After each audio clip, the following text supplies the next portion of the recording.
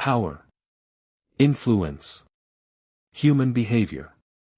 Reputation. Leadership. These are forces that shape our personal lives, our careers, our relationships, and the way people respond to us. But understanding power does not have to mean manipulating others, deceiving people, or sacrificing your values.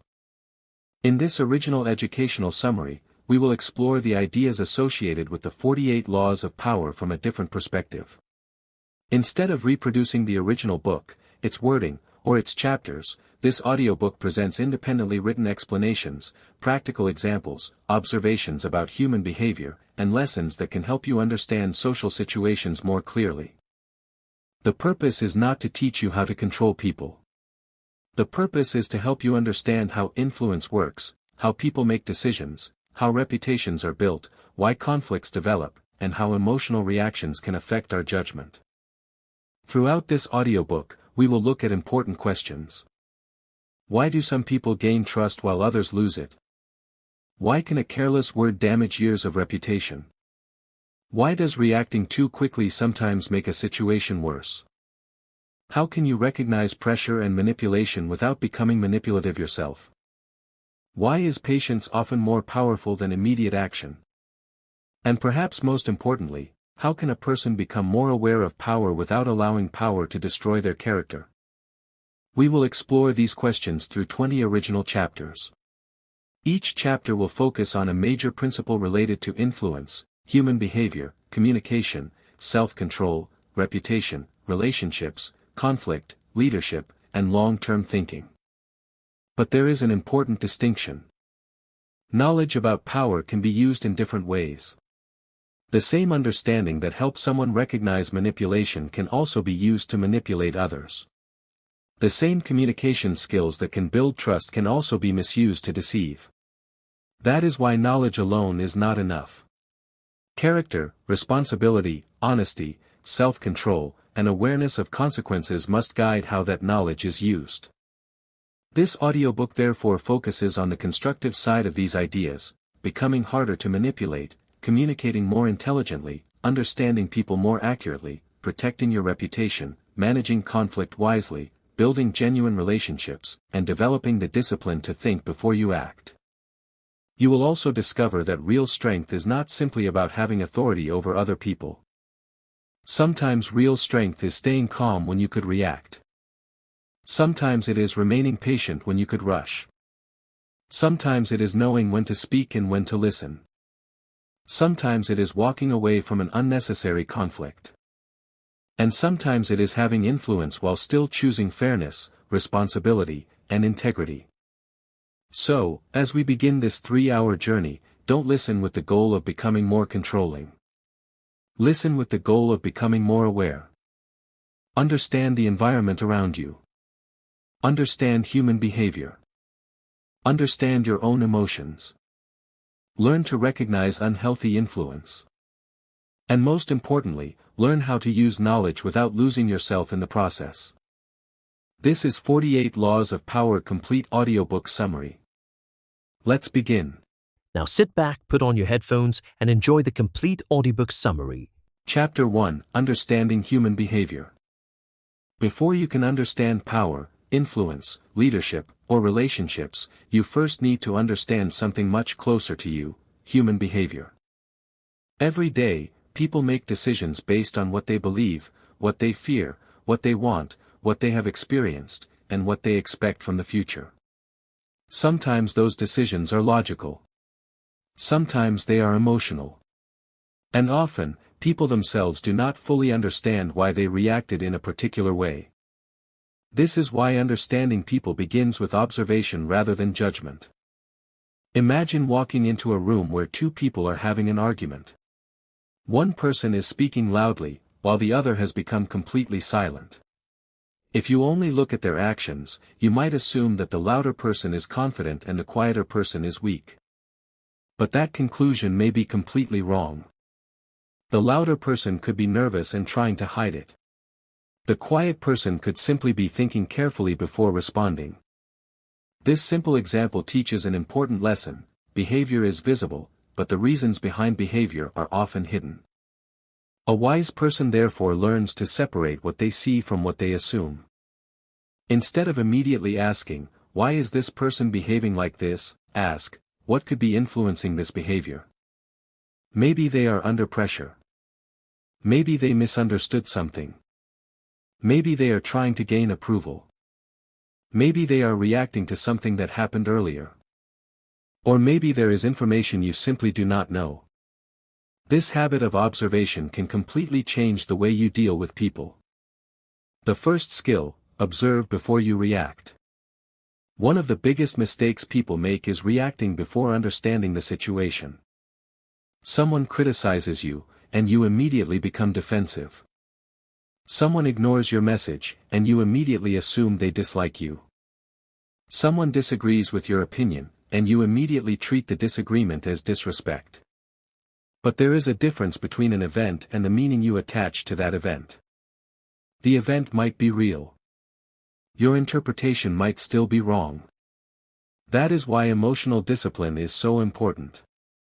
When something unexpected happens, give yourself time to understand it before deciding what it means. This does not mean becoming passive. It means becoming thoughtful. A calm response is often more useful than an emotional reaction because it gives you a chance to see the complete situation. People are driven by different motivations. Another important principle is that people do not all want the same things. One person may care deeply about recognition. Another may value security. Someone else may care about independence, respect, achievement, belonging, family, knowledge, or personal growth. If you expect everyone to think exactly like you, you will constantly misunderstand people. Good communication begins when you recognize that another person's priorities may be different from your own. Suppose you are working on a group project. You may want the project completed as quickly as possible. Another person may care more about making sure every detail is correct. A third person may be worried about whether everyone gets credit for their contribution. None of these priorities automatically make someone a bad person. They simply reveal different concerns. Understanding this allows you to communicate more effectively without unnecessary conflict. Don't confuse understanding with approval. There is another distinction that matters. Understanding someone's behavior does not mean approving of it. You can understand why someone is angry without agreeing with their anger. You can understand why someone is dishonest without accepting dishonesty. You can recognize someone's insecurity without allowing them to treat you unfairly. You can understand pressure without allowing pressure to control your decisions. This distinction protects your judgment. The goal of understanding human behavior is not to excuse harmful actions.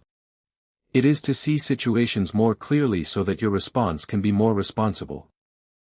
The danger of judging too quickly. People naturally create quick conclusions.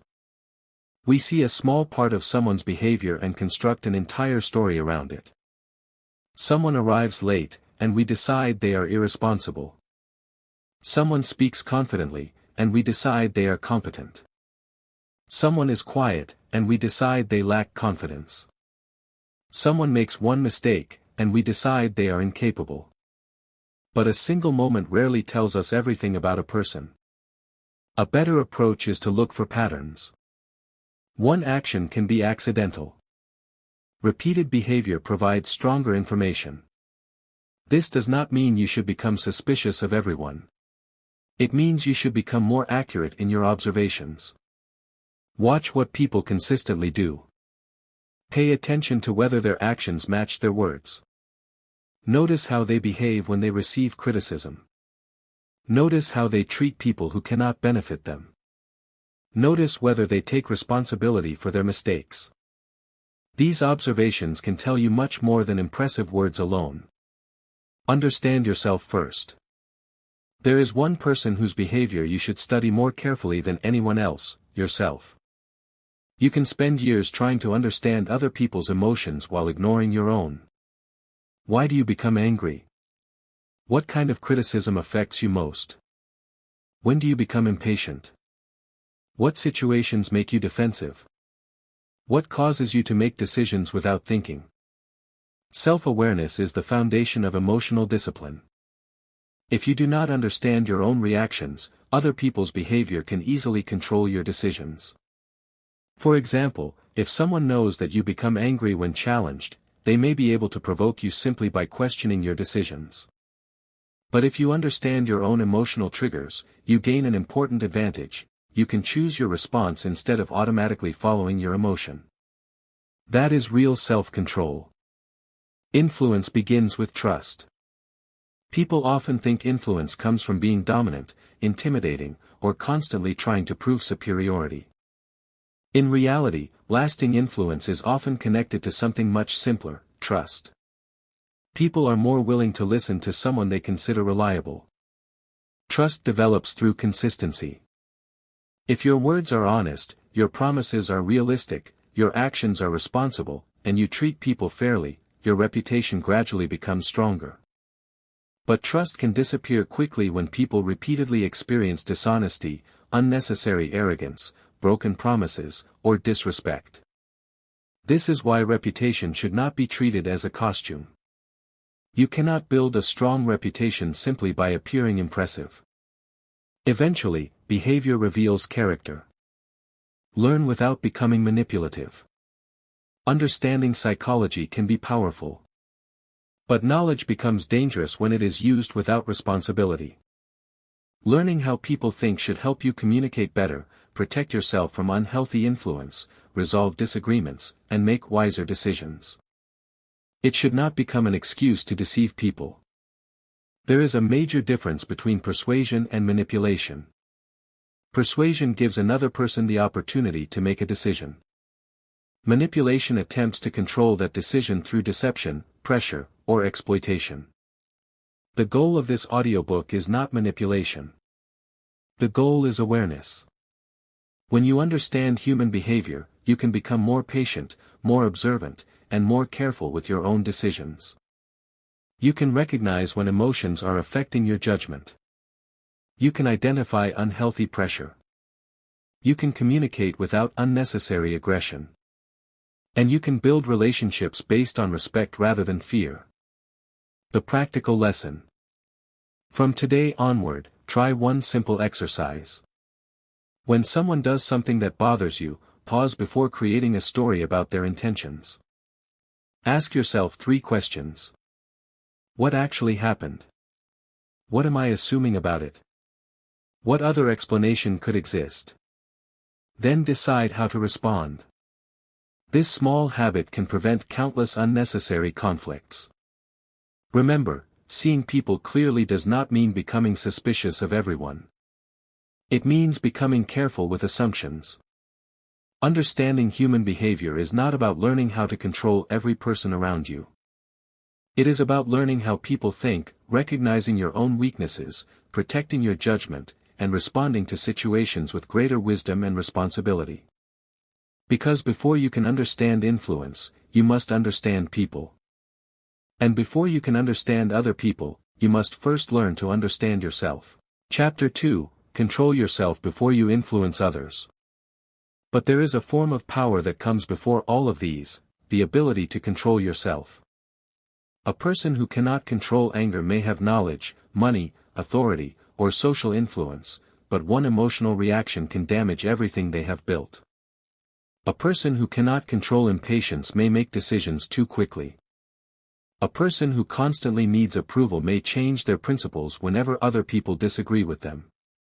And a person who allows pride to control their judgment may turn a small disagreement into a major conflict. This is why self-control is not a secondary skill. It is the foundation on which responsible influence is built. Before trying to understand how to influence other people, learn how your own emotions influence you. Your first battle is with your own reactions. Imagine receiving a message that makes you angry. Your first instinct might be to respond immediately. You type a long reply. You defend yourself. You point out everything the other person did wrong. You press send. A few minutes later, when the emotion becomes weaker, you read your message again and realize that you said things you did not actually need to say. The problem was not necessarily the disagreement. The problem was the speed of your reaction. Emotions can be useful signals, but they do not always provide the best instructions. Anger may tell you that something matters. Fear may tell you that you perceive danger. Embarrassment may tell you that you care about how you are being perceived. Frustration may tell you that your expectations are not being met. The pause creates freedom. One of the simplest techniques for improving self-control is learning to pause. The pause does not need to be dramatic. Sometimes it can be a few seconds. Sometimes you need several minutes. Sometimes a difficult decision deserves a full day of reflection. The purpose is to create distance between what happens and what you do next. Consider a disagreement between two students. One makes a comment that the other finds disrespectful. The immediate response is anger. But instead of reacting, the student pauses and asks, "Did I understand what was actually meant? Is this worth turning into a larger conflict?" Those questions create space for judgment. The situation may still require a response, but now the response can be deliberate instead of automatic. This principle applies far beyond arguments. It can help with purchases, career decisions, friendships, online conversations, criticism, competition, and almost every situation where emotion can influence judgment. Anger can make small problems larger. Anger itself is not the enemy. The problem begins when anger becomes the decision maker. A person who reacts aggressively to every disagreement gradually teaches others that provoking them is easy. They become predictable. And predictability can become a weakness when emotional reactions repeatedly determine their behavior. Suppose someone knows that a particular topic makes you angry. If they can make you lose your patience simply by mentioning that topic, they have gained influence over your behavior. The solution is not to become emotionless. The solution is to become harder to control through your emotions. You can acknowledge the feeling while still choosing your response. That is a much stronger position than pretending you never become angry. Don't let pride make decisions for you. Pride can be even more difficult to recognize because it often disguises itself as confidence. Confidence says, "I can learn." Pride says, "I already know everything." Confidence can accept correction. Pride sees correction as humiliation. Confidence can admit a mistake. Pride tries to protect an image of perfection. This difference matters because nobody makes perfect decisions. If you become so concerned with appearing intelligent that you cannot admit an error, you may continue making the same mistake simply to protect your image. A stronger approach is to treat correction as information. If someone points out a genuine mistake, evaluate it. If they are right, learn from it. If they are wrong, remain calm and explain your position. Either way, you do not need to turn the situation into a battle over ego. The need for approval can become a weakness. Human beings naturally care about acceptance. Wanting to be respected and appreciated is normal. But when approval becomes more important than principles, judgment can become unstable. A person may agree with something they do not believe because they are afraid of being rejected. They may remain silent when they should speak. They may change their decisions whenever someone criticizes them. They may constantly compare themselves with others. This creates a dangerous pattern. Instead of asking, "Is this right?" they begin asking, "Will people like me if I do this?" Those are very different questions. Healthy confidence allows you to listen to others without becoming controlled by every opinion. You can respect someone's perspective without surrendering your own judgment. You can accept criticism without allowing criticism to define your identity. And you can appreciate praise without becoming dependent on it. Learn your emotional triggers. Self-control becomes much easier when you know what situations affect you most. Everyone has different triggers. For one person, criticism may be difficult. For another, being ignored may create frustration. Someone else may struggle with competition. Another person may become impatient when things move slowly. The important thing is to identify your own patterns. Think about the situations in which you repeatedly react in ways you later regret. What happened? What did you feel? What did you believe was happening? What did you do? What happened afterward? This is not about blaming yourself. It is about collecting information. Once you recognize a pattern, you can prepare for it. For example, if you know that you become defensive when receiving criticism, you can deliberately listen to the complete criticism before responding. If you know that you make poor decisions when you are extremely frustrated, you can avoid making major decisions while emotionally overwhelmed. Self-awareness turns a hidden weakness into something you can manage. Control does not mean suppressing everything. There is an important difference between self-control and emotional suppression. Self-control does not mean pretending that you are never hurt, disappointed, frustrated, or afraid. It means recognizing those emotions and dealing with them responsibly. If something genuinely bothers you, you can communicate it. If someone treats you unfairly, you can establish a boundary. If a situation requires action, you can take action. Calmness does not mean weakness. In fact, calm communication can sometimes be much more effective than aggression. Imagine two people trying to solve the same disagreement. The first raises their voice and insults the other person. The second explains the problem clearly, identifies what needs to change, and remains respectful. Which person is more likely to create a productive conversation? Aggression may create immediate pressure, but respectful firmness can create lasting solutions. Don't confuse silence with strength. There is another mistake people make. They hear that emotional control is powerful, so they decide that they should never respond. That is not self-control either. Sometimes silence is wise. Sometimes speaking is necessary. The skill is knowing the difference. If someone makes a harmless comment, ignoring it may be sensible. If an important misunderstanding needs clarification, communication may be necessary. If a boundary is repeatedly violated, simply staying silent may allow the problem to continue. Self-control therefore requires judgment. The question is not, should I always speak? Or, should I always remain silent? The better question is, what response is most responsible in this situation? Think about consequences before acting. A powerful habit is to think one step beyond the immediate moment. Before saying something, ask, what happens if I say this? Before sending a message, ask, how could this be interpreted? Before making a decision, ask, what might happen tomorrow? And before escalating a conflict, ask, will this actually improve the situation? These questions do not guarantee perfect decisions. But they reduce impulsive behavior. Many problems become serious because people focus only on what they want to happen immediately. They want to win the argument. They want to prove themselves right. They want the other person to feel embarrassed. They want immediate recognition. But short-term emotional satisfaction can sometimes create long-term consequences. Wisdom means considering both. The strongest person is not always the loudest.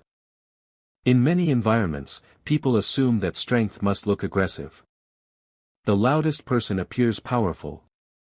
The person who dominates every conversation appears confident. The person who never admits a mistake appears strong. But appearances can be misleading. Real strength can look very different. It can look like patience. It can look like listening. It can look like admitting an error. It can look like refusing to insult someone who insulted you. It can look like walking away from an unnecessary argument. It can look like maintaining your principles when nobody is watching. A person who controls themselves does not need to prove their strength in every conversation. Their consistency becomes the evidence. Discipline creates reliable behavior. Self-control is not built through one dramatic decision. It develops through repeated choices. Every time you pause instead of reacting impulsively, you strengthen the habit. Every time you listen before judging, you improve your understanding. Every time you admit a mistake instead of defending it, you strengthen your character. Every time you refuse to let anger dictate your words, you become more disciplined. Small decisions accumulate. Over time, they create a person who is more predictable to themselves. And that matters. If you know that you can remain thoughtful under pressure, you become more confident in difficult situations. You do not need to wonder constantly, what will I do if something goes wrong? You have practiced your response. Don't give other people control of your emotions. People will not always behave the way you want. Some will disagree with you. Some will misunderstand you. Some may criticize you. Some may try to provoke you. Some may simply make mistakes. You cannot control every person's behavior. But you can work on controlling your own response. This is one of the most important lessons in responsible influence. If another person's anger automatically creates anger inside you, they have indirectly influenced your behavior. If someone's praise completely changes your confidence, they have influence over your emotional state.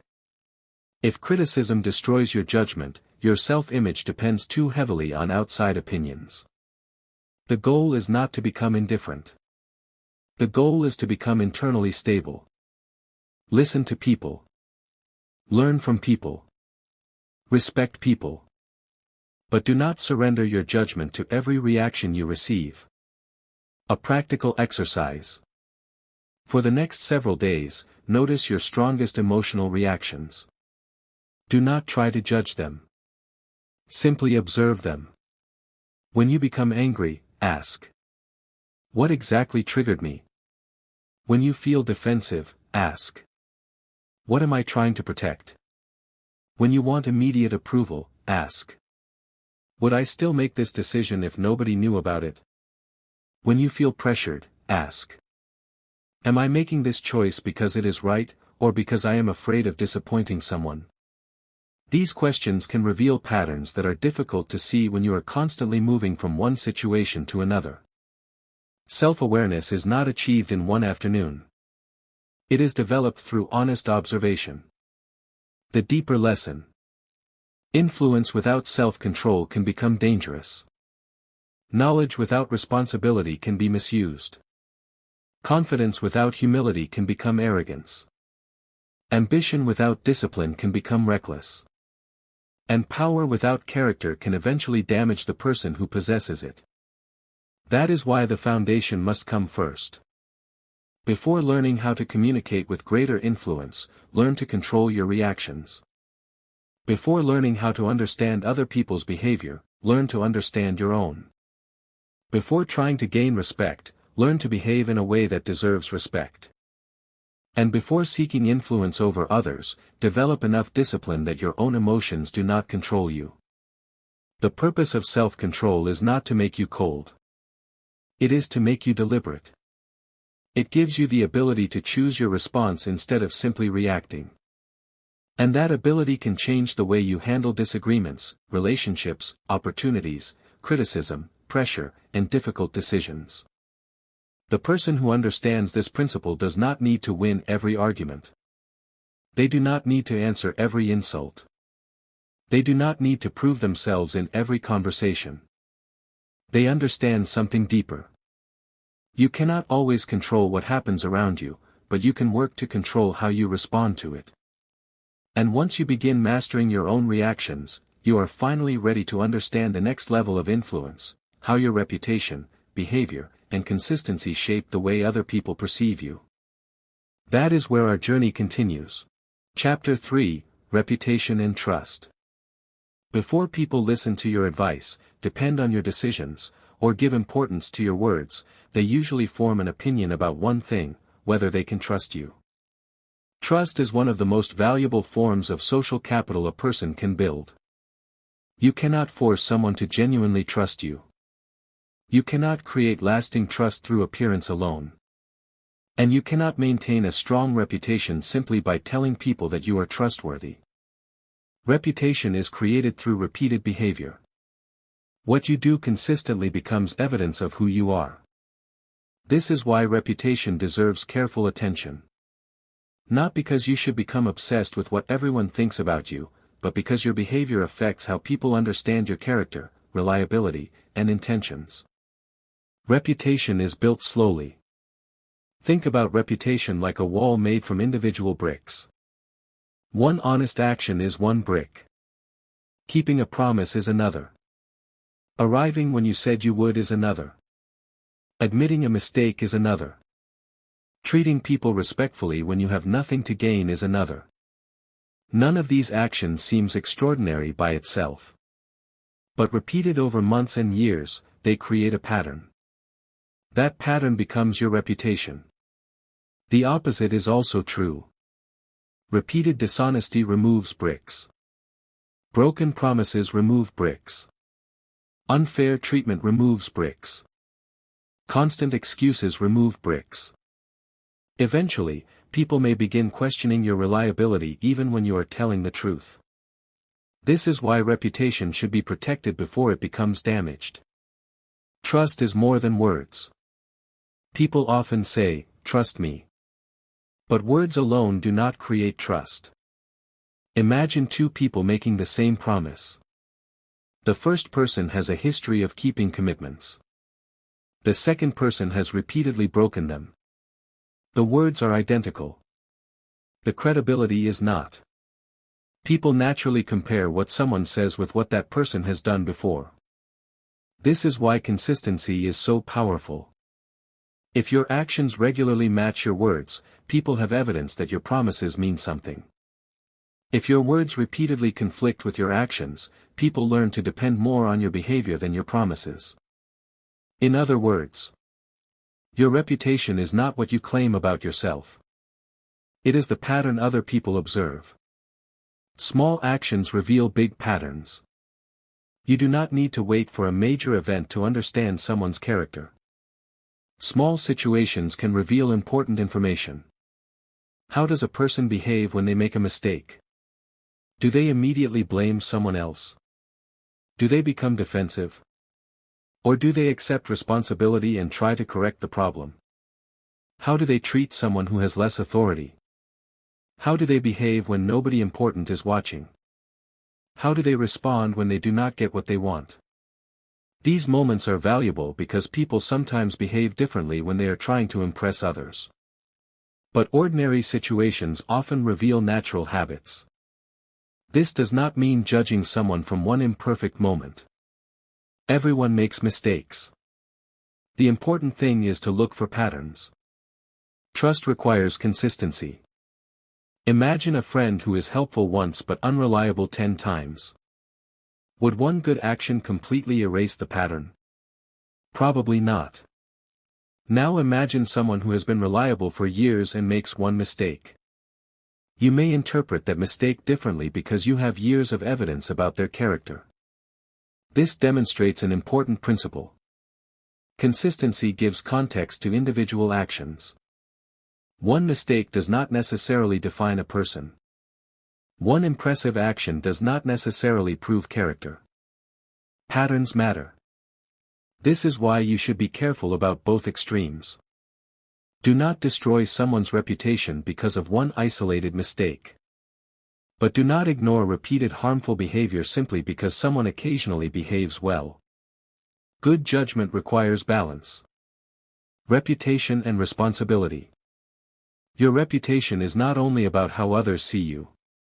It is also about whether you take responsibility for the effect of your actions. Suppose you make a mistake that causes inconvenience for someone else. You have two options. You can create excuses. Or you can acknowledge what happened and focus on correcting it. Taking responsibility does not mean accepting blame for things you did not do. It means being honest about your actual role. A responsible person can say, "I made a mistake. I misunderstood the situation. I should have handled that differently. I will try to correct it." These statements do not necessarily weaken a person's reputation. Often, they strengthen it because they demonstrate maturity. People understand that nobody is perfect. What they struggle to trust is someone who refuses to acknowledge obvious mistakes. Don't build a fake image. There is a temptation in the modern world to carefully construct an image. People can show only their successes. They can hide every failure. They can present themselves as constantly confident, successful, knowledgeable, and in control. But an image is not the same as character. An impressive appearance can attract attention. Character determines whether trust survives after the attention disappears. If your public image is completely different from your actual behavior, maintaining that image becomes exhausting. You have to remember what you told different people. You have to protect contradictions. You have to constantly prove yourself. Authenticity is simpler. It does not mean sharing every private detail of your life. It means avoiding a false identity designed to deceive people. You can present yourself professionally while remaining honest. You can improve your appearance without pretending to be someone you are not.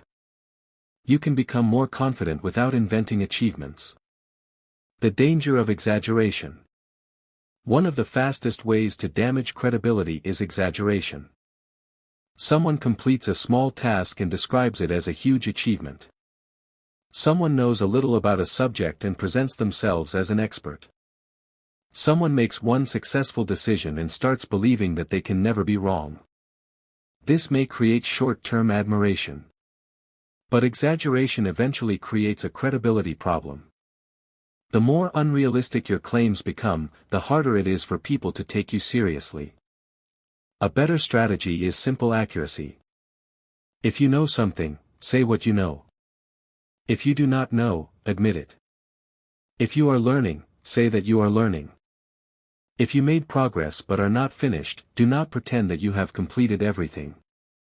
Honesty may appear less impressive in the short term, but it creates stronger foundations. Trust does not mean blind trust.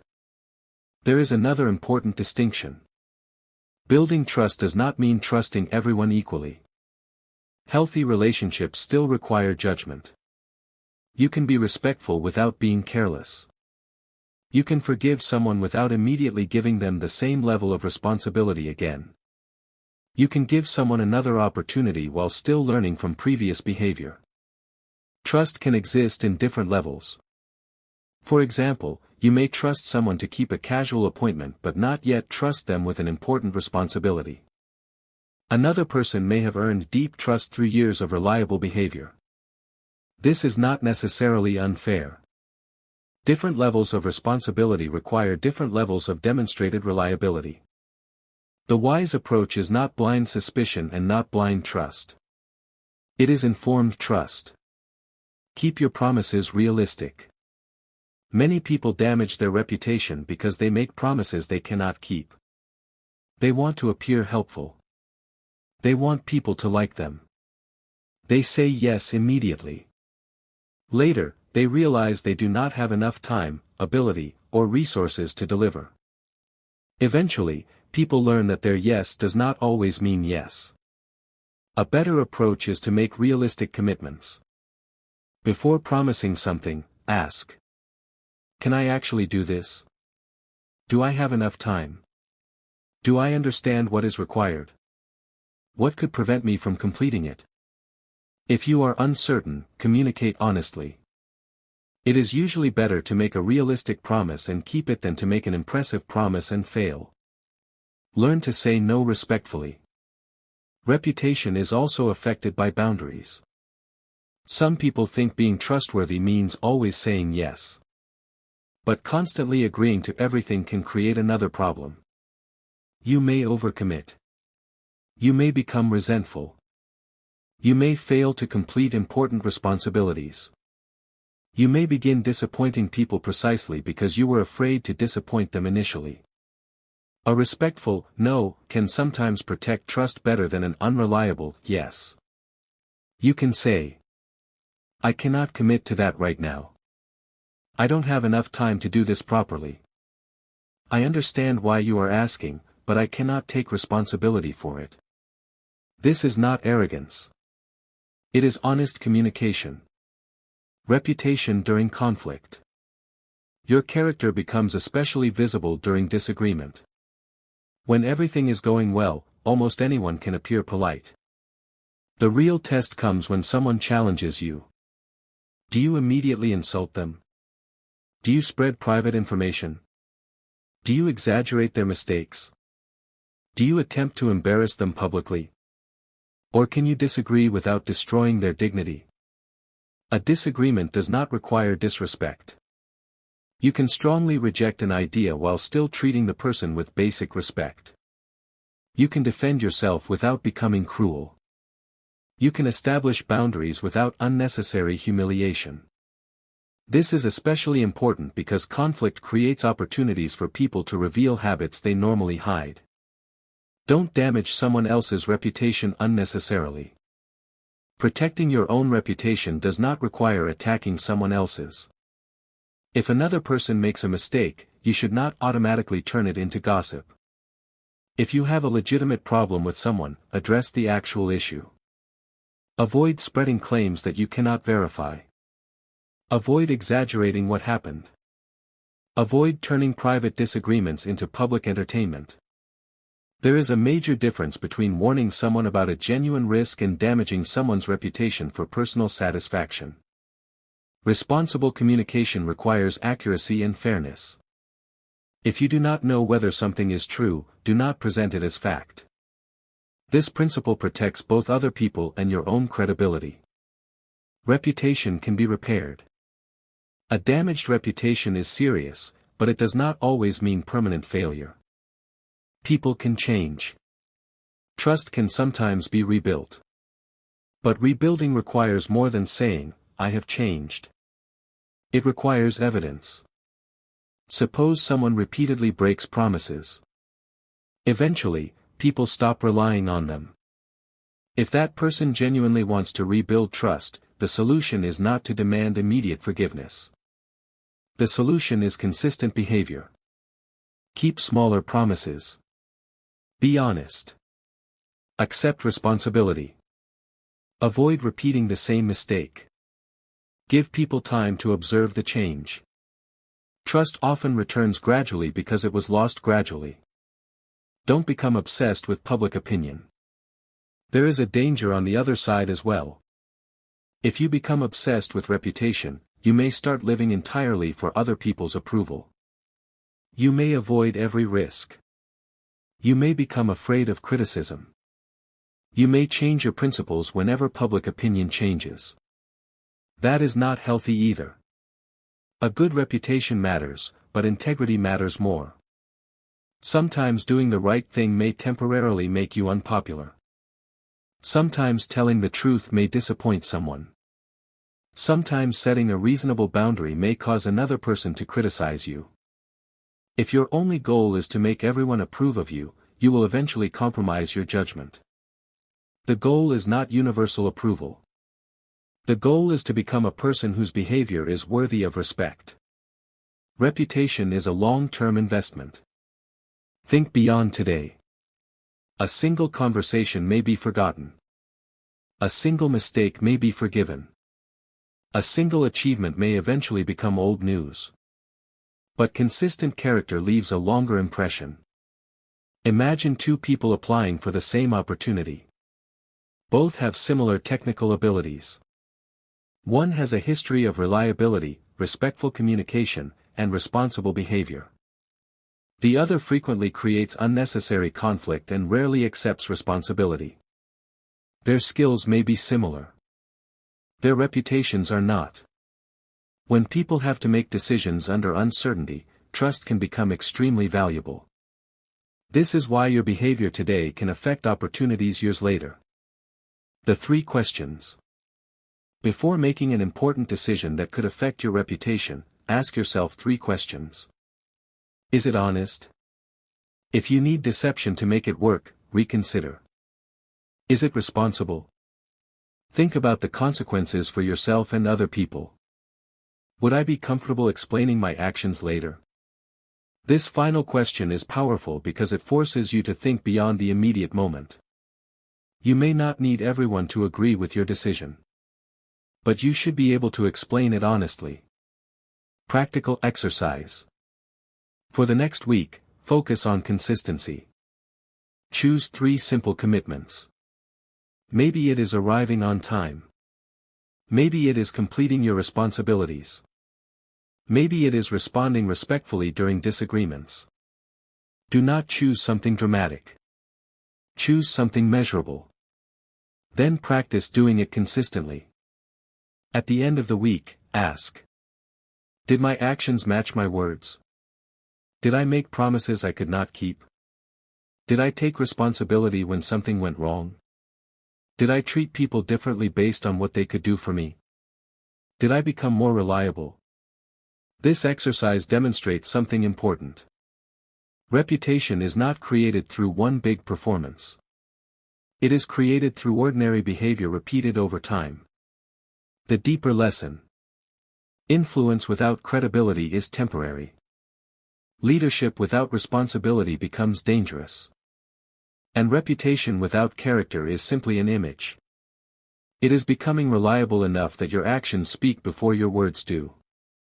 Let people discover your character through consistency. Let your promises become meaningful because you keep them. Let your mistakes become lessons instead of secrets. Let criticism become an opportunity for reflection rather than an automatic attack. And let your reputation become the natural result of responsible behavior rather than a performance designed to impress people. Someone may misunderstand you. Someone may criticize you unfairly. Someone may judge you without knowing the complete story. You cannot control all of that. What you can control is the quality of your own behavior.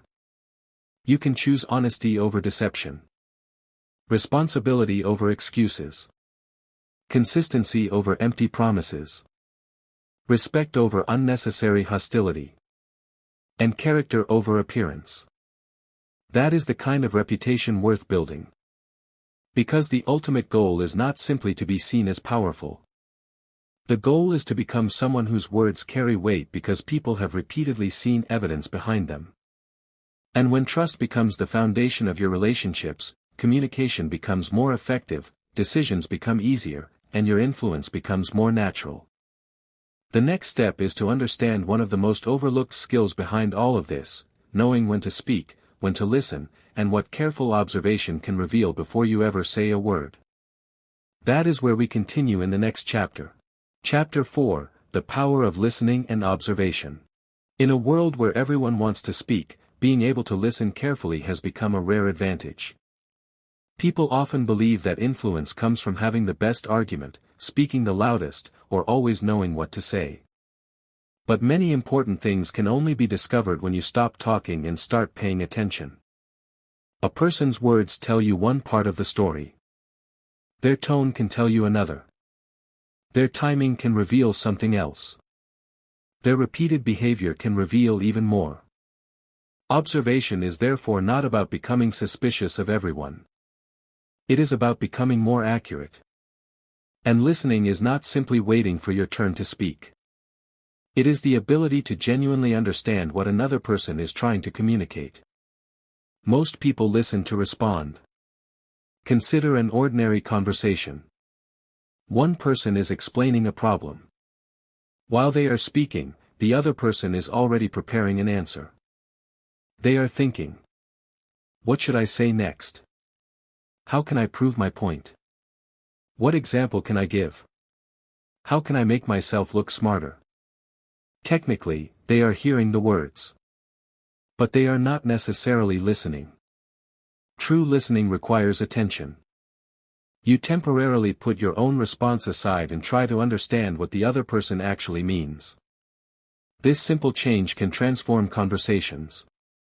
Instead of immediately preparing a counterargument, ask: what is this person really trying to communicate? What part of this situation matters most to them? What information might I be missing? Sometimes the answer is completely different from what you expected. Listening does not mean agreeing. A common misunderstanding is that listening means accepting someone's opinion. It does not.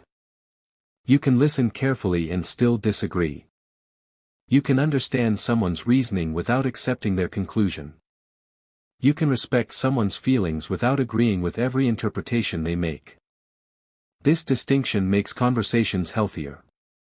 When people feel that they have been heard, they are often more willing to hear your perspective as well. You do not have to surrender your judgment to demonstrate respect. You simply have to give the other person enough attention to understand their position accurately. Observe before you interpret. Observation becomes useful when you separate facts from assumptions. Suppose someone walks into a meeting and barely speaks. A quick assumption might be, they are not interested. But that is only one possible explanation. Perhaps they are tired. Perhaps they are nervous. Perhaps they are unfamiliar with the people in the room. Perhaps they are listening carefully. Perhaps they have nothing useful to add yet. The visible behavior is real. The explanation is uncertain. This distinction is extremely important. If you treat assumptions as facts, you may respond to a situation that exists only in your imagination.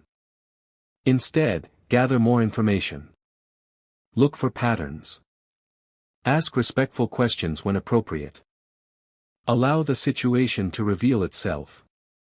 Look for patterns, not isolated moments. One moment rarely tells you everything about a person. Someone may be quiet once. That does not prove they are always quiet. Someone may be impatient once. That does not automatically define their personality. Someone may forget something. That does not necessarily mean they are irresponsible. Patterns provide stronger evidence. If someone repeatedly makes promises and fails to keep them, that pattern is more meaningful than one missed commitment. If someone consistently listens before speaking, that pattern tells you something about their communication style. If someone regularly treats people respectfully regardless of status, that repeated behavior provides useful information about their character. Good observation therefore requires patience. You are not collecting isolated incidents. You are noticing repeated behavior. Pay attention to consistency. One of the most useful things to observe is whether someone's words and actions generally align. A person may say that they value teamwork. Do they actually cooperate? Someone may say that they respect other people's time. Do they arrive when they promised? Someone may claim that honesty matters. How do they behave when telling the truth would be inconvenient? Again, this does not mean you should become suspicious. People sometimes fail to live up to their intentions. Everyone makes mistakes. The point is to notice whether there is a recurring gap between what someone says and what they consistently do. Actions provide information. Repeated actions provide stronger information. The importance of context. The same behavior can mean different things in different situations. A person speaking very little at a formal meeting may simply be cautious. The same person speaking very little with close friends might have a completely different reason. A person refusing an invitation may be busy. Or they may be uncomfortable. Or they may simply prefer not to attend. Without context, interpretation becomes risky. Before forming a strong conclusion, ask. What else is happening here? What information am I missing? Has this person behaved differently in other situations? Context protects you from oversimplification. Listen for what matters.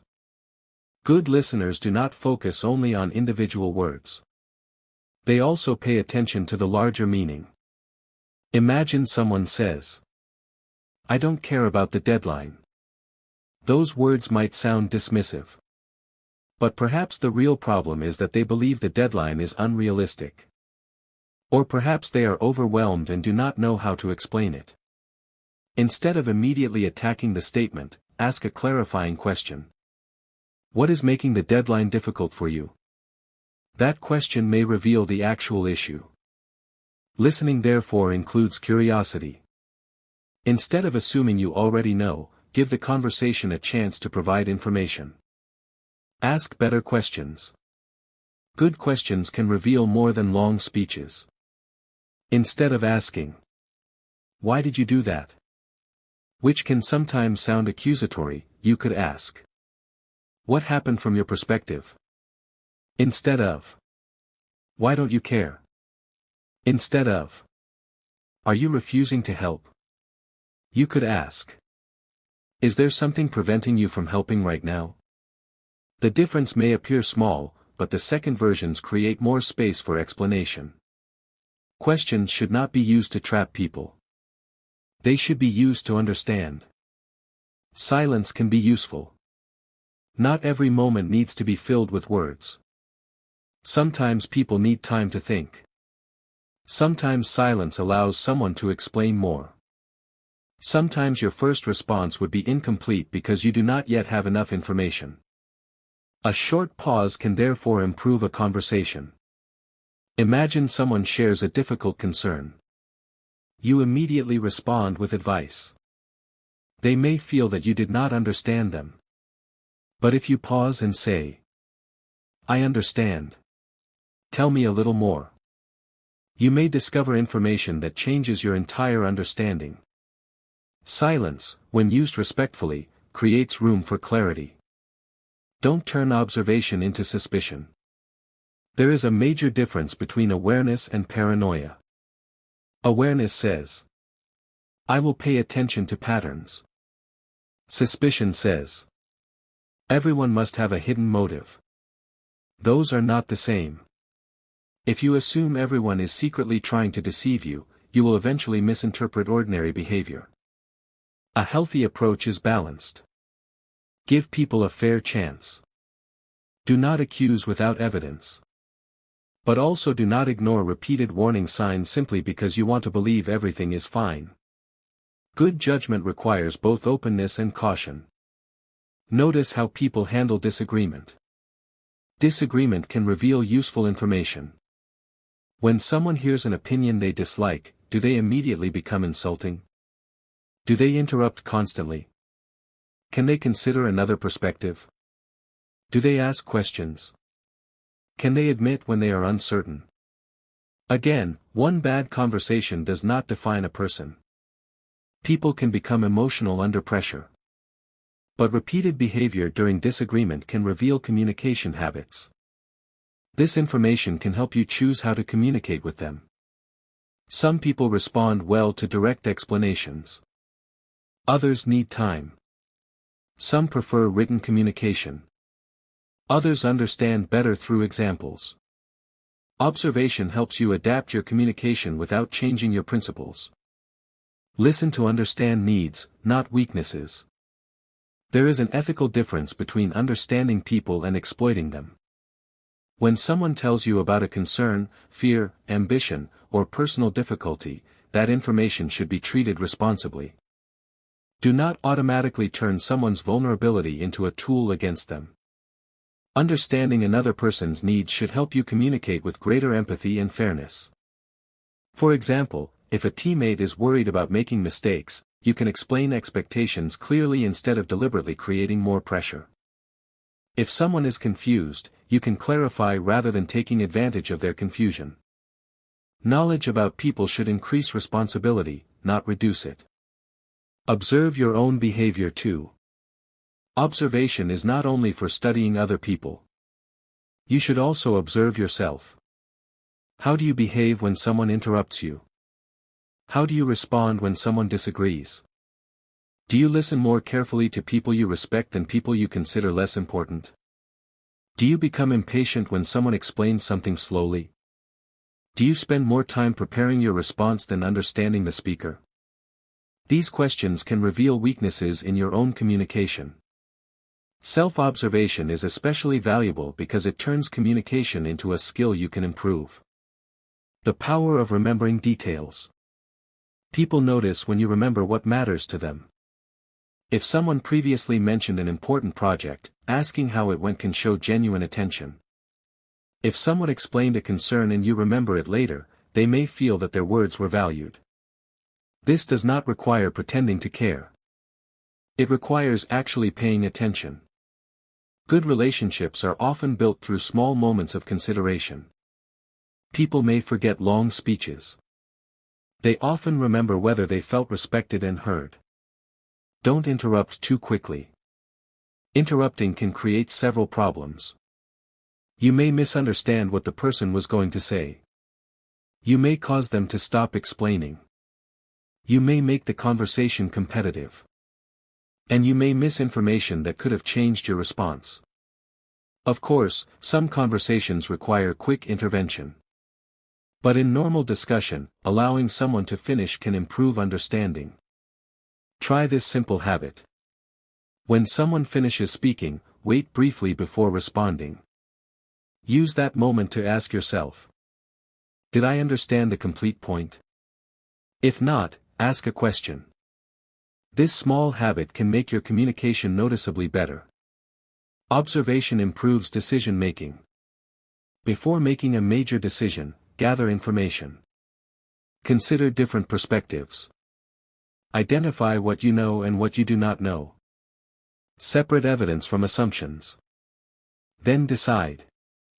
This process reduces the chance of acting on incomplete information. People often make poor decisions not because they lack intelligence, but because they decide too early. They form a conclusion and then search for information that supports it. Better observation works in the opposite direction. First gather information. Then evaluate. Then decide. Don't let first impressions control everything. First impressions can be useful, but they are not final conclusions. Someone may appear extremely confident but lack preparation. Someone may appear quiet but be highly knowledgeable.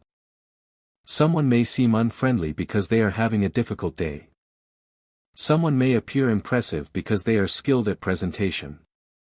Appearance provides information. It does not provide the complete story. Give people enough time for their consistent behavior to become visible. This does not mean ignoring obvious behavior. It means avoiding unnecessary certainty when your information is limited. Listening builds trust. People are more likely to trust someone who genuinely pays attention.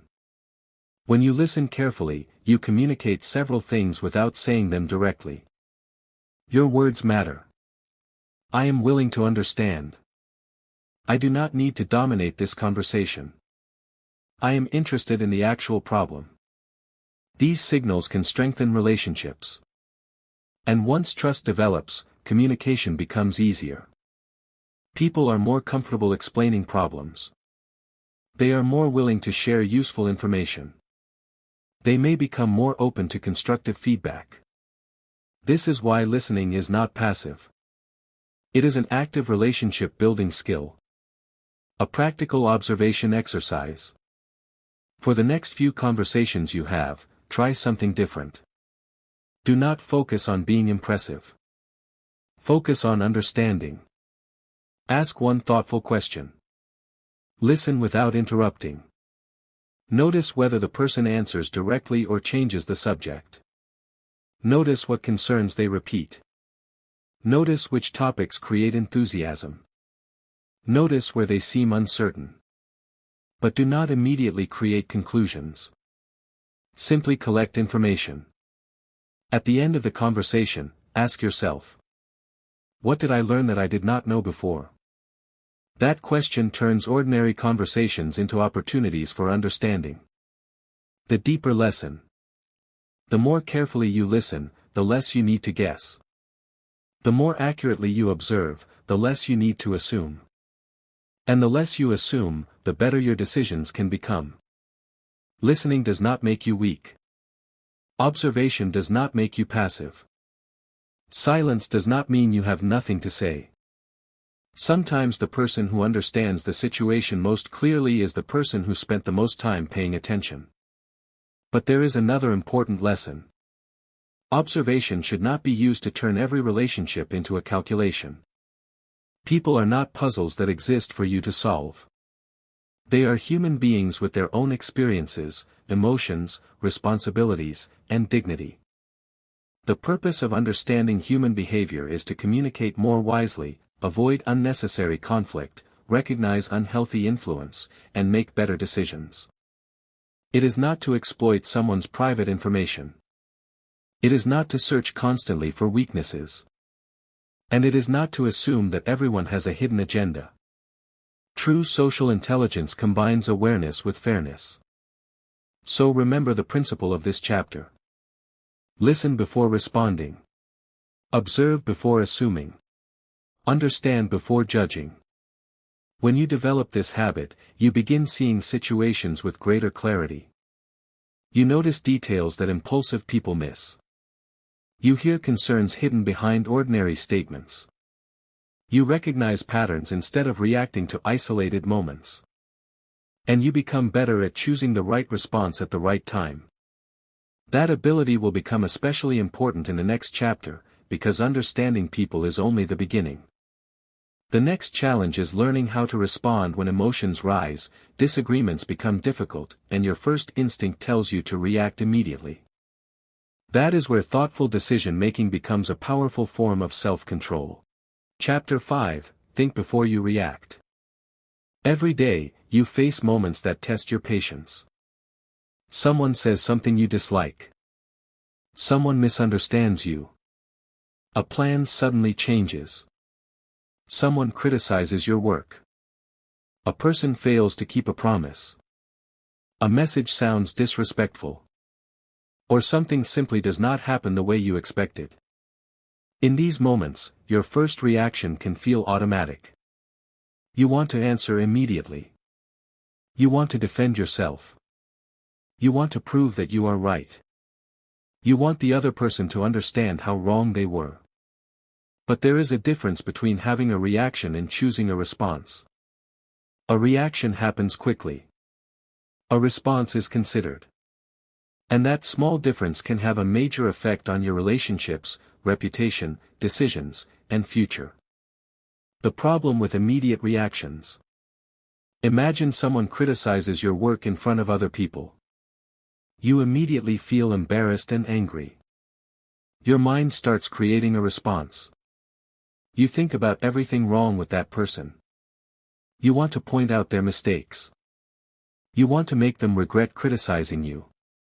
If you respond immediately, you may say something that feels satisfying for 10 seconds but creates a problem for 10 days. This is how unnecessary conflicts begin. The original issue may have been small. The emotional reaction makes it larger. The goal is therefore not to eliminate emotion. The goal is to stop emotion from making every decision for you. Emotion is information, not always instruction. Emotions can tell you something important. Anger may indicate that you believe a boundary was crossed. Fear may indicate that you perceive a risk. Frustration may indicate that something is not working. Disappointment may indicate that your expectations were important to you. But an emotion does not automatically tell you what action to take. Think of emotion as an alarm.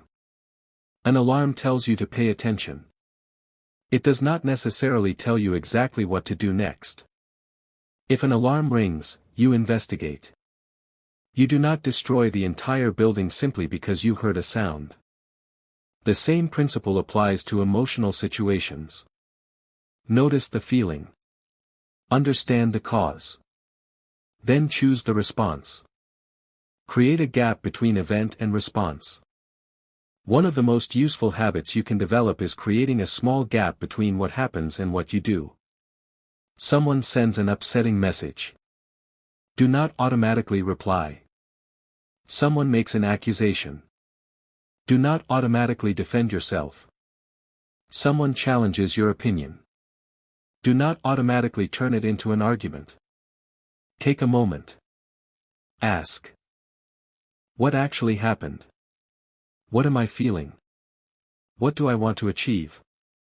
What response will move me toward that goal? These questions transform an emotional moment into a decision-making moment.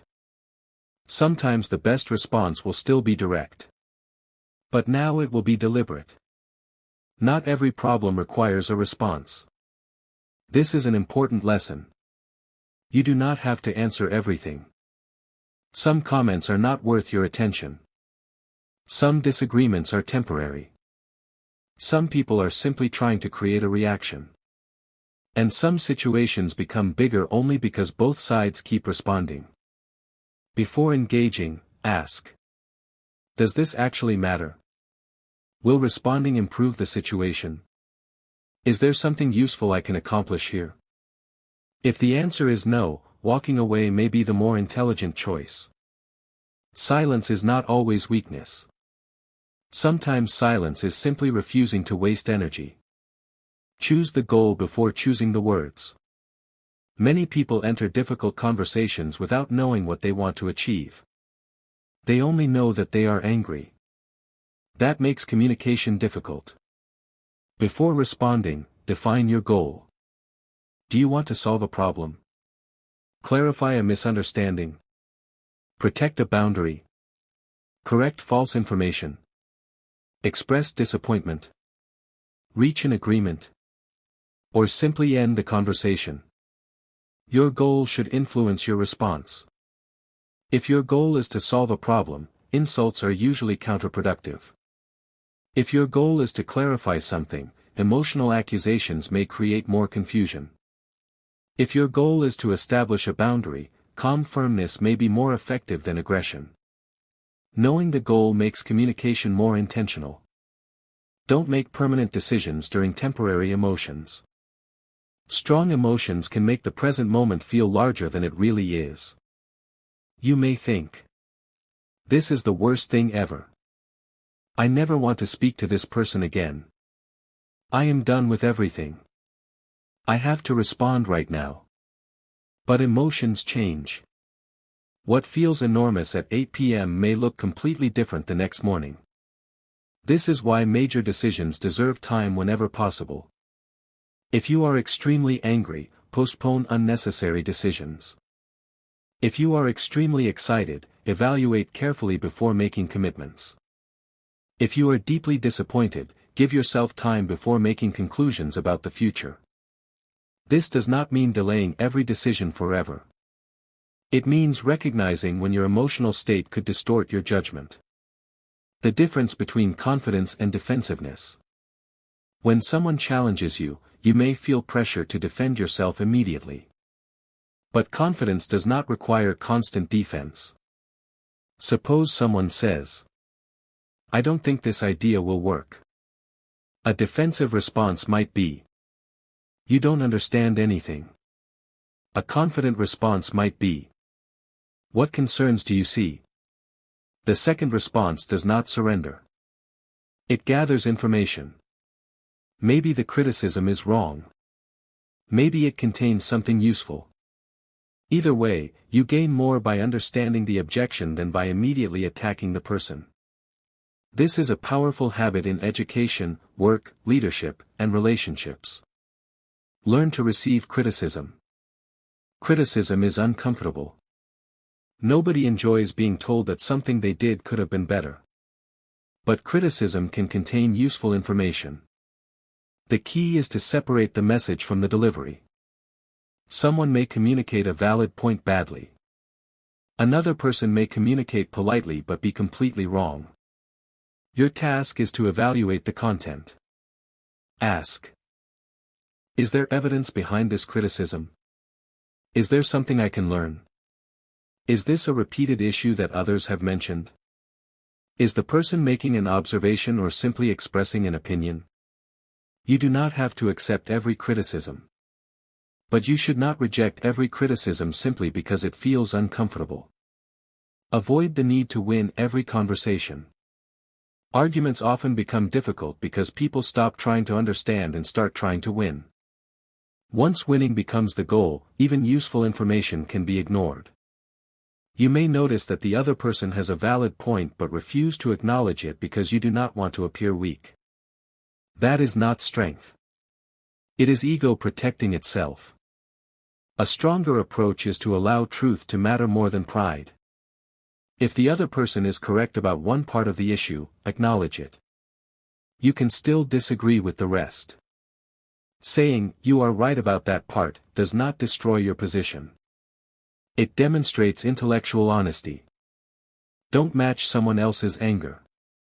One of the easiest ways for a conflict to escalate is emotional matching. They raise their voice. You raise yours. They become insulting. You become insulting. They become aggressive. You become more aggressive. Soon, the original problem disappears underneath layers of anger. A calmer response can interrupt this cycle. You can say, "I understand that you're upset. Let's focus on the actual problem." Or, "We can discuss this, but I don't think shouting will help." This does not guarantee that the other person will calm down. But it allows you to maintain control over your own behavior. When firmness is necessary. Being calm does not mean allowing people to treat you unfairly. There are situations where a clear and firm response is necessary. If someone repeatedly crosses a reasonable boundary, you may need to state that boundary clearly. For example, "I am willing to discuss the issue, but I will not continue the conversation if I am being insulted." That is not an emotional attack. It is a boundary. The important distinction is between firmness and cruelty. Firmness protects your position. Cruelty attempts to damage another person. You can be strong without being disrespectful. Online communication makes reaction more dangerous. Digital communication creates another challenge. Messages are fast. Emotions are fast. And misunderstandings are common. A short sentence can sound rude even when the sender did not intend it that way. A frustrated response can be copied, forwarded, or misunderstood by people who were never part of the original conversation. This is why online communication deserves extra caution. Before sending an emotional message, read it again. Ask, "Would I say this in person? Could this be misunderstood? Does this solve the problem? Am I sending this because it is useful or because I am angry?" Sometimes the best message is a shorter one. Sometimes the best response is to wait. Think about second-order consequences. A mature decision considers more than the immediate result. Suppose you insult someone during an argument. The immediate result may be that you feel like you defended yourself. But what happens afterward? The relationship may become damaged. Other people may hear about the conflict. The original issue may become harder to solve. You may regret your words. The other person may respond even more aggressively. These are second-order consequences. Before acting, ask, "What happens after this?" That one question can improve decision-making. Don't let embarrassment control you. Embarrassment can create powerful reactions. If someone corrects you publicly, your first instinct may be to deny the mistake. But imagine that the correction is accurate. Would defending yourself help? Sometimes a simple response such as, "You're right. I missed that," can end the situation quickly. You may feel uncomfortable for a moment. But the discomfort passes. The alternative, arguing against an obvious mistake, can create a much larger problem. Confidence includes the ability to survive small moments of embarrassment without losing your judgment. Think before you send. Develop a simple rule for emotional messages. Write it. Do not send it immediately. Read it again after your emotions have settled. Then decide whether it still needs to be sent. You may discover that half of what you wrote was unnecessary. Delete it. Keep only what communicates the actual issue. This is especially useful when discussing sensitive subjects. Clear communication does not require maximum words. It requires useful words. The importance of timing. A correct message delivered at the wrong time can still create problems. Imagine someone is exhausted, stressed, or already dealing with several problems. You approach them with a complicated disagreement. Even if your concern is legitimate, the timing may make productive discussion difficult. This does not mean avoiding difficult conversations. It means considering when the conversation is most likely to succeed. Ask. Is this the right moment? Does this person have enough time to listen? Am I emotionally calm enough to communicate properly? Timing is part of communication. Don't assume intentions. One of the fastest ways to create conflict is to assume that you know why someone acted a certain way. You did that because you wanted to embarrass me. You ignored me because you don't respect me. You said that because you are jealous. Maybe. But you do not automatically know. A better approach is to describe what happened and ask for clarification. I noticed that you didn't respond. Was there a reason? You mentioned this in front of everyone. What did you mean by it? These statements leave room for information. They reduce unnecessary accusations. The power of delayed judgment. Sometimes you simply do not have enough information. And that is okay. You do not have to reach a conclusion immediately. You can say, I don't know yet. Let me understand the situation first. I need some time to think about this. These statements demonstrate maturity. The pressure to always have an immediate answer can lead people into unnecessary mistakes. There is nothing weak about saying you need more information. A practical 3-step method. When you face a difficult situation, use 3 steps. Step 1, pause. Do not allow the first emotional reaction to become the final decision. Step 2, understand. Identify what actually happened, what you are feeling, and what information may be missing. Step 3, respond. Choose an action based on your goal, your principles, and the likely consequences. This method is simple. But simplicity is useful because you can remember it under pressure. The deeper lesson. The ability to pause is one of the most underrated forms of strength. You cannot control every person. You cannot prevent every misunderstanding. You cannot eliminate every difficult situation. But you can develop greater control over your own response. That changes everything. When you stop reacting automatically, you create room for wisdom. When you stop treating every disagreement as a personal attack, you protect your peace. When you stop trying to win every argument, you become more open to learning. When you stop making major decisions during temporary emotional states, you reduce unnecessary mistakes. And when you learn to communicate firmly without becoming cruel, you protect both your boundaries and your character. Remember the central principle of this chapter. The first reaction is emotional. The better response is intentional. You do not need to suppress every emotion. You do not need to become silent. You do not need to allow people to disrespect you. You simply need to become capable of choosing your response instead of surrendering that choice to the emotion of the moment. Real influence begins with this discipline. Because if someone can provoke you whenever they want, your behavior is no longer completely guided by your own judgment. But when you can remain thoughtful under pressure, you become harder to manipulate, easier to trust, and more capable of handling difficult situations responsibly. And once you learn to manage your reactions, the next question becomes even more important. What kind of people, environments, and relationships are shaping the way you think and behave every day? Because sometimes the biggest influence on your life is not a single conversation. It is the environment you repeatedly choose to be part of. That is where the next chapter begins.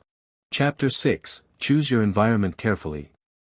People often believe that their character is created entirely by their own decisions. Personal choices certainly matter. But there is another force that quietly influences those choices every day, your environment. The people you spend time with. The conversations you repeatedly hear. The habits that are normal around you. The standards that your surroundings encourage. The information you consume. And the expectations of the people closest to you. All of these can gradually influence the way you think, speak, decide, and behave. This does not mean that your environment controls your destiny. It means that environment creates pressure. And understanding that pressure can help you make wiser choices. The people around you matter. Think about two people with similar abilities.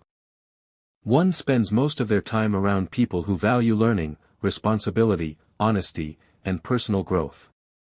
The other spends most of their time around people who constantly complain, make excuses, discourage effort, and treat irresponsible behavior as normal.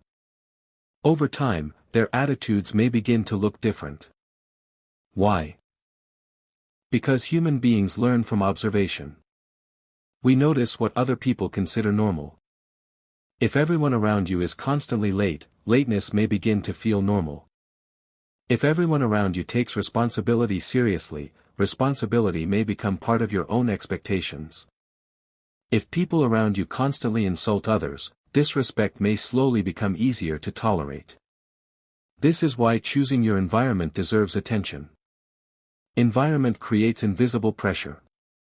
Most pressure does not arrive as a direct command. Nobody needs to say, "You must behave like us." Instead, people observe what happens around them and adapt. Imagine joining a new group. At first, you notice that everyone communicates in a certain way. Perhaps they constantly interrupt one another. Perhaps they criticize anyone who tries something new. Perhaps they make jokes about people who work hard. At first, these behaviors may feel uncomfortable. But after enough time, you may begin participating without even noticing the change. This is how social pressure can work. It becomes part of the background. You stop questioning it because it feels normal. That is why awareness matters. Normal does not always mean good. One of the most important lessons about environment is this. Something can be common without being beneficial. If a group constantly wastes time, wasting time may become normal. If a group treats dishonesty casually, dishonesty may become easier to justify. If a group constantly compares itself with others, comparison may become part of everyday thinking. You should therefore ask, is this normal because it is healthy, or simply because I see it often? That question can reveal habits that have become invisible. Choose people who encourage growth. Healthy relationships do not require everyone to agree with you. In fact, people who respectfully challenge your thinking can be extremely valuable. A good friend does not need to praise everything you do. Sometimes they may tell you, "You could handle this better. Think about the consequences. I don't think that decision is wise. Maybe you should reconsider." This kind of feedback can be uncomfortable. But if it is sincere, respectful, and based on genuine concern, it can help you grow. The goal is not to surround yourself with people who always make you feel comfortable. The goal is to build relationships where honesty and respect can exist together. Avoid environments that constantly pull you away from your values. Everyone has principles. The people around you may not always share all of them. That is normal. But there is a difference between being around people with different personalities and being repeatedly pressured to abandon your important values. If a particular environment constantly encourages dishonesty, disrespect, harmful behavior, or irresponsible decisions, you should take that seriously. You do not have to participate simply because everyone else does. You can respectfully step back. You can reduce your involvement. You can choose different company. Sometimes the strongest decision is not winning an argument with the environment. It is choosing not to let the environment shape you. Friends can influence your standards. Friendship is powerful because repeated exposure changes what feels normal. You may become more motivated to study. Suppose your friends value punctuality. You may become more careful with time. Suppose your friends constantly complain about every opportunity. You may begin seeing opportunities negatively as well. This does not mean you should judge people based on one habit. Everyone has weaknesses. The important question is whether the overall relationship encourages you toward better behavior or repeatedly pulls you toward worse behavior. Be the kind of influence you want around you. Choosing your environment is not only about asking what other people can give you. Ask what you contribute as well. If you want respectful friendships, become respectful. If you want reliable people around you, become reliable. If you want honest conversations, be honest. If you want people to support your growth, support theirs. Healthy environments are often created by the behavior of the people inside them. You are not merely a consumer of your environment. You are also one of its contributors. Don't confuse popularity with good company. A person can be popular and still be a poor influence. A group can be socially impressive and still encourage unhealthy behavior. Popularity tells you how many people pay attention. It does not automatically tell you whether the environment is beneficial. Ask deeper questions. How do these people behave when nobody is watching? How do they treat someone who disagrees? Do they respect boundaries? Do they celebrate responsible success or only appearances? Do they encourage learning? Do they accept responsibility? These questions tell you more than popularity alone. The difference between support and enabling. A good relationship should include support. Imagine a friend repeatedly making the same poor decision. You can care about them without pretending the decision is good. You can say, "I care about you, but I don't think this is a wise choice." That is different from saying, "Whatever you do is fine." Real support sometimes includes honest feedback. If everyone around you agrees with everything you do, you may feel comfortable. But comfort without honest feedback can prevent growth. Learn from people without copying everything. Every person has something to teach you. One person may teach you discipline. Another may teach you communication. Another may demonstrate patience. Another may show you the consequences of poor decisions. You do not need to copy someone's entire personality to learn from them. Take useful lessons. Reject harmful habits. Keep your own judgment. This prevents another common mistake, placing someone on a pedestal and assuming that everything they do must be correct. No human being is perfect. Learn selectively.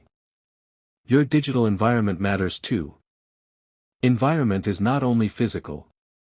Your digital environment can influence your attention, expectations, emotions, and habits. The videos you repeatedly watch. The conversations you follow. The accounts you interact with. The information you consume. All of these can shape what feels normal. This does not mean avoiding every difficult subject. It means being intentional. Ask. Is this information helping me understand something? Is it teaching me? Is it making me unnecessarily angry? Am I choosing this content, or am I simply consuming whatever appears next? Attention is limited. Use it carefully. Protect your attention. Attention is one of your most valuable resources. Every hour spent focused on something is an hour that cannot be spent somewhere else. If your environment constantly interrupts you, your ability to concentrate can weaken. For important work, create spaces where concentration is possible. Put unnecessary distractions away. Give yourself periods where you are not constantly checking messages. Choose environments that make your important tasks easier. Discipline becomes easier when the environment supports it. Don't blame everything on your environment. There is an important balance. Your environment influences you. But you remain responsible for your choices. You cannot say, "My friends made me do it. My surroundings made me behave this way. Everyone else was doing it." These explanations may describe pressure. They do not automatically remove responsibility. A mature person asks, "What influence was around me?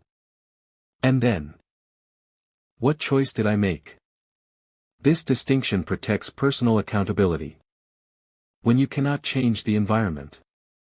Sometimes you cannot immediately leave an environment. You may have responsibilities that require you to remain there. You may work with people you did not choose. You may study with classmates who have different attitudes. You may live in circumstances that you cannot change quickly.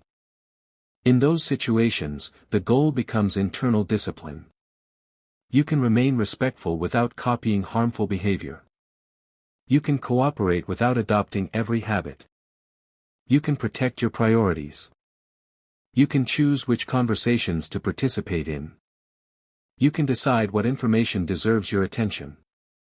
Your environment may influence you, but it does not have to define you. Set boundaries. Boundaries are useful when an environment repeatedly interferes with your responsibilities or values. A boundary can be simple. I don't want to be part of that conversation. I need to focus on my work. I am not comfortable with that. I cannot participate in this. Boundaries do not need to be aggressive. They are simply clear statements about what you will and will not participate in. The goal is not to control everyone around you. It is to take responsibility for your own choices. Watch how people treat others. One of the best ways to understand an environment is to observe how people treat those who have less power. How do they speak to workers?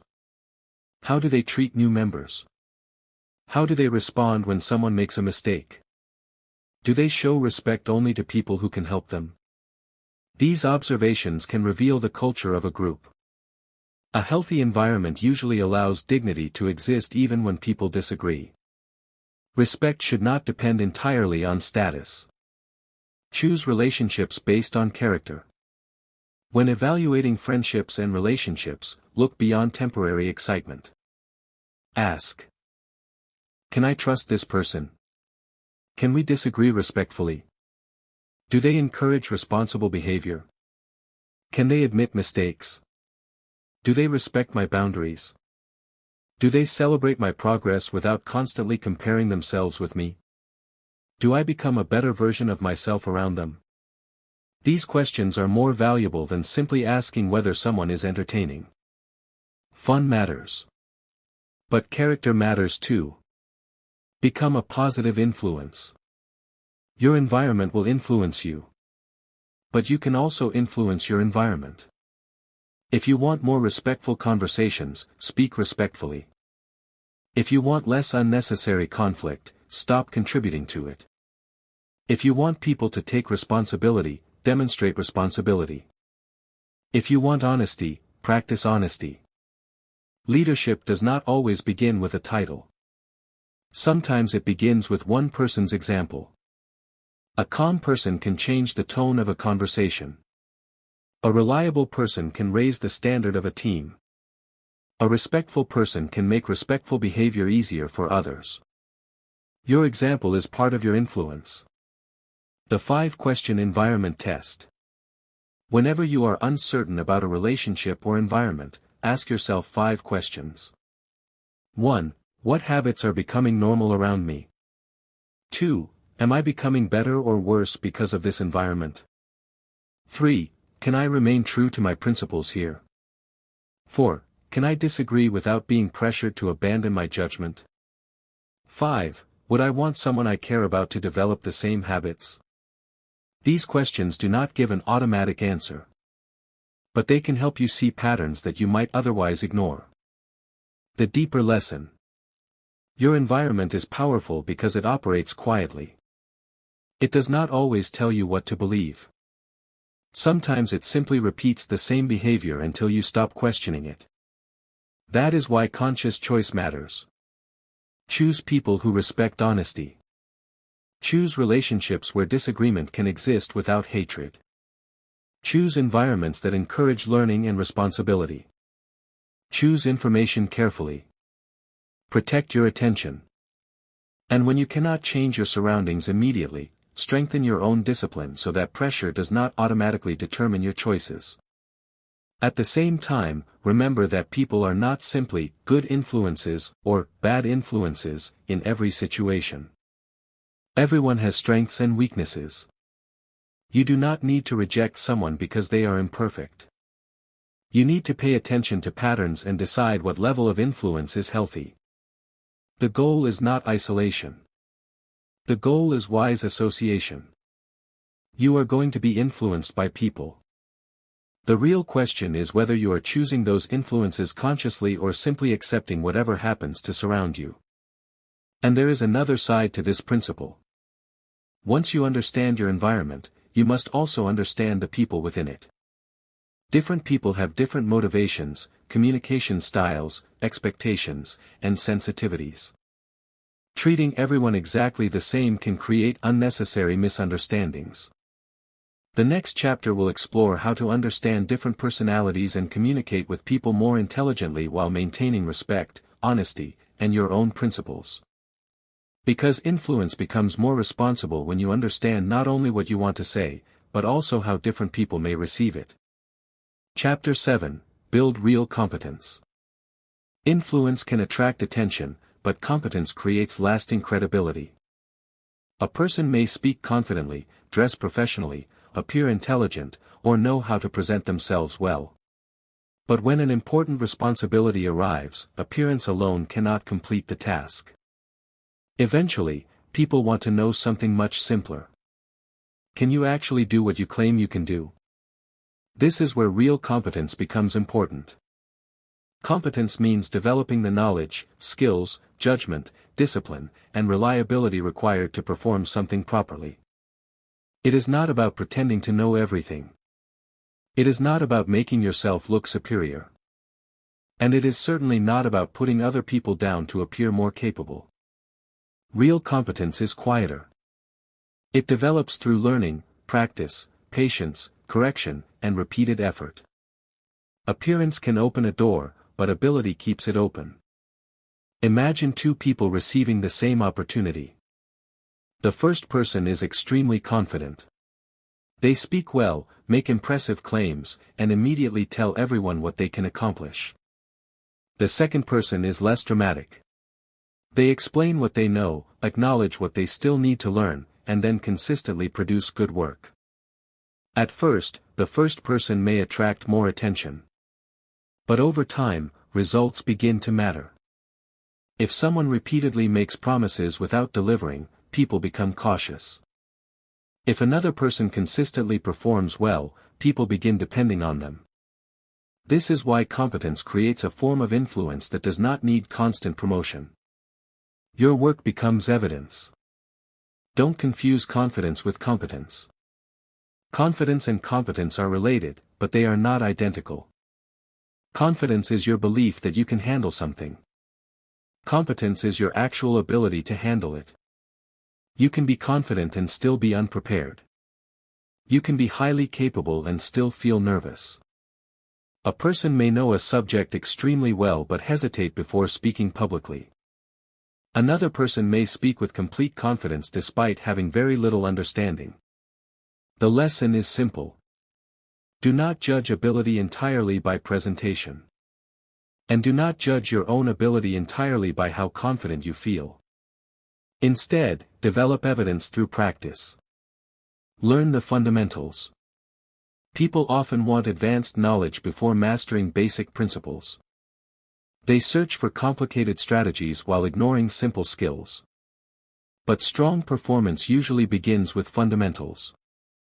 If you want to communicate better, learn how to listen and explain clearly.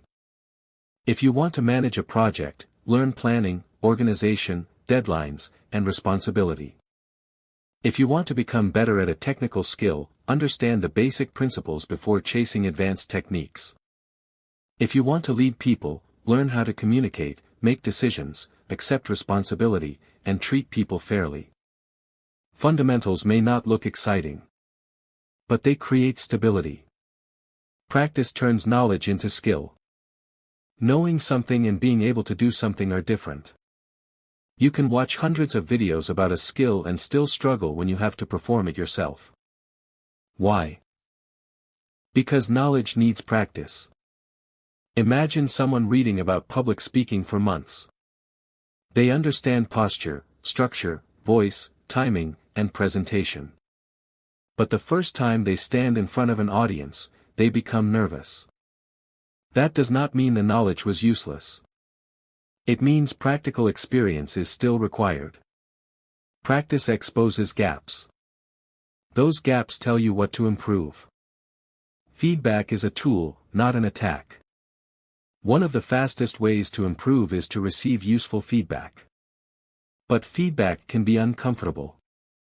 When someone points out a weakness, your first reaction may be defensive. You may think, they don't understand. They are criticizing me. They are trying to make me look bad. Sometimes that may be true. But sometimes the feedback is valuable. Instead of automatically accepting or rejecting it, evaluate it. Ask, is this specific? Can I verify it? Have other people noticed the same issue?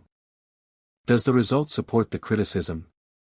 If the answer is yes, use the information.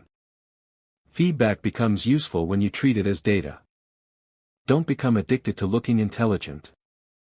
There is a difference between being intelligent and trying to appear intelligent. Someone who constantly needs to demonstrate that they know everything may become afraid of saying, I don't know. But those 3 words can be powerful. If you do not know something, pretending creates risk. You may give incorrect information. You may make a poor decision. You may lose credibility when the truth becomes obvious. A more responsible response is, I don't know yet, but I can learn. That statement creates room for growth. Nobody knows everything. The goal is not to appear perfect. The goal is to become genuinely capable. Choose depth over constant distraction. Competence requires attention. If you constantly move from one subject to another without spending enough time developing any of them, your knowledge may remain shallow. This does not mean you should learn only one thing. It means that important skills require sustained effort. Choose an area that matters to you. Study it. Practice it. Make mistakes. Correct them. Repeat. Over time, knowledge becomes deeper. And deeper knowledge allows better decisions. Learn from mistakes without becoming defined by them. Mistakes are part of learning.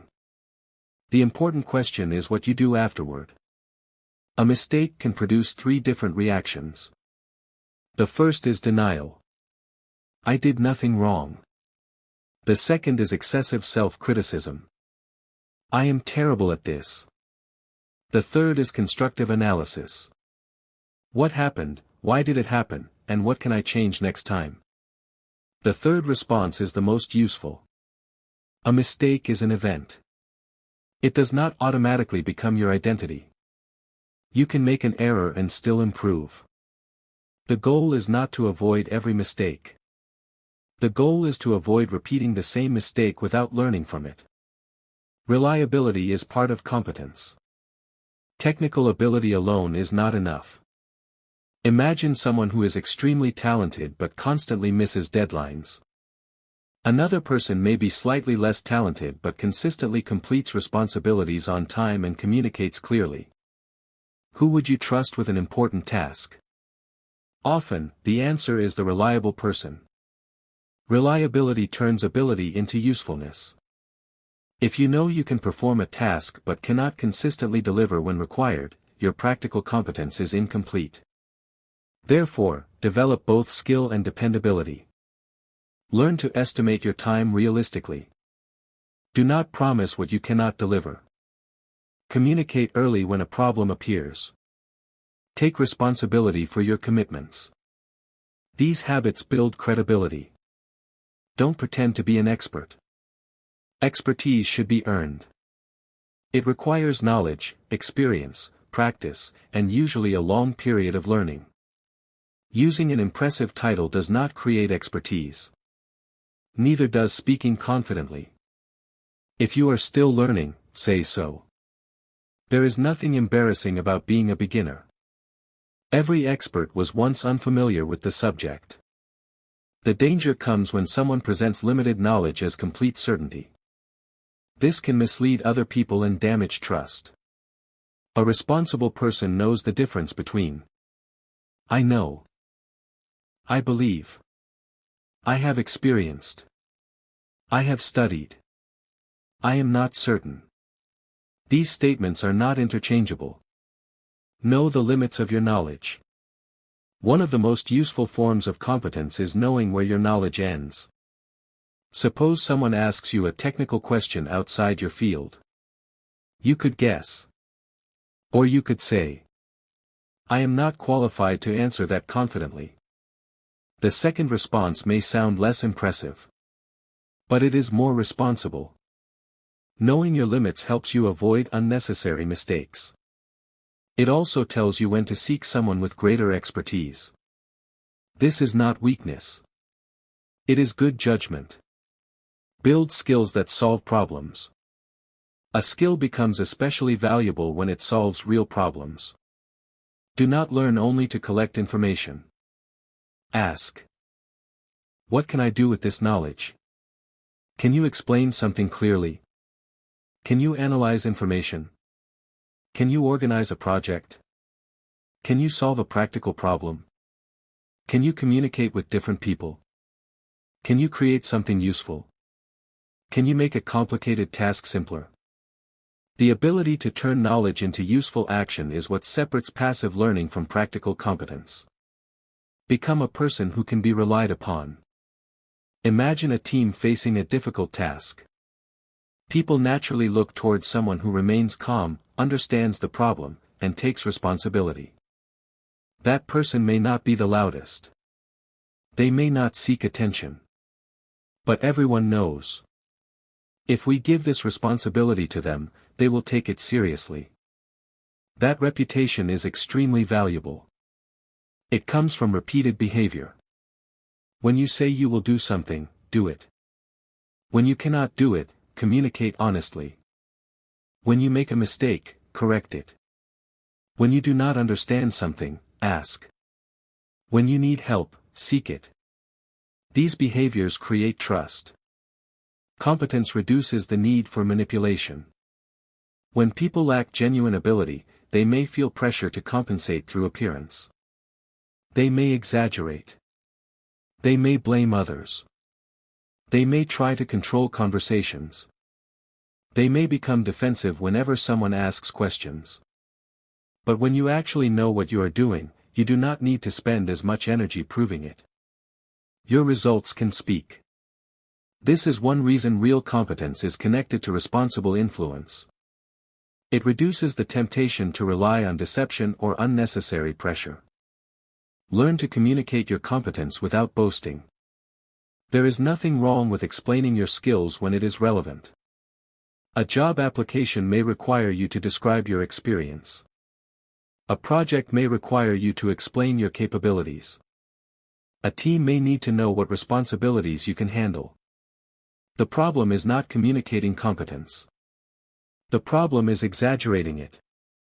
A good rule is: be specific rather than dramatic. Instead of saying, I am the best at this, explain what you have actually done.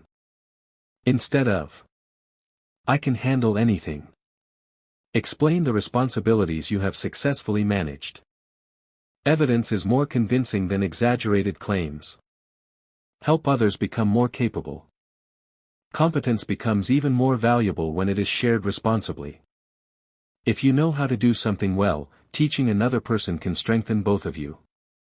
Teaching forces you to organize your knowledge. It also reveals gaps in your understanding. And when another person becomes capable, the entire group benefits. Healthy leadership does not depend on keeping everyone else weak. A capable leader develops capable people. If your success requires everyone around you to remain dependent on you, your system is fragile. If people become stronger because they worked with you, your influence becomes constructive. Avoid creating dependency. There is a temptation for people with expertise to make themselves indispensable.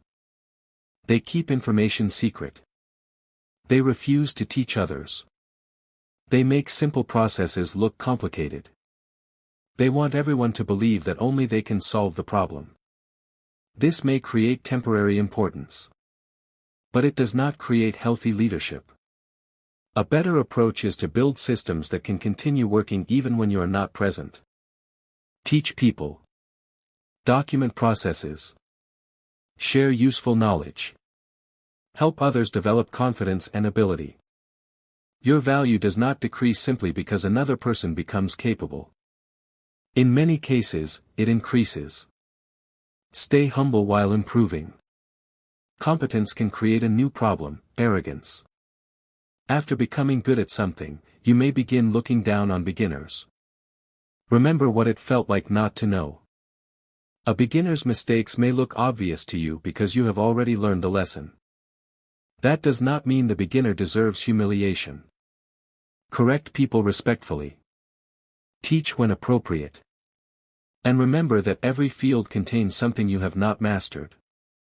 Humility does not mean pretending you are incapable. It means recognizing both your strengths and your limitations. Keep updating your knowledge. The world changes. Information changes. Technology changes. Methods improve. New evidence appears. A skill that was useful several years ago may require updating today. This is why learning should not stop after you become competent. Keep reading. Keep practicing. Keep asking questions. Keep evaluating whether your methods still work. The goal is not to chase every new trend. It is to remain willing to improve when reliable information shows that improvement is necessary. Build a personal standard. Do not measure your competence only by comparison with other people. Instead, create standards for yourself. Ask. Did I prepare properly? Did I understand the problem? Did I complete the task responsibly? Did I communicate clearly? Did I learn from the mistakes? Did I improve compared with my previous performance? This creates internal motivation. You are no longer trying only to appear better than someone else. You are trying to become better than your previous version. The practical competence formula. You can think of competence as a cycle. Learn, practice, receive feedback, correct, repeat. Learning gives you information. Practice turns information into experience. Feedback reveals weaknesses. Correction improves your approach. Repetition creates consistency. Then the cycle begins again at a higher level. This process is not glamorous. It is often repetitive. But lasting ability is usually built through repetition. A practical exercise. Choose one skill that genuinely matters to your future. Do not choose 10. Choose one. Write down what you currently know. Then identify 3 things you cannot yet do confidently. Next, create a simple practice routine. Work on the skill regularly. After each practice session, ask. What improved? What went wrong? What should I change next time? At the end of several weeks, compare your performance with where you started. You may discover that progress came not from one major breakthrough, but from many small improvements. The deeper lesson. Real competence creates quiet confidence. You do not need to announce every achievement. You do not need to convince everyone that you are capable. You simply continue learning, practicing, improving, and delivering. When people repeatedly experience your reliability, trust develops naturally. And that trust becomes a foundation for responsible influence. But remember, competence should not become an excuse for arrogance. Knowledge should not become a reason to humiliate people. Skill should not become a tool for exploiting those who know less. The strongest use of ability is constructive. Use knowledge to solve problems. Use experience to guide others. Use confidence to take responsibility. Use expertise to create value. And when you do not know something, remain honest enough to learn. The world does not need people who only look capable. It needs people who are genuinely capable and responsible with what they know.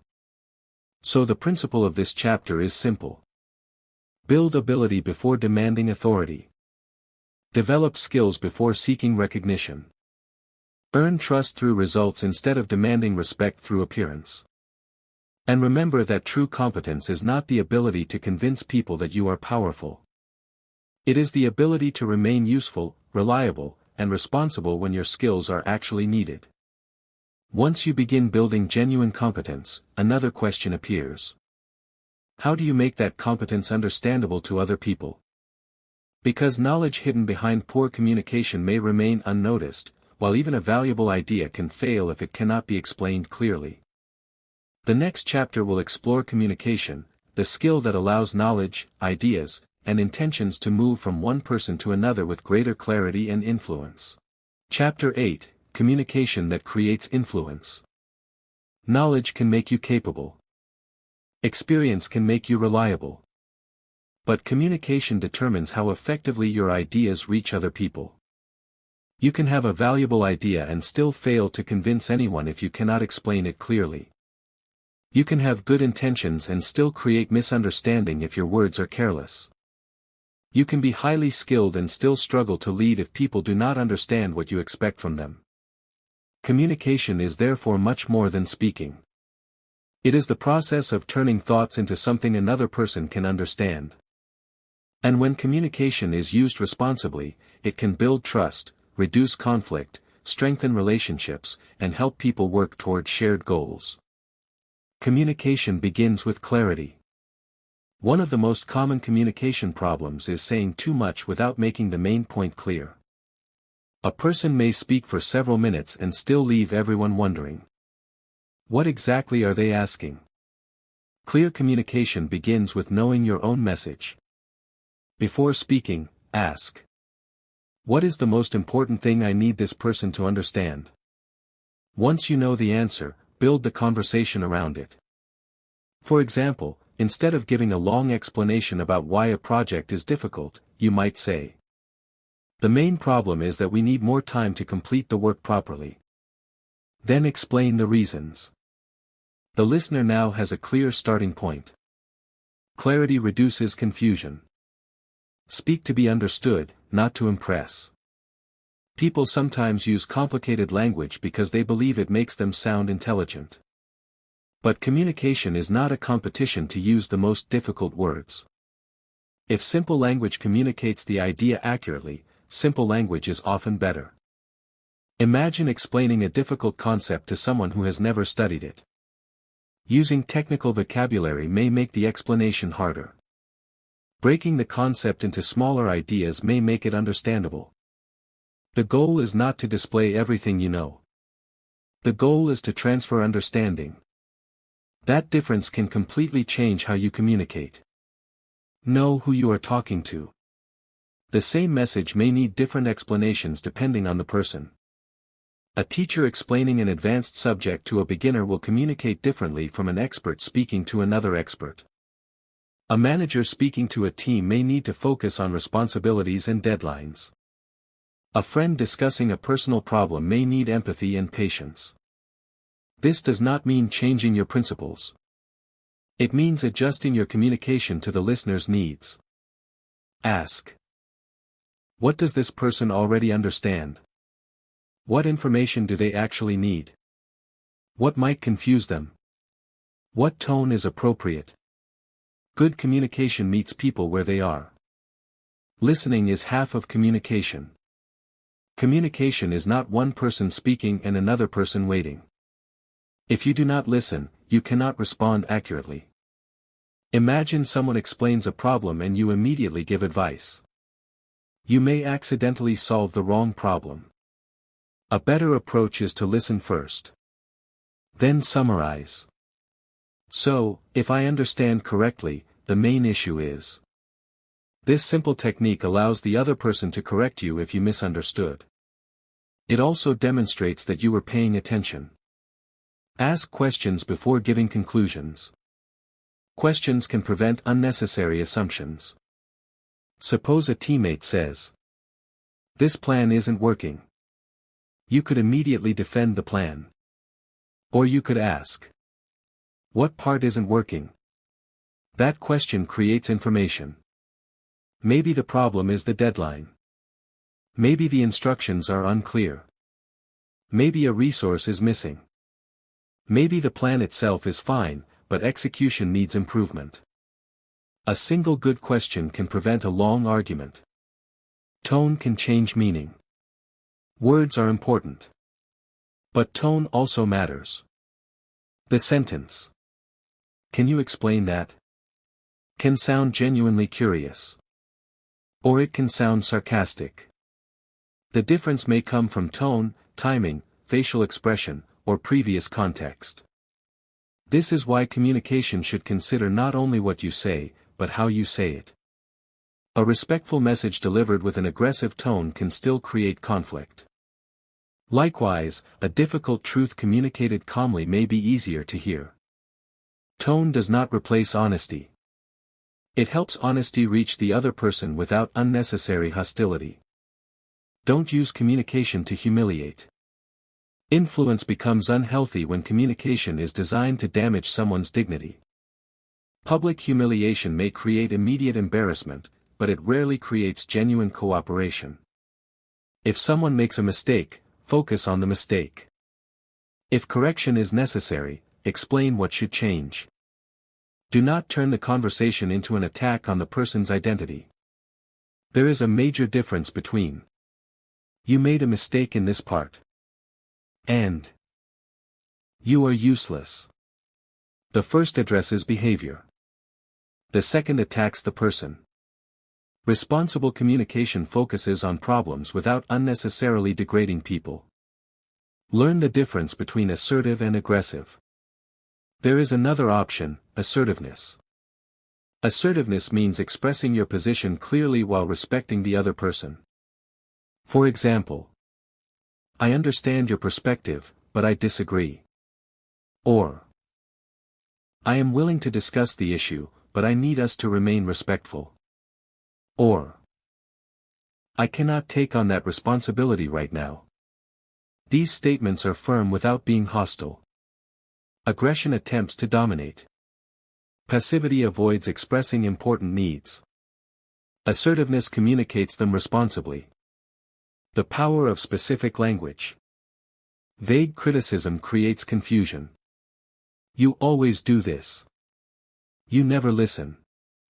"Everything is wrong." These statements are difficult to solve because they do not identify a specific problem. Specific language is more useful.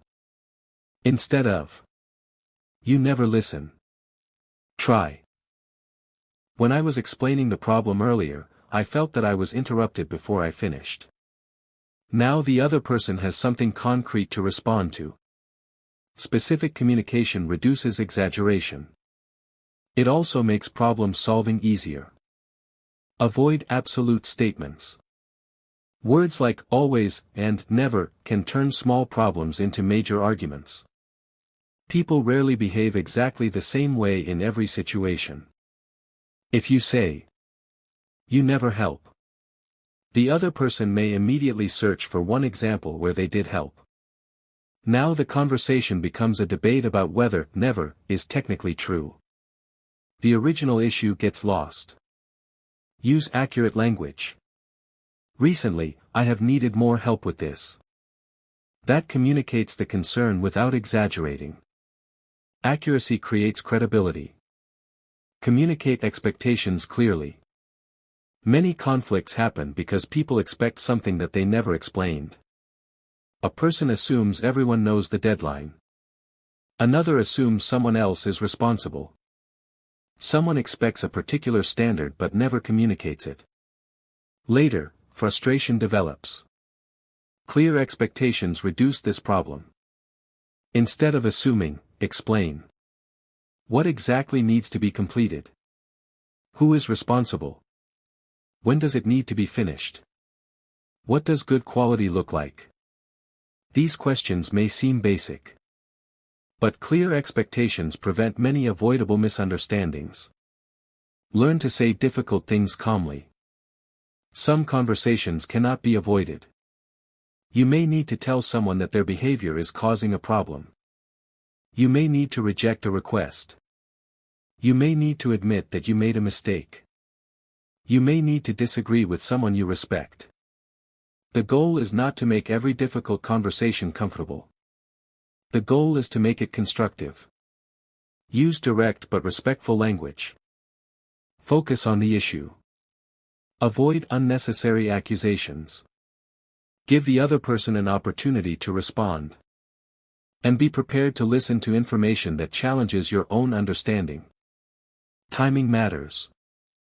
A good message delivered at the wrong moment may fail. If someone is extremely stressed, distracted, or angry, they may not process your words properly. This does not mean waiting forever. It means considering whether the current moment is suitable. Ask yourself: is this urgent? Does this person have the attention required? Am I calm enough to speak properly? Would a short delay improve the conversation? Timing is part of communication because people do not receive information in a vacuum. Context matters. Don't speak when you are trying to prove yourself. Sometimes people continue talking because they are uncomfortable with silence. They repeat their point. They add more arguments. They explain the same thing differently. Eventually, the original message becomes buried. Once your point is clear, allow the other person to respond. You do not need to fill every silence. A conversation is not a speech. It is an exchange. Respectful disagreement builds stronger thinking. A healthy relationship does not require complete agreement. In fact, disagreement can improve decisions when handled properly. Someone may notice a problem you missed. Someone may have a different experience. Someone may ask a question that exposes a weakness in your plan. Instead of treating disagreement as disrespect, treat it as information. Ask: what am I missing? Why do you see it differently? What evidence supports your position? Is there anything in your argument that I should reconsider? This approach protects your judgment from becoming trapped inside your own assumptions. Know when a conversation is going nowhere. Not every conversation can be solved immediately. Sometimes the other person is too emotional. Sometimes there is insufficient information. Sometimes both sides need time. Sometimes continuing the discussion only creates more conflict. Recognizing this is not failure. You can say: I think we need some time before continuing this conversation. Or: we are repeating the same points. Let's come back to this later.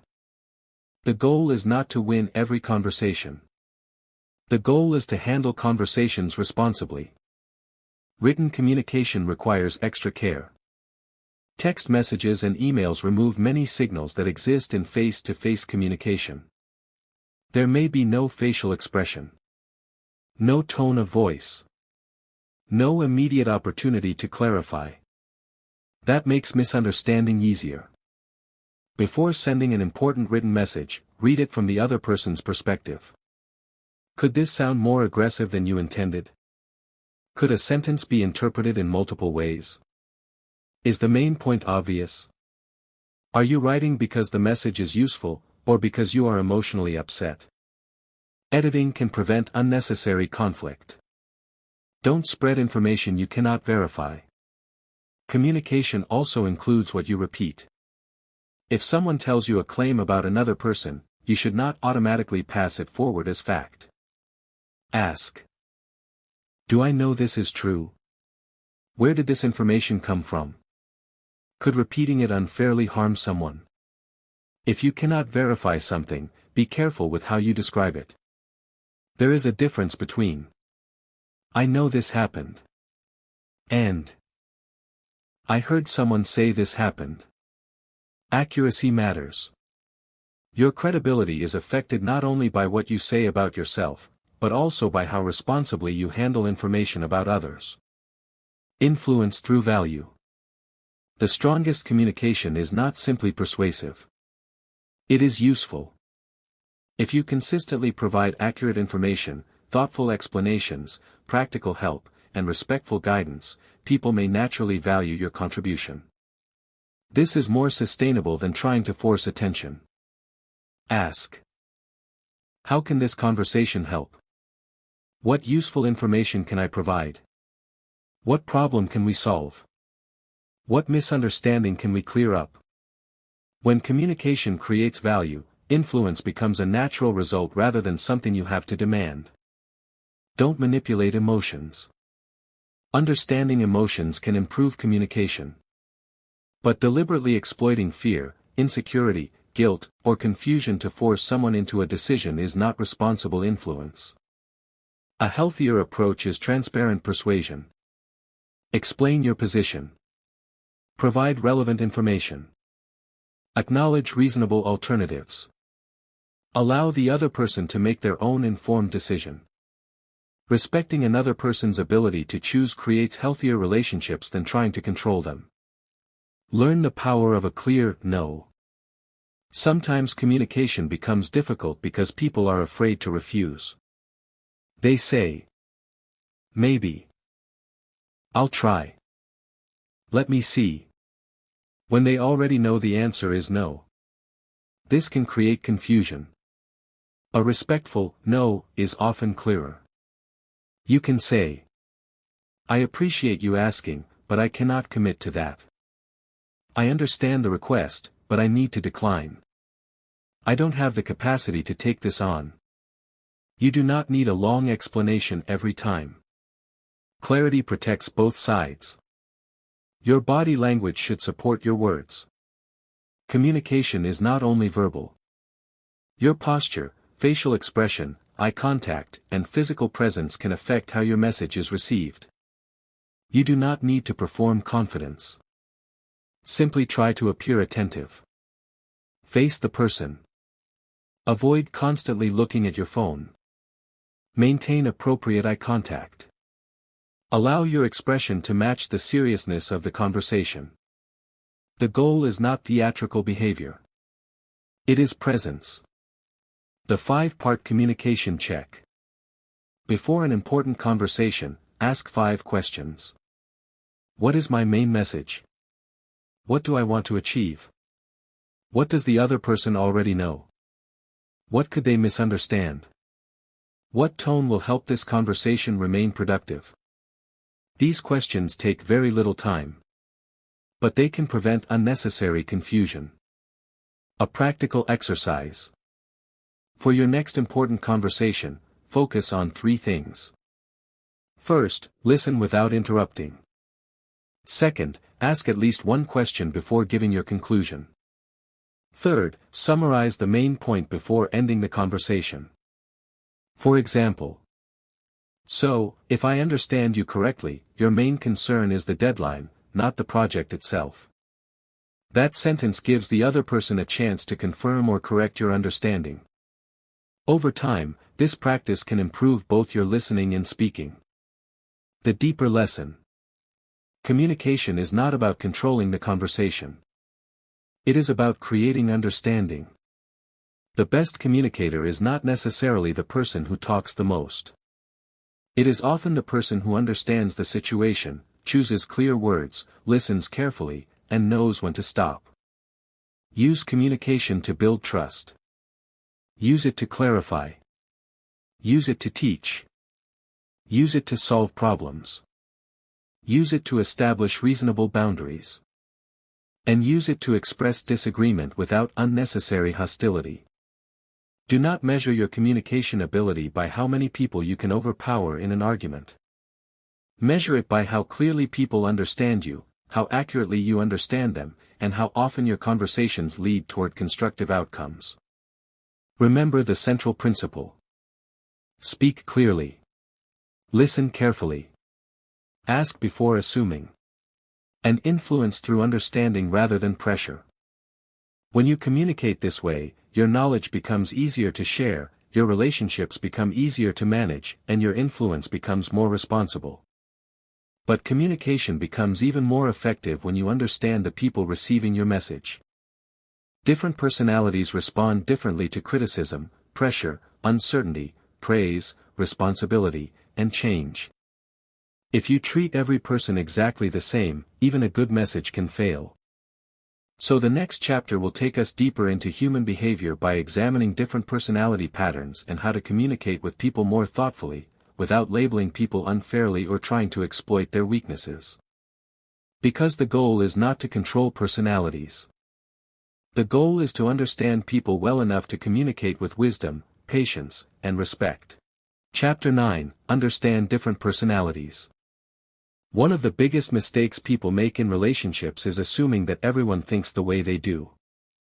You may prefer direct communication. Someone else may need more time to process information. You may enjoy taking risks. Another person may prefer careful planning. You may feel comfortable speaking openly. Someone else may become uncomfortable when too much attention is placed on them. None of these differences automatically means that one person is right and the other is wrong. People are different. They have different experiences, priorities, fears, responsibilities, habits, and ways of processing information. Learning to recognize these differences can make communication more effective and relationships more balanced. The goal is not to put people into rigid boxes. The goal is to understand that one approach does not work equally well with everyone. Stop expecting everyone to think like you. Imagine you are working on an important project.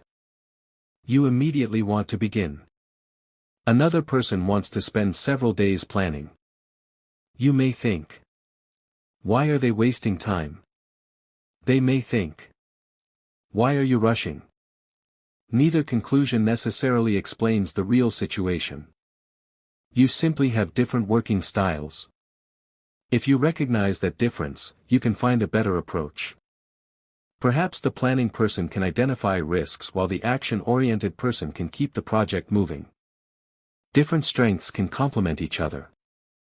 The problem begins when difference is automatically interpreted as incompetence or bad character. Personality is more complicated than labels.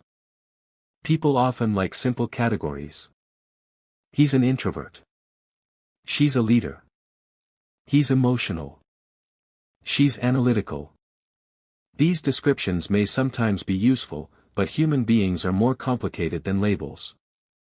A person can be quiet in one environment and highly expressive in another. Someone can be confident professionally but uncertain in unfamiliar social situations. A person can be analytical when making financial decisions but emotional when dealing with family. Context matters. Therefore, use personality patterns as clues, not permanent definitions. A label should never become an excuse to stop understanding someone. Notice communication preferences. Different people absorb information differently. Some prefer direct instructions. Some want background information before deciding. Some want examples. Some want time to think. Some respond well to conversation. Others prefer written details. If you repeatedly communicate in only one way, you may create unnecessary misunderstandings. Suppose you need someone to complete a task. One person may prefer, please complete these 3 steps by Friday. Another may need to understand, here is why the task matters, here is the desired outcome, and here is the deadline. The responsibility is the same. The communication can be adjusted. This is not manipulation.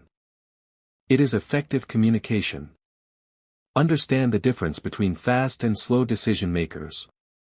Some people make decisions quickly. Others need time. A fast decision maker may become frustrated by someone who keeps asking questions. A careful decision maker may become uncomfortable when someone wants an immediate answer. Instead of criticizing each other, recognize the strengths and risks of both styles. Fast decisions can create momentum.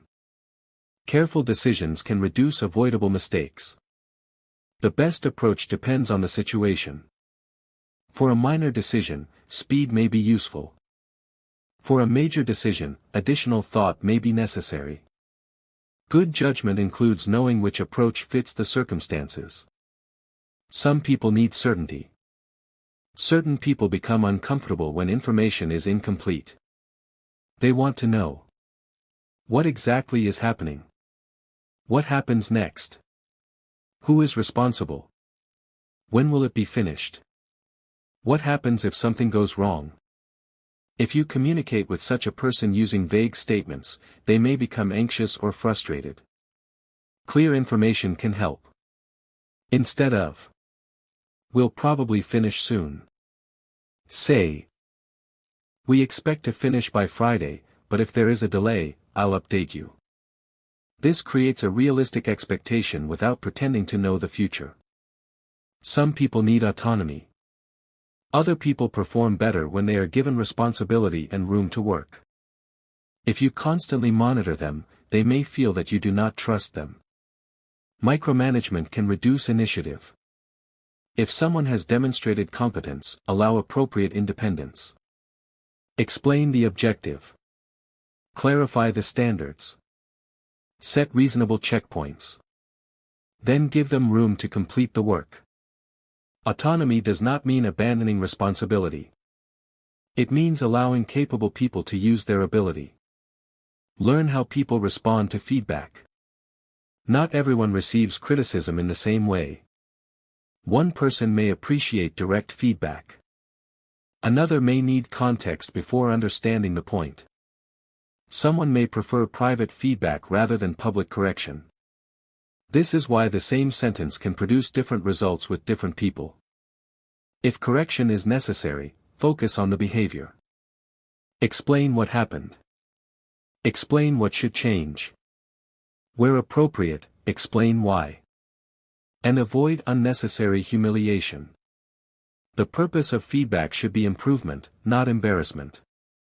Don't use personal weaknesses against people. Understanding someone's personality can give you useful information. But information creates responsibility. If you discover that someone becomes nervous under pressure, that does not mean you should deliberately create pressure to control them. If someone is insecure about a skill, that does not give you permission to mock them. If someone trusts you with private information, that trust should be respected. Social intelligence should make you more responsible, not more exploitative. The ability to understand people is valuable. The ethical use of that ability is even more valuable. Recognize emotional differences. People do not experience or express emotions in exactly the same way. Some people speak openly when they are upset. Others become quiet. Some need conversation.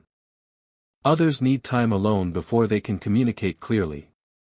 Neither response should automatically be treated as proof that someone does not care.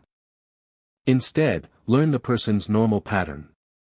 If you know someone usually needs time before discussing difficult issues, giving them that space may make later communication more productive. Understanding does not mean agreeing with every behavior. It means responding to reality instead of assumptions. Watch how people handle pressure. Pressure can reveal communication patterns that are difficult to see during normal circumstances. Some people become more organized. Some become quiet. Some begin speaking rapidly. Some need additional information. Some become defensive. Again, one difficult moment does not define a person. But repeated patterns can provide useful information. If you know how someone tends to respond under pressure, you can communicate more effectively during difficult situations. For example, a person who becomes overwhelmed by too many instructions may benefit from having priorities clearly organized. Instead of giving 10 tasks at once, identify the most important one first. Different people are motivated by different things. People do not all value the same outcomes. One person may care deeply about achievement. Another may value stability. Another may prioritize learning. Someone else may care more about meaningful relationships. Another may value independence. This matters when working with people. If you want to encourage someone, understand what matters to them. But do not assume motivation means exploiting their desires. Responsible leadership connects people's genuine interests with useful goals.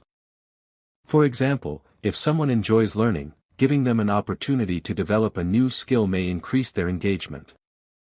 If someone values responsibility, trusting them with meaningful ownership may motivate them. Understanding motivation should create better cooperation, not manipulation. Learn to see strengths. Personality differences often become useful when you focus on strengths. A cautious person may notice risks that others ignore. A highly social person may build relationships quickly. A detail-oriented person may identify errors. A creative person may produce unusual solutions. A patient person may remain calm when others become frustrated. Instead of asking, "Why isn't this person like me?" ask, "What strength does this person bring?" This question can change the way you see differences. Avoid unfair comparisons. Comparison can create unnecessary conflict. You may think, "Why can't they work like me?" But perhaps their responsibilities, experiences, and strengths are different. Two people do not need identical methods to produce good results. Measure people according to relevant standards. Did they complete the responsibility? Did they meet the required quality? Did they communicate honestly? Did they improve? Did they act responsibly? These questions are more useful than demanding that everyone behave exactly the same way. Understand that people change. Personality is not completely fixed. People learn. Experiences change them.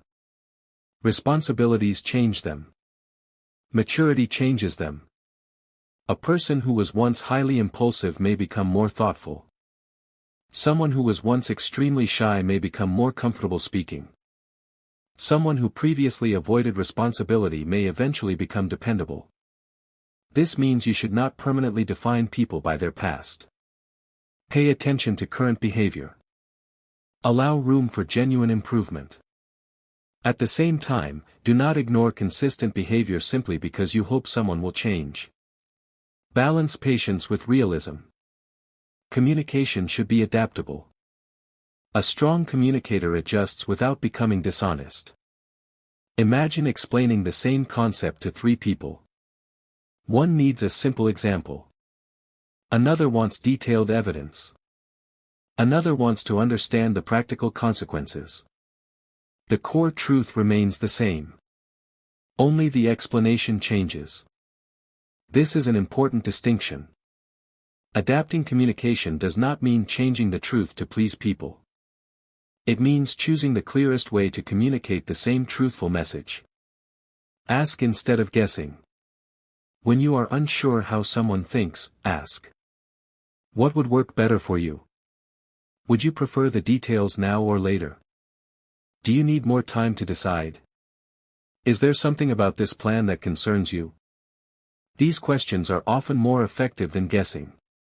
People appreciate being given an opportunity to explain themselves. And you avoid building your response around an incorrect assumption. Don't take every difference personally. Sometimes someone communicates differently from you. That does not automatically mean they dislike you. They may simply have a different style. Someone may prefer short messages. Another person may write long explanations. One person may enjoy frequent communication. Another may need more personal space. These differences can create misunderstandings if interpreted personally. Before thinking, "They are ignoring me." Consider, "Could there be another explanation?" Good judgment leaves room for uncertainty. Learn the difference between intent and impact. A person may not intend to offend you, but their behavior may still have a negative effect. Similarly, you may say something with good intentions and still hurt someone unintentionally. Intent matters. Impact matters too. Healthy communication allows both to be discussed. You can say, "I understand that wasn't your intention, but this is how it affected me." And you can also say, "I didn't intend to create that impression. Let me explain what I meant."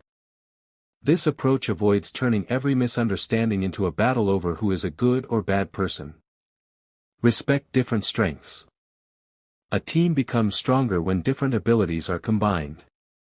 Imagine a project requiring research, communication, organization, creativity, and attention to detail. One person may be excellent at research. Another may communicate ideas clearly. Another may organize the workflow. Another may notice small errors. If everyone tries to perform exactly the same role, some strengths may be wasted. The goal is not to make everyone identical. The goal is to coordinate differences. Don't force yourself to please everyone. Understanding people does not mean constantly changing yourself to satisfy them. You can respect someone's personality without surrendering your own values. You can communicate patiently without agreeing. You can accommodate reasonable preferences without allowing unreasonable demands. There is a difference between flexibility and losing your identity. Healthy relationships allow both sides to remain individuals. A practical personality observation exercise. Choose a few people you interact with regularly. Do not label them. Instead, observe patterns. Ask yourself, how do they prefer to receive information? How do they make decisions? How do they respond to pressure? What kind of feedback helps them? What responsibilities do they handle well? What communication style creates the best results with them? You are not trying to manipulate them. You are learning how to cooperate more effectively. Then apply the same exercise to yourself. Understanding yourself is equally important. The 4-part approach. When dealing with a person whose style differs from yours, remember 4 steps. First, observe. Notice their repeated behavior without immediately judging it. Second, understand. Ask what might explain the difference. Third, adapt. Adjust your communication where doing so improves understanding. Fourth, maintain your principles. Adapt your method without abandoning honesty, respect, or your core values. This balance is important. Without adaptation, communication becomes rigid. Without principles, adaptation can become dishonesty. The goal is both flexibility and integrity. The deeper lesson. Human beings are complicated. No single strategy works perfectly with everyone. Some people need more information. Some need more time. Some prefer directness. Some respond better to discussion. Some are motivated by achievement. Others value stability, learning, service, responsibility, or independence. The wise response is not to manipulate these differences. It is to understand them. When you understand how people communicate, you reduce unnecessary conflict. When you understand how they make decisions, you can coordinate more effectively. When you understand their strengths, you can build better teams. When you understand their sensitivities, you can avoid unnecessary harm. And when you understand your own tendencies, you become less likely to interpret every difference as a personal attack. Remember the central principle. Understand the person before deciding how to communicate with them. Do not assume everyone thinks like you. Do not reduce people to simple labels. Do not use private information as a weapon. And do not confuse adaptability with manipulation. Real social intelligence is the ability to communicate with different people while remaining honest, respectful, and grounded in your own principles. The more you understand human differences, the more important another skill becomes, knowing when to speak, when to listen, and when to remain silent. Because even a correct message can become ineffective when it is delivered at the wrong moment. And that brings us to the next chapter. Chapter 10, Choose your words and timing carefully. Words are powerful because once they leave your mouth, you cannot completely control how other people remember them. A sentence may take only a few seconds to speak, but its effect can last much longer. A careless comment can damage trust. A thoughtful explanation can prevent a conflict.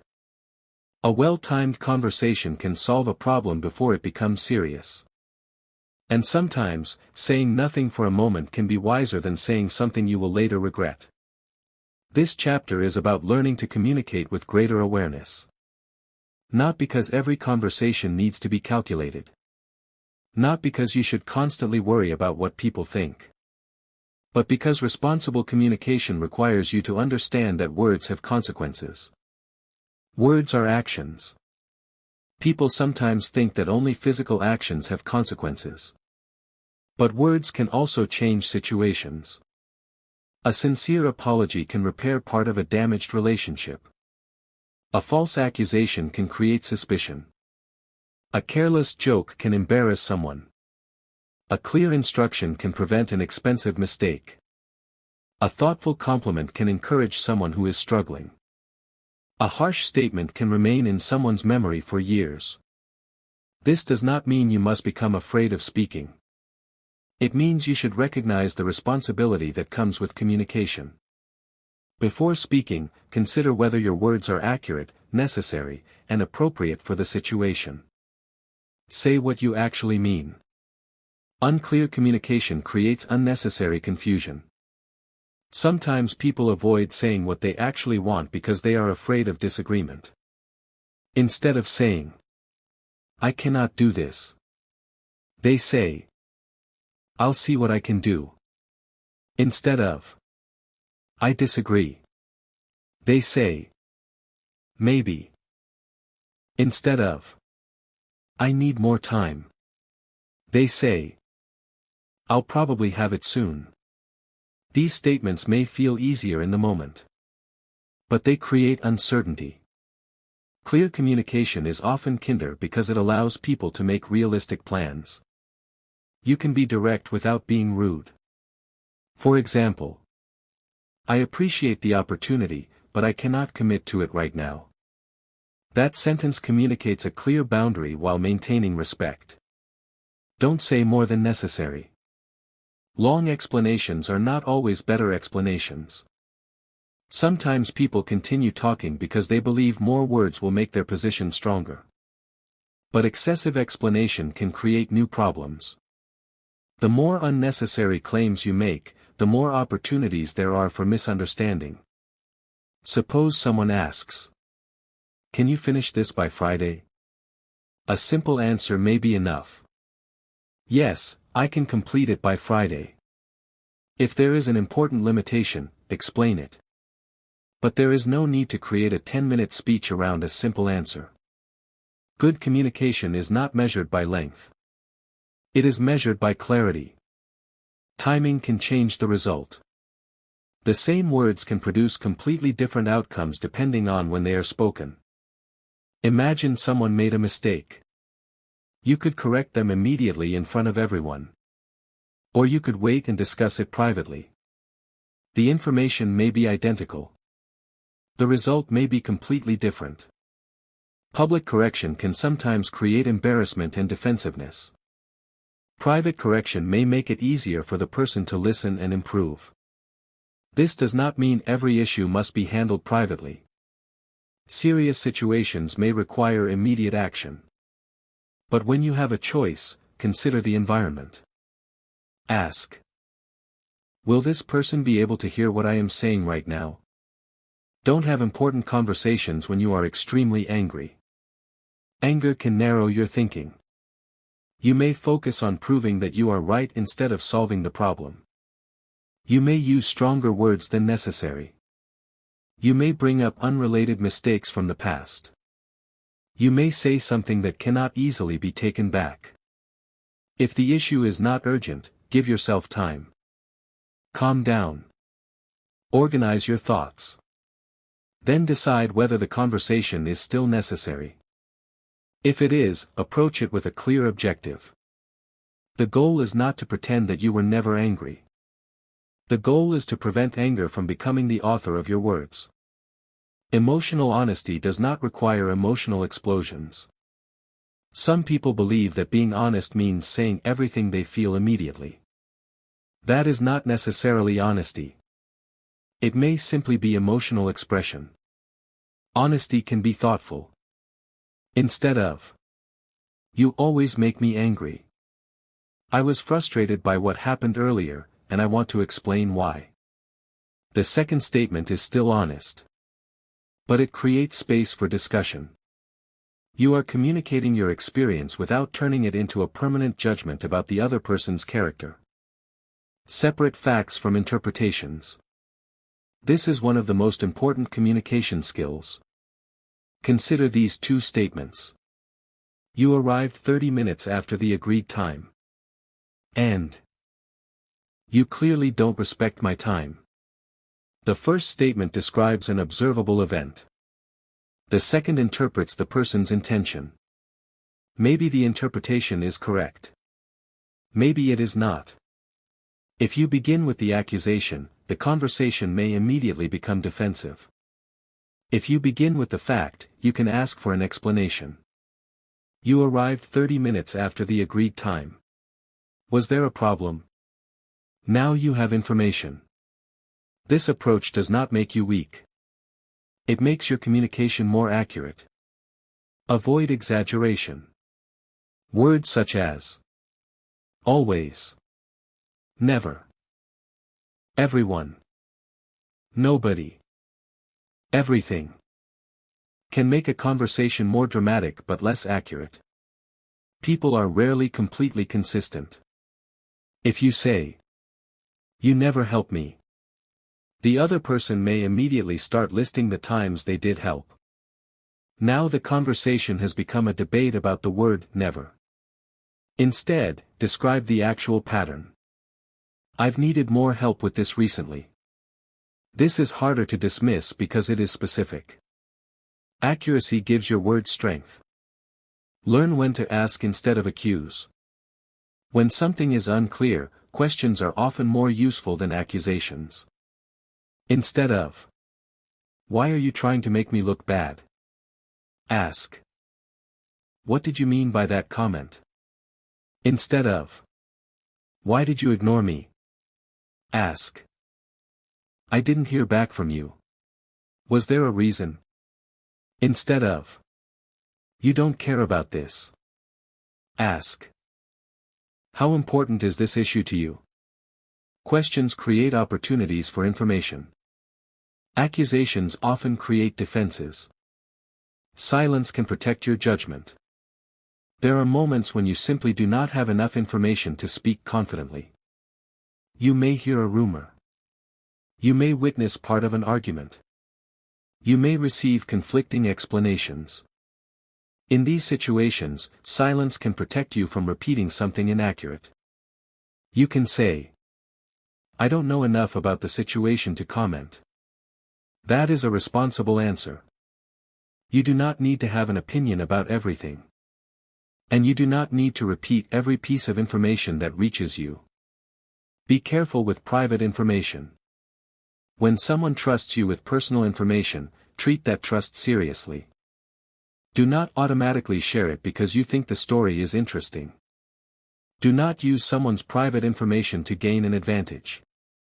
Do not turn a private conversation into entertainment for others. Trust is difficult to build and easy to damage.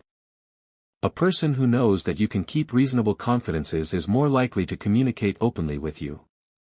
This creates healthier relationships. Compliments should be genuine. Positive words can be powerful when they are sincere. But exaggerated or dishonest praise can eventually damage credibility.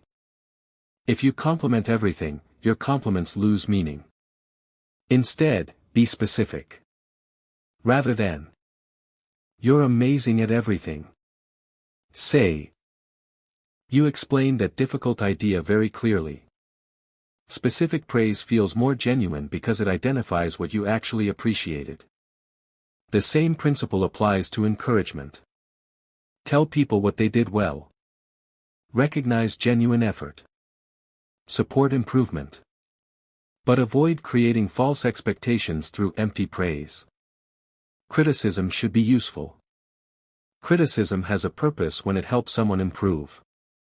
Before criticizing, ask, "Do I want to solve the problem, or do I simply want to express my frustration?" If the goal is improvement, make the criticism specific. Explain. What happened? Why it matters. What could be done differently? For example, the report contains useful information, but several sections are difficult to follow. Adding clear headings would make it easier to understand. That is much more useful than, this report is terrible. The first statement provides a path forward. Correct the problem without attacking the person. People make mistakes. A mistake does not automatically mean someone is lazy, stupid, careless, or bad. If you attack their identity, they may spend more energy defending themselves than correcting the problem. Focus on behavior. You missed the deadline. Is different from, you are irresponsible. The first identifies something that can be changed. The second creates a judgment about the person. Responsible communication focuses on what can actually improve. Don't turn every conversation into a debate. Not every difference of opinion requires a winner. Sometimes two people simply have different preferences. You may prefer one style of working. Someone else may prefer another. You may enjoy one type of entertainment. Someone else may enjoy something completely different. There is no need to prove that your preference is objectively superior. Save serious debate for issues where accuracy, principles, or important consequences actually matter. This protects your time and relationships. Learn to end conversations gracefully. Some conversations become repetitive. You have explained your position. The other person has explained theirs. Nothing new is being added. At this point, continuing may only create frustration. You can say, I think we've both explained our positions. Let's leave it here for now. Or, I understand your view, even though I disagree. Ending a conversation respectfully can be more productive than forcing agreement. You do not have to make every disagreement disappear. Sometimes you simply need to stop feeding it. Don't use anger to create authority. Some people believe that being intimidating automatically creates respect. It may create temporary compliance. But fear and respect are not the same thing. If people only cooperate because they are afraid of your reaction, they may hide problems from you. They may avoid telling you important information. They may agree publicly and disagree privately. A healthier form of authority is built through competence, consistency, fairness, and clear expectations. People should understand that you can be firm without being unpredictable. Make your words match your actions. Communication becomes weak when your behavior constantly contradicts your statements. If you tell people that punctuality matters but repeatedly arrive late, your message loses credibility. If you ask people to accept responsibility but refuse to acknowledge your own mistakes, your leadership becomes inconsistent. If you promise to help but repeatedly disappear, people learn to distrust your promises. Your actions are part of your communication. People listen to what you say. But they also watch what you repeatedly do. Admit mistakes quickly. Nobody communicates perfectly. You will sometimes misunderstand someone. You may speak too harshly. You may make an incorrect assumption. You may send a message without considering how it sounds. When this happens, a sincere correction is often better than a complicated defense. You can say, I misunderstood the situation. I shouldn't have said it that way. I was too quick to judge. I apologize for that. An honest admission can stop a small mistake from becoming a larger conflict. Don't confuse silence with avoidance. There is a difference between choosing the right time to speak and avoiding necessary conversations forever. If someone needs an answer, ignoring them is not responsible communication. If a problem repeatedly affects your work or relationships, pretending it does not exist will not solve it. The goal is not permanent silence. The goal is appropriate communication. Pause when necessary. Think. Then speak when you can communicate constructively. A simple communication filter. Before saying something important, pass it through 4 questions. Is it true? If you are uncertain, make the uncertainty clear. Is it necessary? Not every thought needs to become a statement. Is it appropriate for this situation? Even true information can be badly timed. Can I say it respectfully? If the message is important, deliver it in a way that allows the other person to actually hear it. This filter does not require perfect communication. It simply encourages awareness. Practice deliberate communication. For 1 week, observe your own communication. Notice how often you interrupt. Notice how often you exaggerate. Notice how often you respond while emotional. Notice how often you assume someone's intention without asking. Notice how often you speak when silence would have been better. Then choose one habit to improve. Do not try to change everything at once. Small improvements become sustainable when repeated. The deeper lesson. Words are tools. Like any tool, they can be used responsibly or irresponsibly. Use them to clarify rather than confuse. Use them to encourage rather than humiliate. Use them to establish boundaries rather than control people. Use them to solve problems rather than create unnecessary conflict. And remember that timing is part of wisdom. Sometimes the right words spoken at the wrong moment produce a poor result. Sometimes a short pause allows you to find a much better response.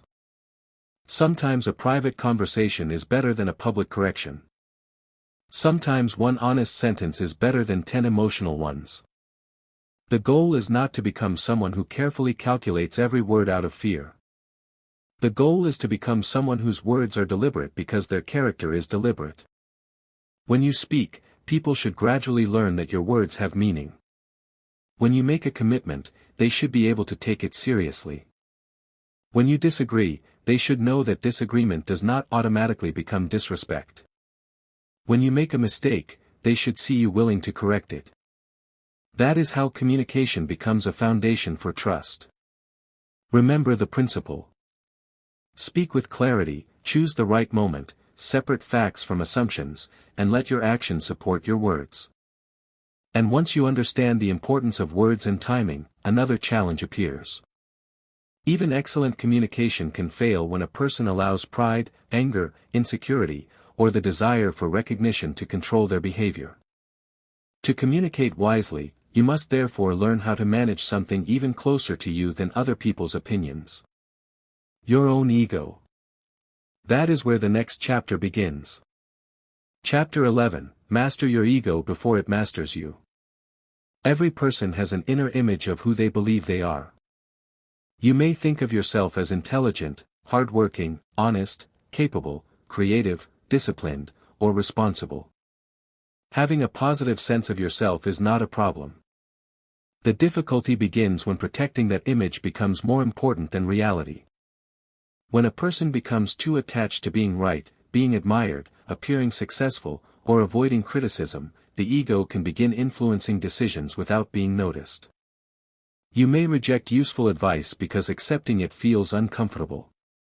You may refuse to admit a mistake because you fear looking weak. You may become angry when someone receives recognition. You may turn a simple disagreement into a personal competition. The problem is not confidence. The problem is allowing pride to interfere with learning, judgment, relationships, and responsibility. The ego wants to protect your image. Imagine you make a mistake during an important project. Someone points it out. You immediately feel uncomfortable. Chapter 12, Stay steady under pressure. Pressure reveals habits that are difficult to see during comfortable times.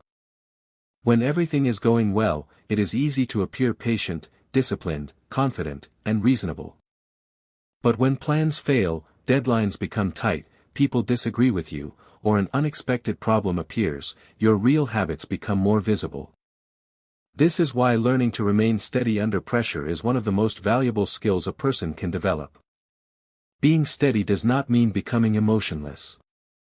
It does not mean pretending that difficulties do not affect you. It means learning how to respond to difficult circumstances without allowing temporary emotions to make permanent decisions. Pressure changes the way we think. When people feel pressured, they may become impatient. They may focus only on the immediate problem. They may exaggerate the danger. They may make decisions without gathering enough information. They may blame someone quickly because blaming feels easier than solving the problem. This is why the first response to pressure should often be a pause. Before reacting, ask. What is actually happening? What do I know for certain? What am I assuming? What needs to be handled immediately? What can wait? That distance can improve judgment.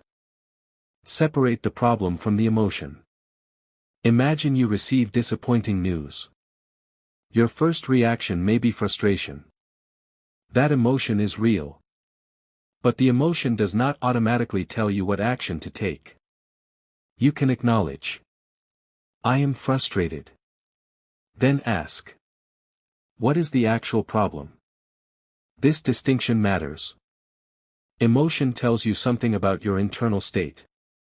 It does not always provide the best solution. If you are angry, you may want to respond immediately. If you are afraid, you may want to avoid the situation. If you are embarrassed, you may want to defend yourself. Instead of automatically following the impulse, pause and examine it. Do not make permanent decisions during temporary emotions.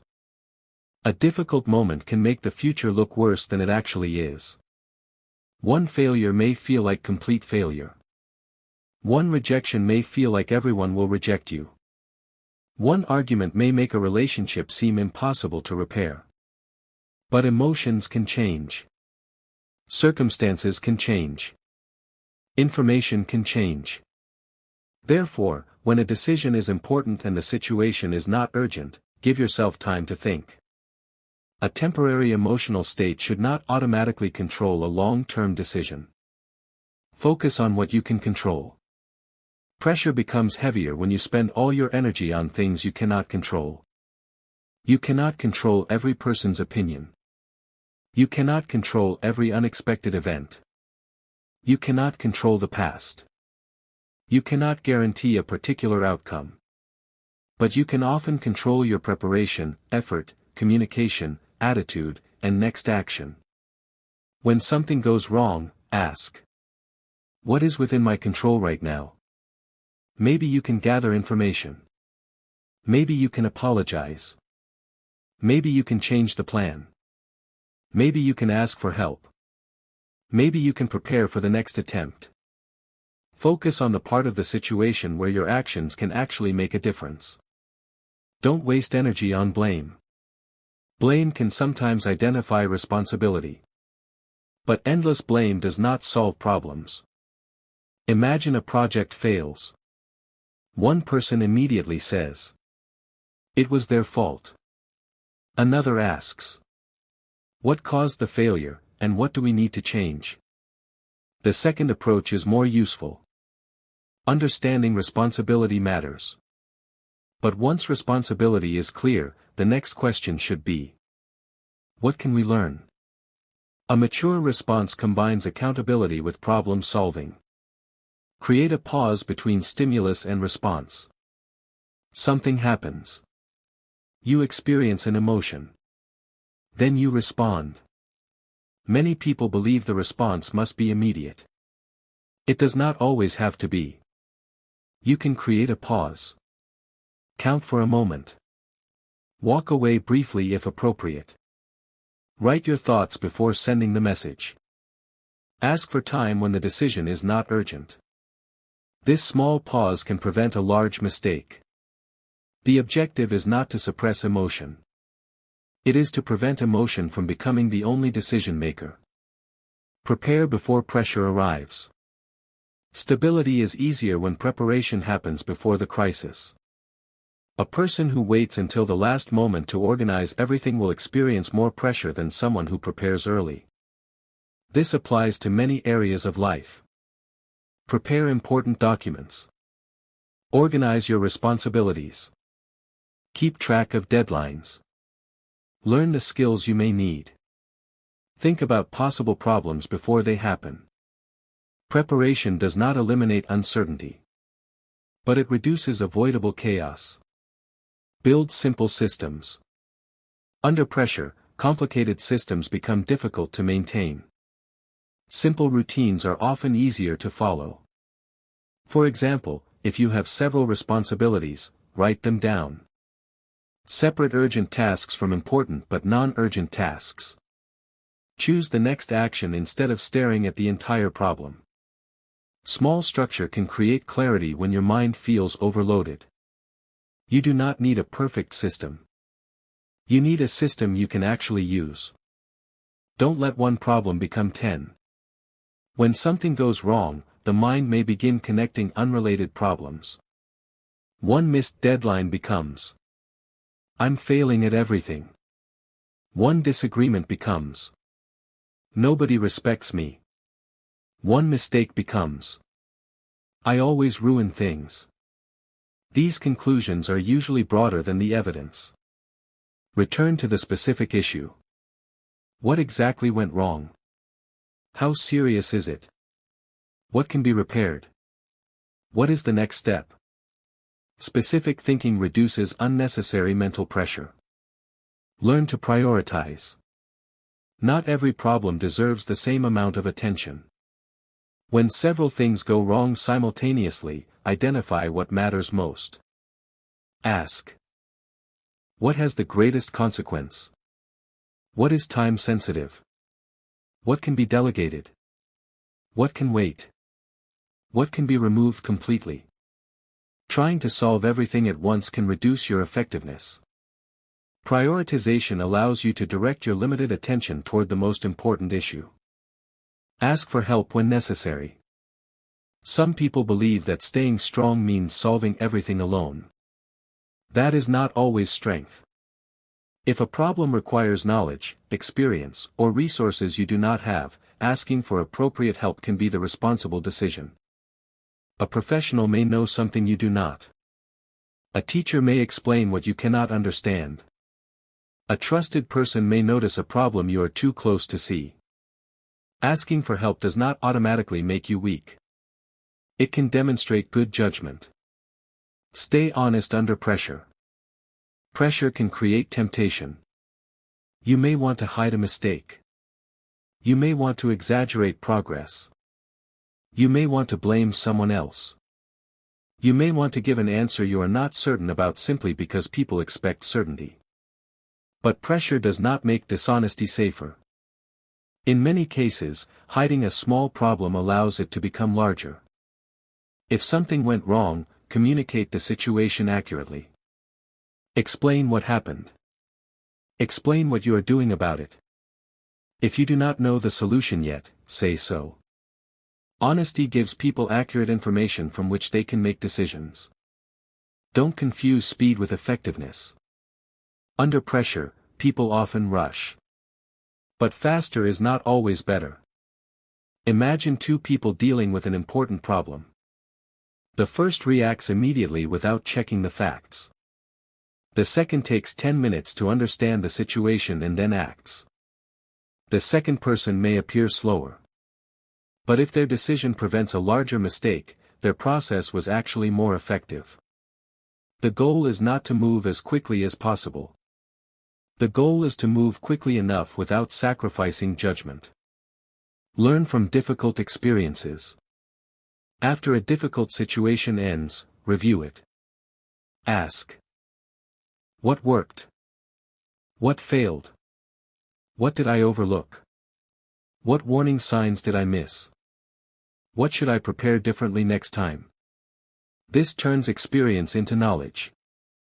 Without reflection, people can go through the same difficulty repeatedly without improving.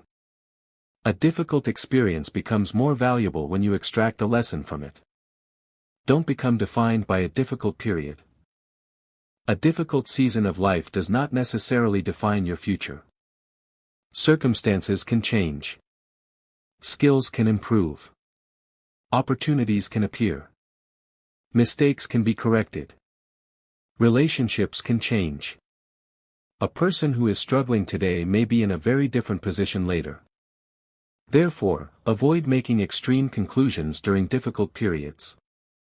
Instead of, everything is ruined, try, this situation is difficult, but I need to determine the next useful step. That statement is more realistic. Patience is an active skill. Patience is sometimes misunderstood as doing nothing. In reality, patience can involve continued effort without demanding immediate results.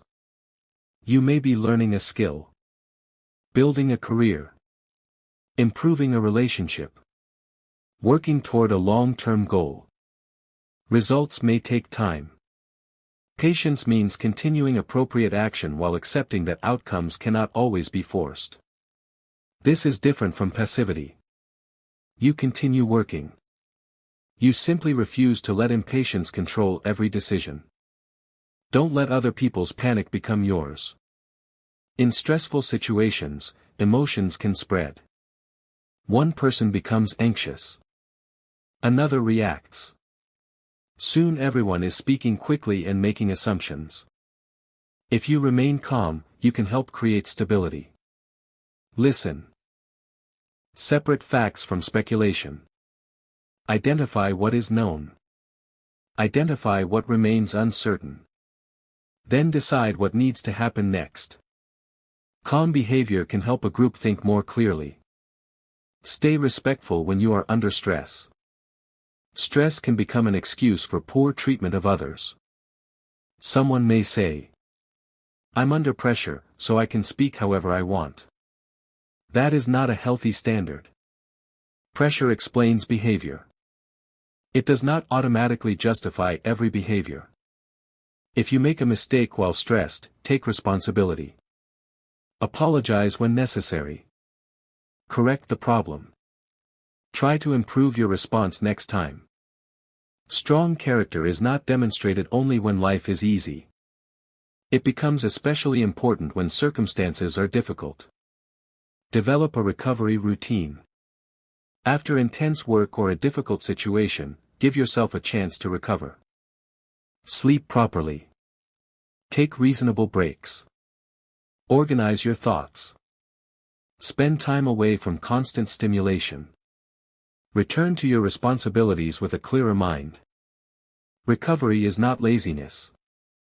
A system that never allows recovery eventually becomes less effective. Sustainable performance requires periods of restoration. Avoid catastrophic thinking. When something goes wrong, the mind may immediately imagine the worst possible outcome. But the worst possibility is not automatically the most likely possibility. Ask, what evidence do I have? What is the realistic range of outcomes? What is the most useful action available to me? This brings thinking back toward reality. You do not need false optimism. You need accurate thinking. Create a crisis checklist. For important situations, create a simple checklist. When pressure arrives, stop. Do not react unnecessarily. Assess. Identify what actually happened. Prioritize. Determine what matters most. Act. Take the next useful step. Communicate. Give relevant people accurate information. Review. Afterward, identify what you learned. This process is simple enough to remember and flexible enough to apply to many situations. The difference between reaction and response. A reaction happens quickly. A response includes thought. For example, someone criticizes you. A reaction may be, "You're wrong." A response may be, "I understand your concern. Let me think about whether there is something I need to improve." The second response does not mean you agree. It means you are giving yourself enough space to evaluate the information. That space is valuable. Build emotional discipline. Emotional discipline does not mean eliminating emotions. Emotions are part of human experience. The goal is to recognize them without automatically obeying them. You can feel angry and still speak respectfully. You can feel nervous and still prepare. You can feel disappointed and still continue working. You can feel excited and still verify important information. This is emotional discipline. The emotion is present. But it does not control the entire decision. The deeper lesson. Pressure is unavoidable. There will be unexpected problems. Plans will fail. People will disappoint you. You will make mistakes. Some opportunities will disappear. Some outcomes will not match your expectations. The objective is not to create a life with zero difficulty. The objective is to become more capable of handling difficulty with wisdom. When pressure arrives, slow down enough to think. Separate facts from assumptions. Focus on what you can control. Prioritize the next useful action. Ask for help when necessary. Communicate honestly. Learn from the experience. And remember that a difficult moment is still only a moment. Do not allow temporary pressure to create permanent damage through careless decisions. The principle of this chapter is simple. When circumstances become difficult, become more deliberate, not more reckless. Stay calm enough to think. Stay honest enough to admit reality. Stay disciplined enough to act. And stay humble enough to learn from what happened.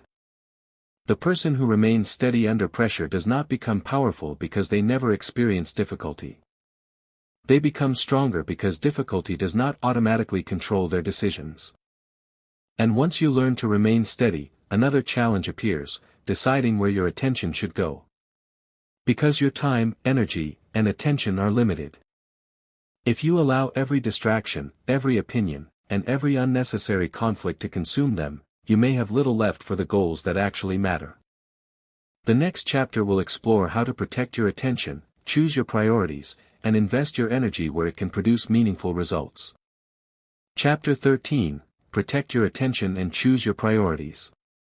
Your attention is one of the most valuable resources you have.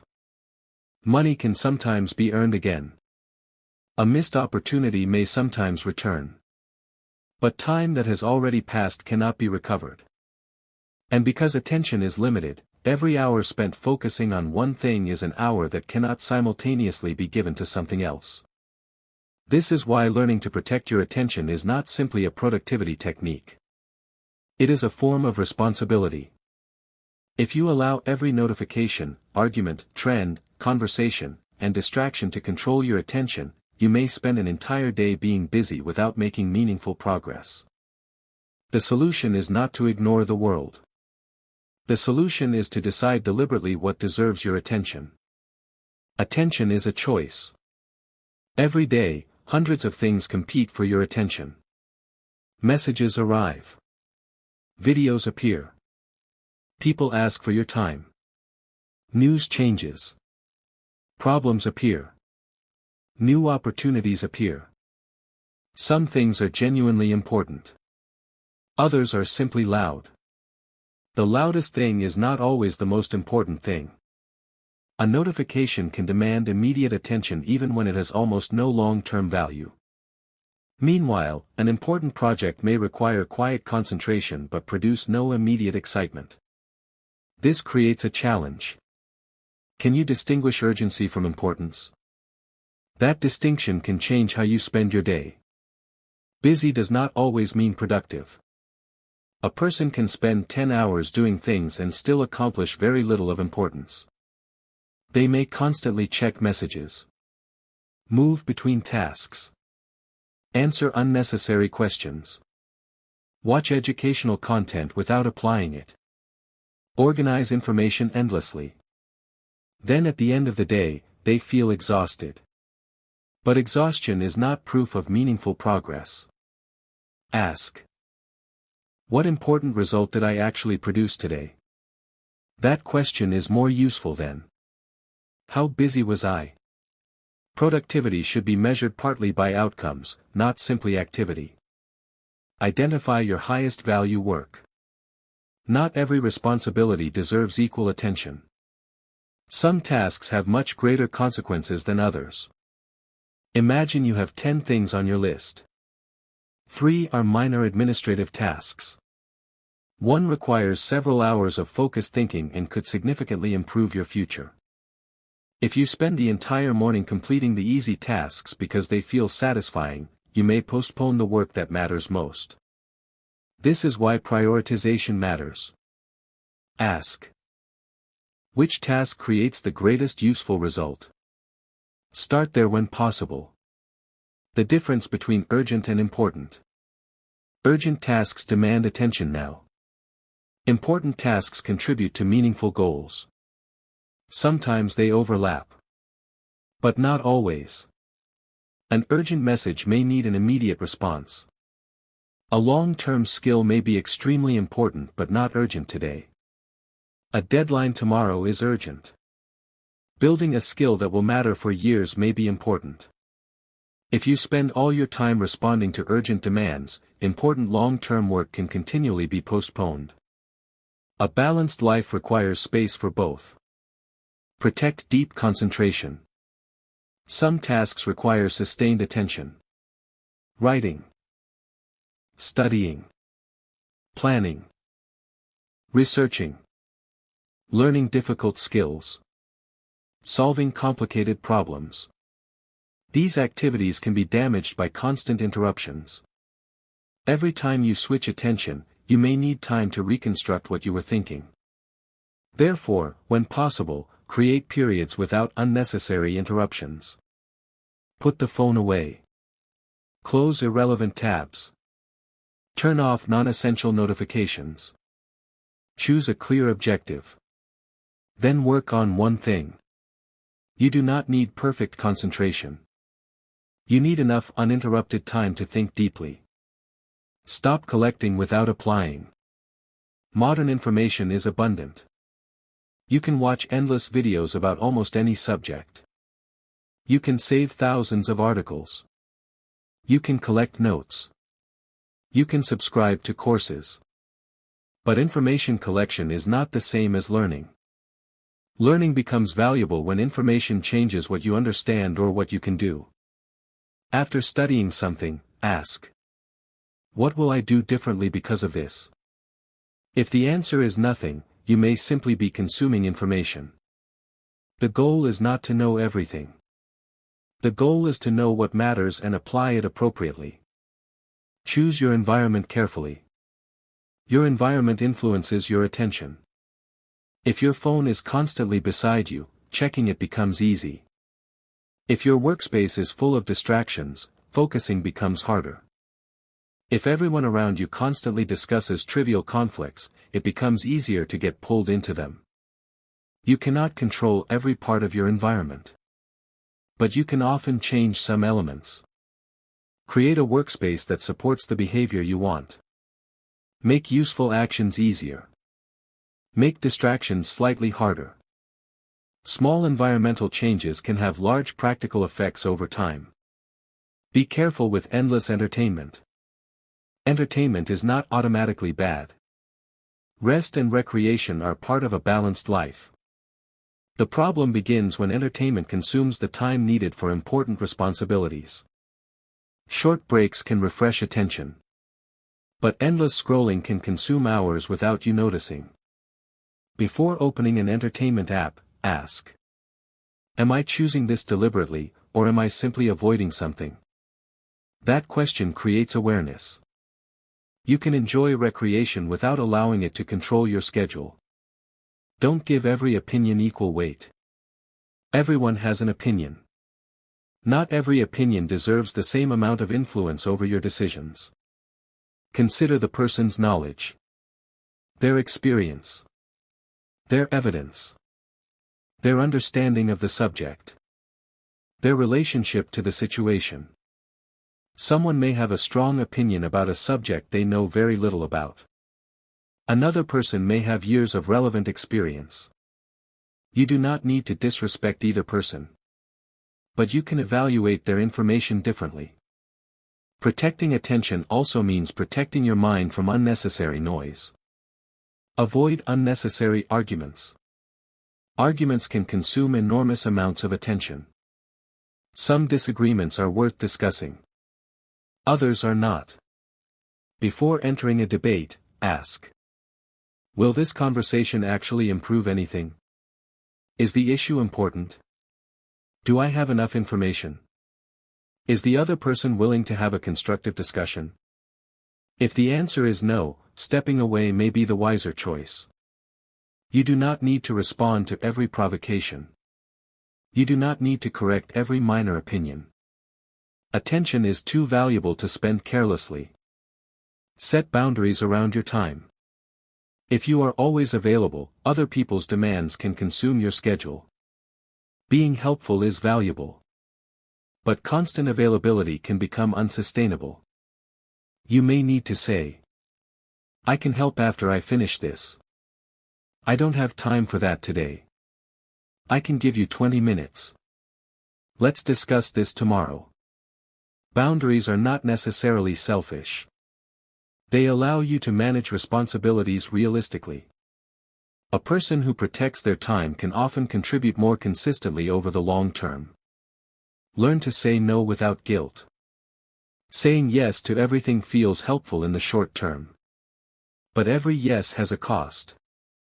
If you accept one additional responsibility, you give some amount of time and attention to it.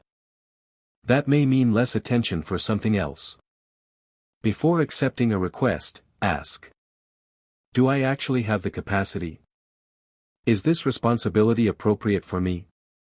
What will I have to postpone if I say yes? If the cost is too high, a respectful no may be necessary. You can decline without disrespecting the person. Don't confuse opportunity with obligation. New opportunities can be exciting. But not every opportunity is worth accepting. An invitation. A project. A collaboration. A new idea. A new goal. Each one consumes resources. If you accept everything, your attention becomes fragmented. Ask whether the opportunity fits your current priorities. Sometimes saying no to a good opportunity protects your ability to pursue a better one. Create a priority hierarchy. A useful way to organize responsibilities is to divide them into levels. Essential, responsibilities that cannot reasonably be ignored. Important, activities that strongly support your long-term goals. Useful, valuable tasks that can wait when necessary. Optional, activities that are enjoyable or interesting but not necessary. This simple classification can help when everything feels equally urgent.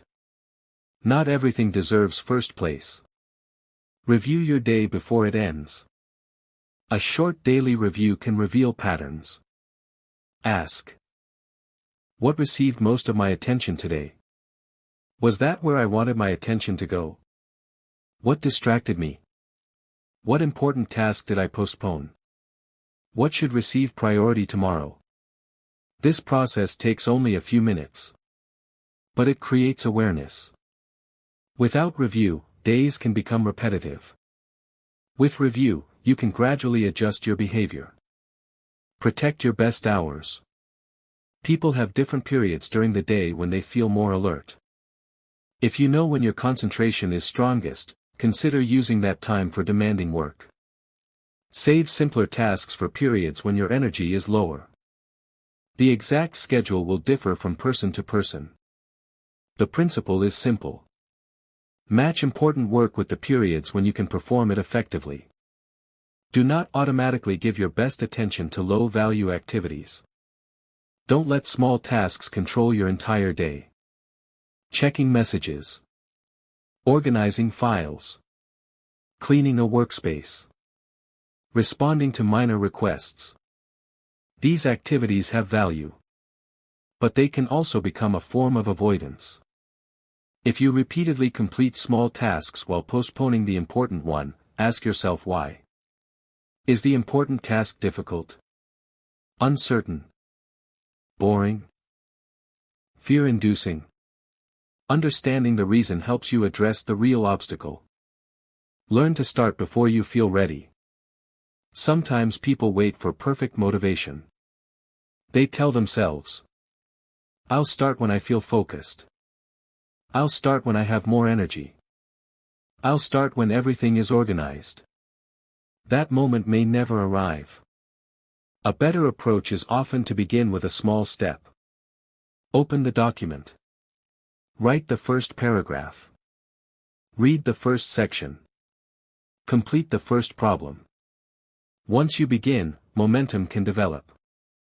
Action often creates motivation rather than the other way around. Don't let perfection destroy progress. High standards can improve work. But perfectionism can create unnecessary delay. If you keep waiting for perfect conditions, you may never finish. Instead, distinguish between good enough to complete and requires additional improvement because quality genuinely matters. Some tasks need extremely high standards. Others simply need to be completed. Use judgment. Do not spend an hour perfecting something that needed only 10 minutes. Build a weekly priority system. At the beginning of each week, identify a few major outcomes. Do not create an unrealistic list of 20 major goals. Choose the outcomes that matter most. Then ask, what must happen for this week to be successful? This creates direction. Daily tasks can then support those larger outcomes. Without priorities, the day controls you. With priorities, you have a framework for deciding what deserves attention. Your attention shapes your life. Where your attention goes repeatedly influences what you learn, what you think about, and what you eventually become better at. If you spend most of your attention studying useful subjects, practicing valuable skills, and building meaningful relationships, those areas receive development. If most of your attention goes toward distraction, comparison, conflict, and endless entertainment, those patterns become more familiar. This does not mean every minute must be productive. It means repeated attention has consequences. Choose it carefully. A practical attention exercise. For the next 3 days, track your major blocks of time. You do not need to record every minute. Simply write down broad categories. Study. Work. Family. Exercise. Entertainment. Social media. Communication. Rest. Then review the pattern. Ask, does my actual attention match my stated priorities? If not, identify one change. Do not attempt to redesign your entire life overnight. Move one important block of time towards something that genuinely matters. Protect your attention from emotional distractions. Not every distraction is digital. Some distractions are emotional. An argument may occupy your mind for hours. Someone's criticism may remain in your thoughts. Comparison can consume attention. Worry about something outside your control can repeatedly interrupt your concentration. When this happens, write down the issue. Separate what you can control from what you cannot. If action is possible, identify the next step. If no action is currently possible, consciously return to the responsibility in front of you. You are not ignoring the problem. You are refusing to let it consume attention without producing progress. Don't sacrifice relationships for productivity. Protecting attention does not mean becoming obsessed with work. People need relationships. Families need time. Friends need attention. Rest matters. A healthy life requires balance. The purpose of prioritization is not to turn every hour into productivity. It is to make sure important responsibilities and relationships receive appropriate attention. Sometimes the most valuable use of an hour is simply being present with someone who matters. The deeper lesson. Attention is one of the quiet forces shaping your life. You may not notice where it goes each day. But over months and years, repeated attention creates knowledge, habits, relationships, skills, and memories. Therefore, ask yourself, what am I repeatedly giving my attention to? If the answer does not match your values and goals, change the pattern gradually. You do not need to eliminate every distraction. You do not need to become productive every minute. You need to become deliberate. Choose what deserves your best concentration. Protect important work from unnecessary interruption. Say no when your capacity is already full. Avoid arguments that produce nothing useful. Limit distractions that repeatedly consume your time. And make room for rest and the people who matter. Remember the central principle. Your attention is limited, so spend it where your values, responsibilities, and long-term goals actually need it. When you learn to control your attention, you gain greater control over your actions. And when your actions become more deliberate, another important skill becomes possible.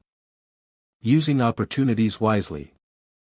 Because opportunities are not equally valuable, and not every opening should be pursued simply because it exists. The next chapter will explore how to recognize useful opportunities, evaluate risks, and make decisions without allowing excitement or fear to control your judgment.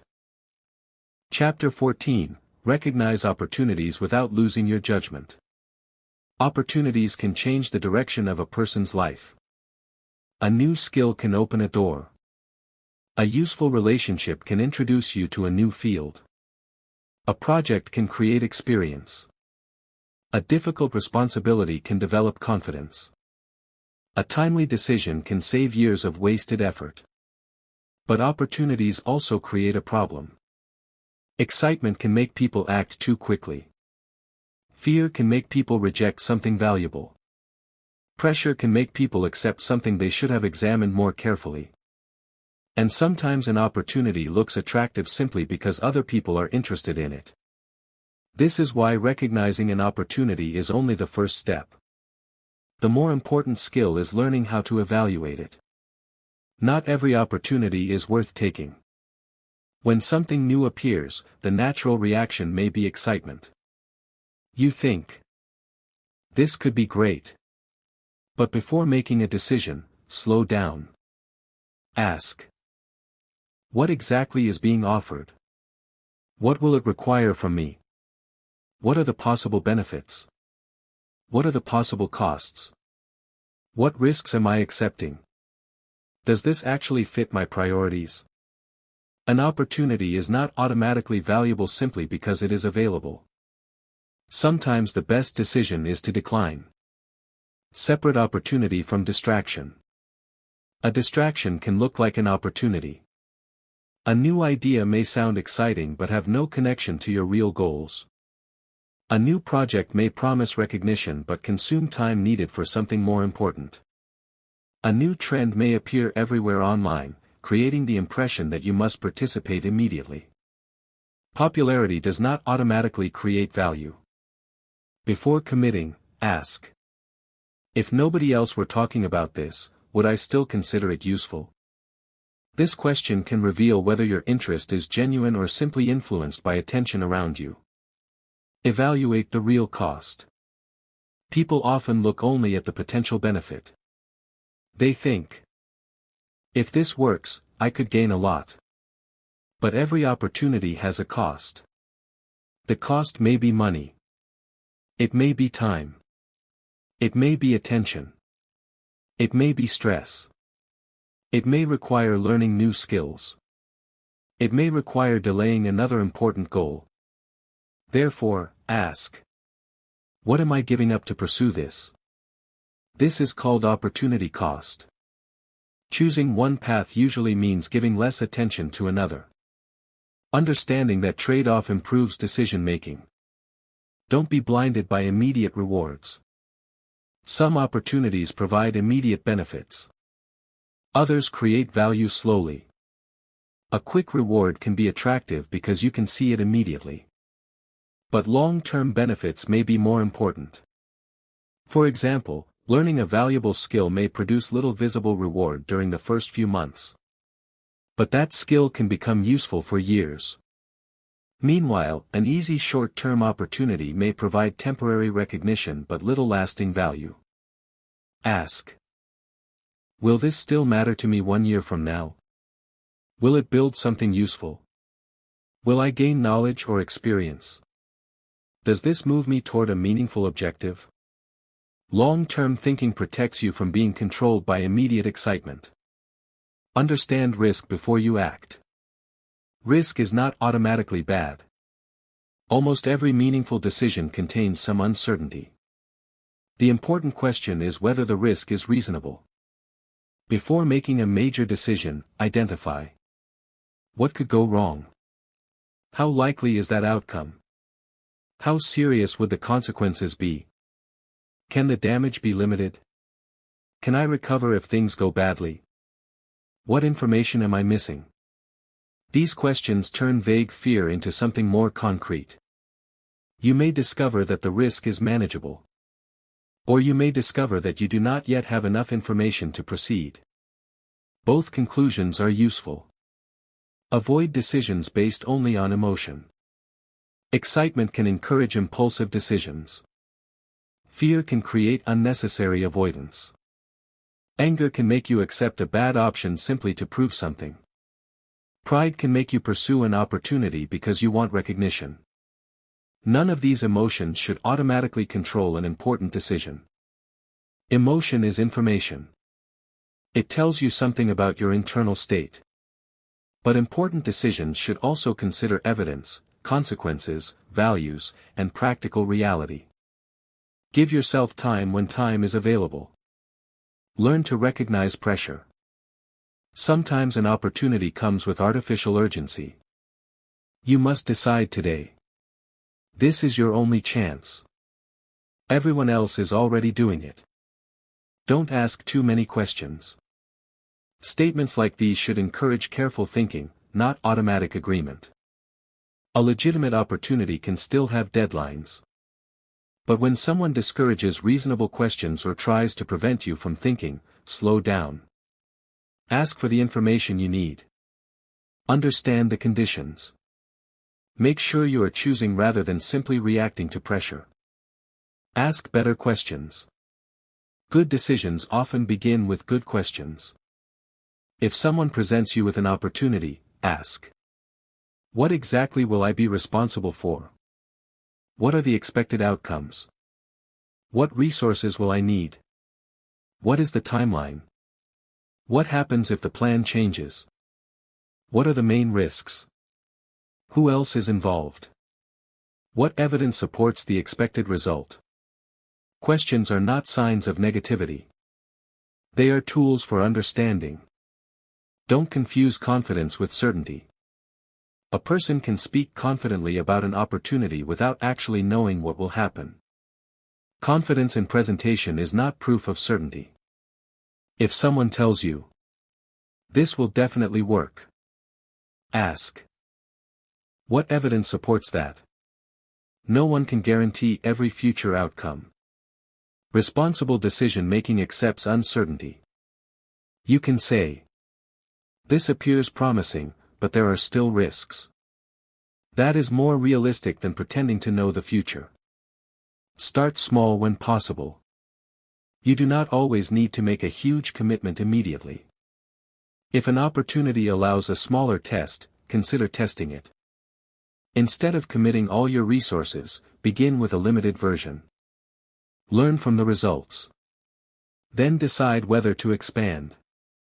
This approach can reduce unnecessary risk. For example, if you want to learn whether a particular type of project suits you, you may begin with a smaller project before making it a major commitment. Experience provides information that speculation cannot. Learn from small experiments. An experiment is useful because it creates evidence. Suppose you have an idea but do not know whether it will work. You could spend months imagining every possible outcome. Or you could design a small, responsible test. The result will not answer every question. But it may reveal important information. What worked? What failed? What surprised you? What would need to change? This process transforms uncertainty into learning. Don't let fear reject every opportunity. Careful thinking should not become permanent hesitation. Some people become so afraid of making the wrong decision that they stop making decisions altogether. They keep researching. They keep waiting. They keep looking for certainty. But complete certainty is rarely available. At some point, you need to decide based on the best information available. The goal is not to eliminate all risk. The goal is to understand the risk well enough to make a responsible choice. Know the difference between patience and delay. Patience means allowing appropriate time for something to develop. If you need more information, gather it. If you need more preparation, prepare. If you need to consult someone with relevant expertise, do so. But once you have enough information to act, endless hesitation can become another form of avoidance. Ask. What specific information am I waiting for? If I received it, would I actually decide? This can reveal whether you are preparing or simply postponing. Use your values as a filter. Not every profitable or popular opportunity is appropriate. Before committing, ask whether the opportunity fits your principles. Does it require dishonesty? Does it require harming others? Does it demand behavior you would later regret? Does it conflict with your responsibilities? Does it require you to compromise important values? If the answer is yes, the potential reward may not justify the cost. A decision can be financially attractive and still be personally wrong for you. Values provide a filter when circumstances become confusing. Consider the people involved. An opportunity is not only about the activity itself. People matter. Who are you working with? Are responsibilities clearly defined? Is communication honest?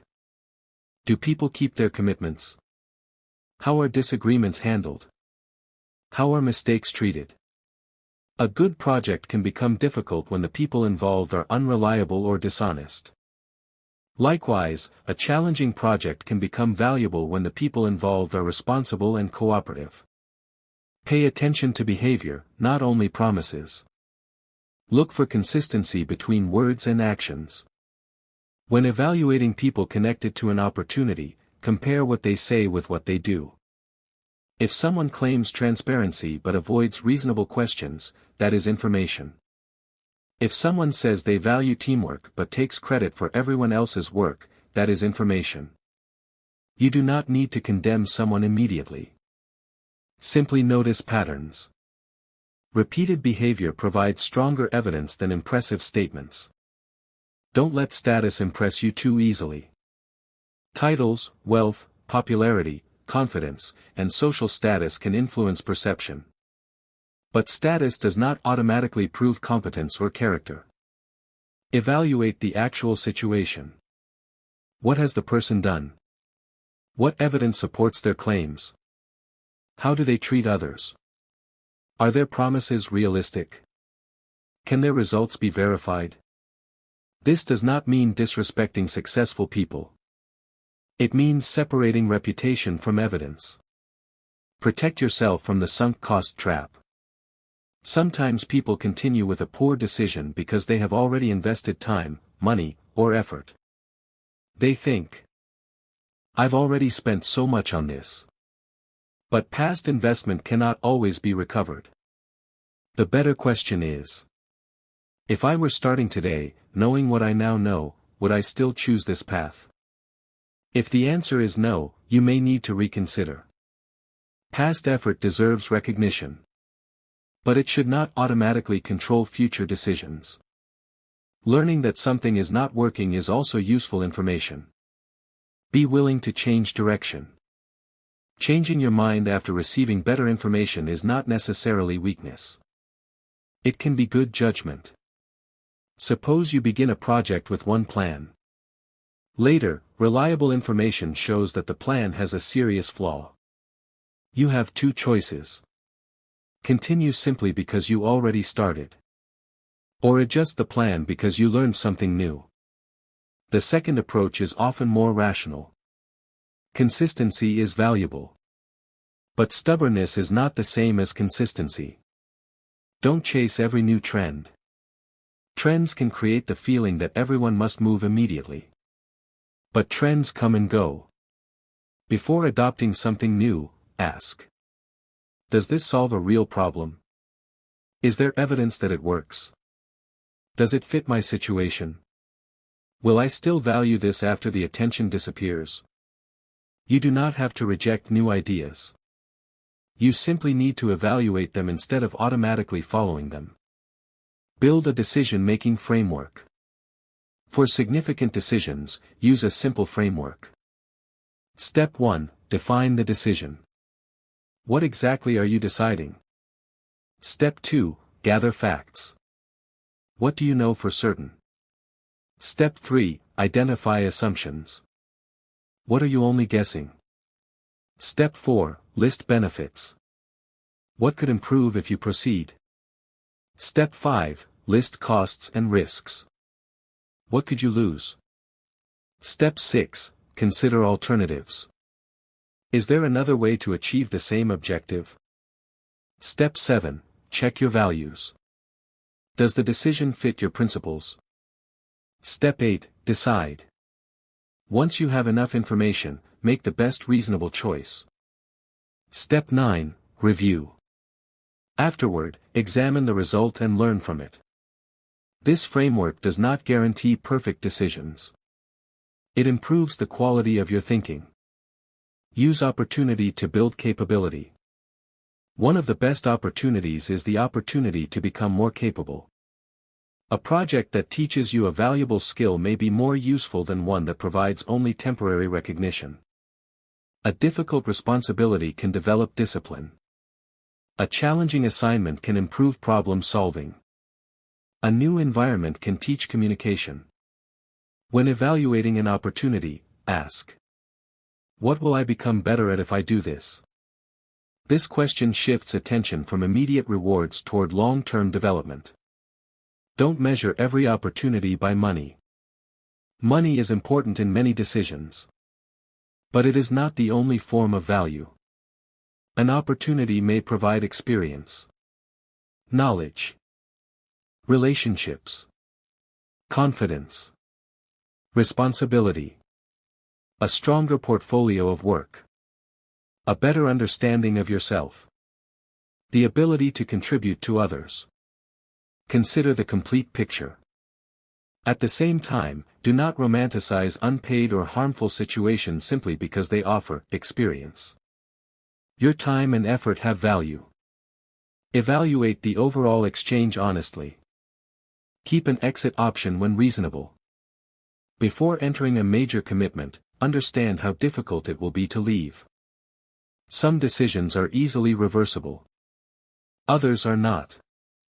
If a choice is reversible, you may not need endless analysis. You can try it and learn. If a decision is difficult or impossible to reverse, deeper evaluation may be appropriate. This distinction can make decision-making more efficient. Do not spend weeks analyzing a reversible decision while making an irreversible decision casually. Don't let other people's expectations decide your future. People around you may have opinions about what you should do. Some advice may be valuable. Some may come from their own experiences. But your life cannot be completely designed by other people's expectations. Listen. Evaluate. Then decide responsibly. You are the person who must live with the consequences of your choices. This makes independent judgment important. Independence does not mean ignoring everyone. It means listening without surrendering your responsibility to think. The deeper lesson. Opportunities are not valuable simply because they are exciting. They become valuable when they fit your goals, values, abilities, responsibilities, and realistic circumstances. The wise person does not automatically say yes. They do not automatically say no either. They examine. They ask questions. They gather information. They consider consequences. They recognize uncertainty. They test when possible. And then they decide. Do not allow fear to prevent every risk. Do not allow excitement to hide every risk. Do not allow other people's enthusiasm to replace your own judgment. And do not allow one mistake to convince you that every future opportunity will fail. Remember the central principle. An opportunity should be evaluated by its real value, cost, risk, and alignment with your principles, not simply by how exciting it appears. Your goal is not to chase every open door. Your goal is to recognize which doors are worth entering. And once you choose an opportunity, the next challenge is execution. A good decision is only the beginning. The ability to organize people, responsibilities, time, and resources determines whether that decision becomes a meaningful result. The next chapter will explore responsible leadership, how to guide people through clarity, competence, fairness, and example rather than fear or unnecessary control. Chapter 15, Lead through responsibility, not control. Leadership is often misunderstood. Some people believe a leader is simply the person who gives orders. Others believe leadership means having more authority than everyone else. But real leadership is much more demanding. A leader carries responsibility. A leader makes decisions when information is incomplete. A leader communicates expectations. A leader accepts accountability when things go wrong. A leader helps people understand their responsibilities and gives them the conditions needed to perform well. Most importantly, leadership should not be confused with controlling other people's every movement. You cannot force genuine commitment through pressure alone. You can create temporary compliance through fear, but lasting cooperation requires something stronger: trust, fairness, competence, and consistency. Leadership begins with self-leadership. Before trying to guide others, learn to manage yourself. If you cannot control your own time, emotions, commitments, and behavior, giving instructions to other people will eventually create problems. A person who constantly arrives late cannot convincingly demand punctuality. A person who avoids responsibility cannot effectively teach accountability. A person who becomes angry whenever challenged will struggle to create an environment where people can speak honestly. Leadership begins with example. People notice what you repeatedly do. Your behavior communicates expectations even when you say nothing. Authority is not the same as respect. A person may have authority because of a position. A manager has authority over certain work. A teacher has authority in a classroom. A team leader has responsibility for a group. But authority alone does not guarantee respect. Respect develops through behavior. People are more likely to trust a leader who is competent, fair, predictable, and willing to accept responsibility. This does not mean a leader should try to make everyone happy. Leadership sometimes requires difficult decisions. The important point is that decisions should have understandable reasons and should be applied responsibly. Give clear expectations. Confusion is one of the biggest enemies of effective teamwork. If people do not know what is expected, they may work hard in the wrong direction. Before assigning responsibility, explain what needs to be done, why it matters, when it needs to be completed, what standard is expected, what resources are available, who is responsible for what. Clear expectations reduce unnecessary misunderstandings. A leader should not assume that people automatically know what is in their mind. Communication must make the plan understandable. Don't give responsibility without resources.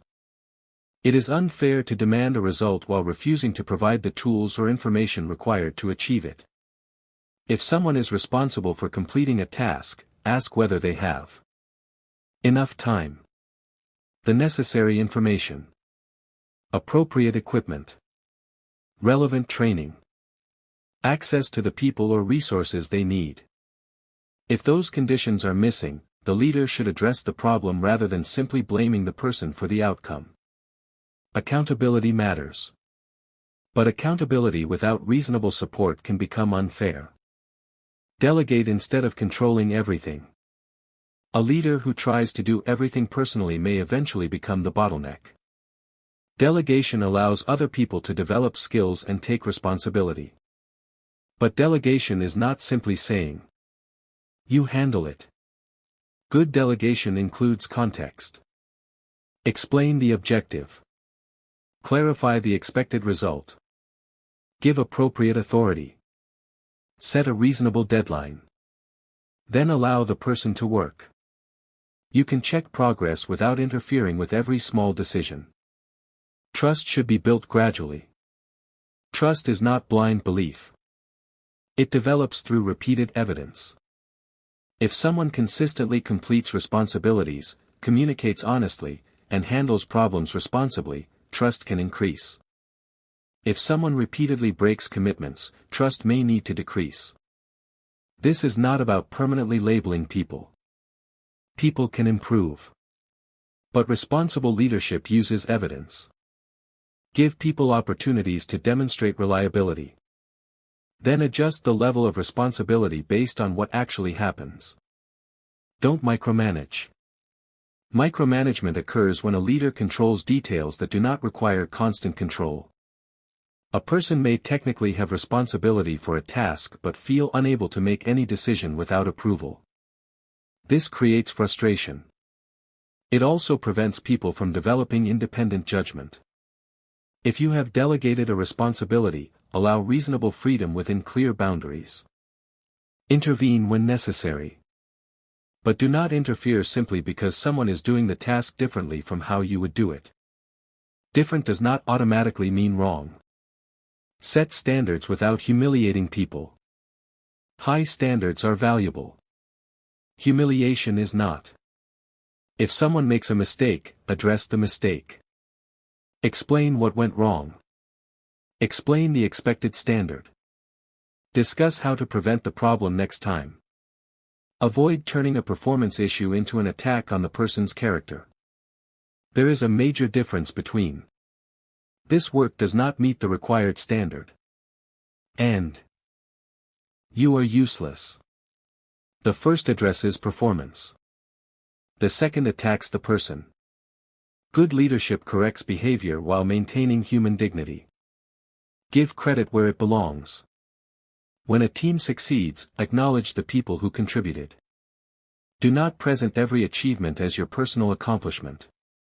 If someone solved an important problem, recognize their contribution. If someone worked late to complete an important responsibility, appreciate their effort. Recognition should be honest and specific. You do not need to exaggerate praise. Simply give accurate credit. This creates a culture where people understand that their work matters.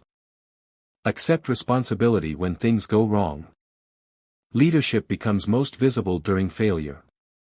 When something goes wrong, a poor leader immediately searches for someone to blame. A responsible leader asks, "What happened? What part of the process failed? What could I have done better? What needs to change?" This does not mean protecting people from accountability. If someone made a serious error, it may need to be addressed. But the leader should also examine the system. Was the instruction unclear? Was the deadline unrealistic? Was training inadequate? Was there a communication failure? Good leadership searches for the complete cause. Don't take all the credit. Taking credit for everything can create resentment. Imagine a team works for months on a project. At the end, one person presents the results as though they did everything. The team notices. Even if nobody argues publicly, trust can decrease. A better approach is to describe the contribution accurately.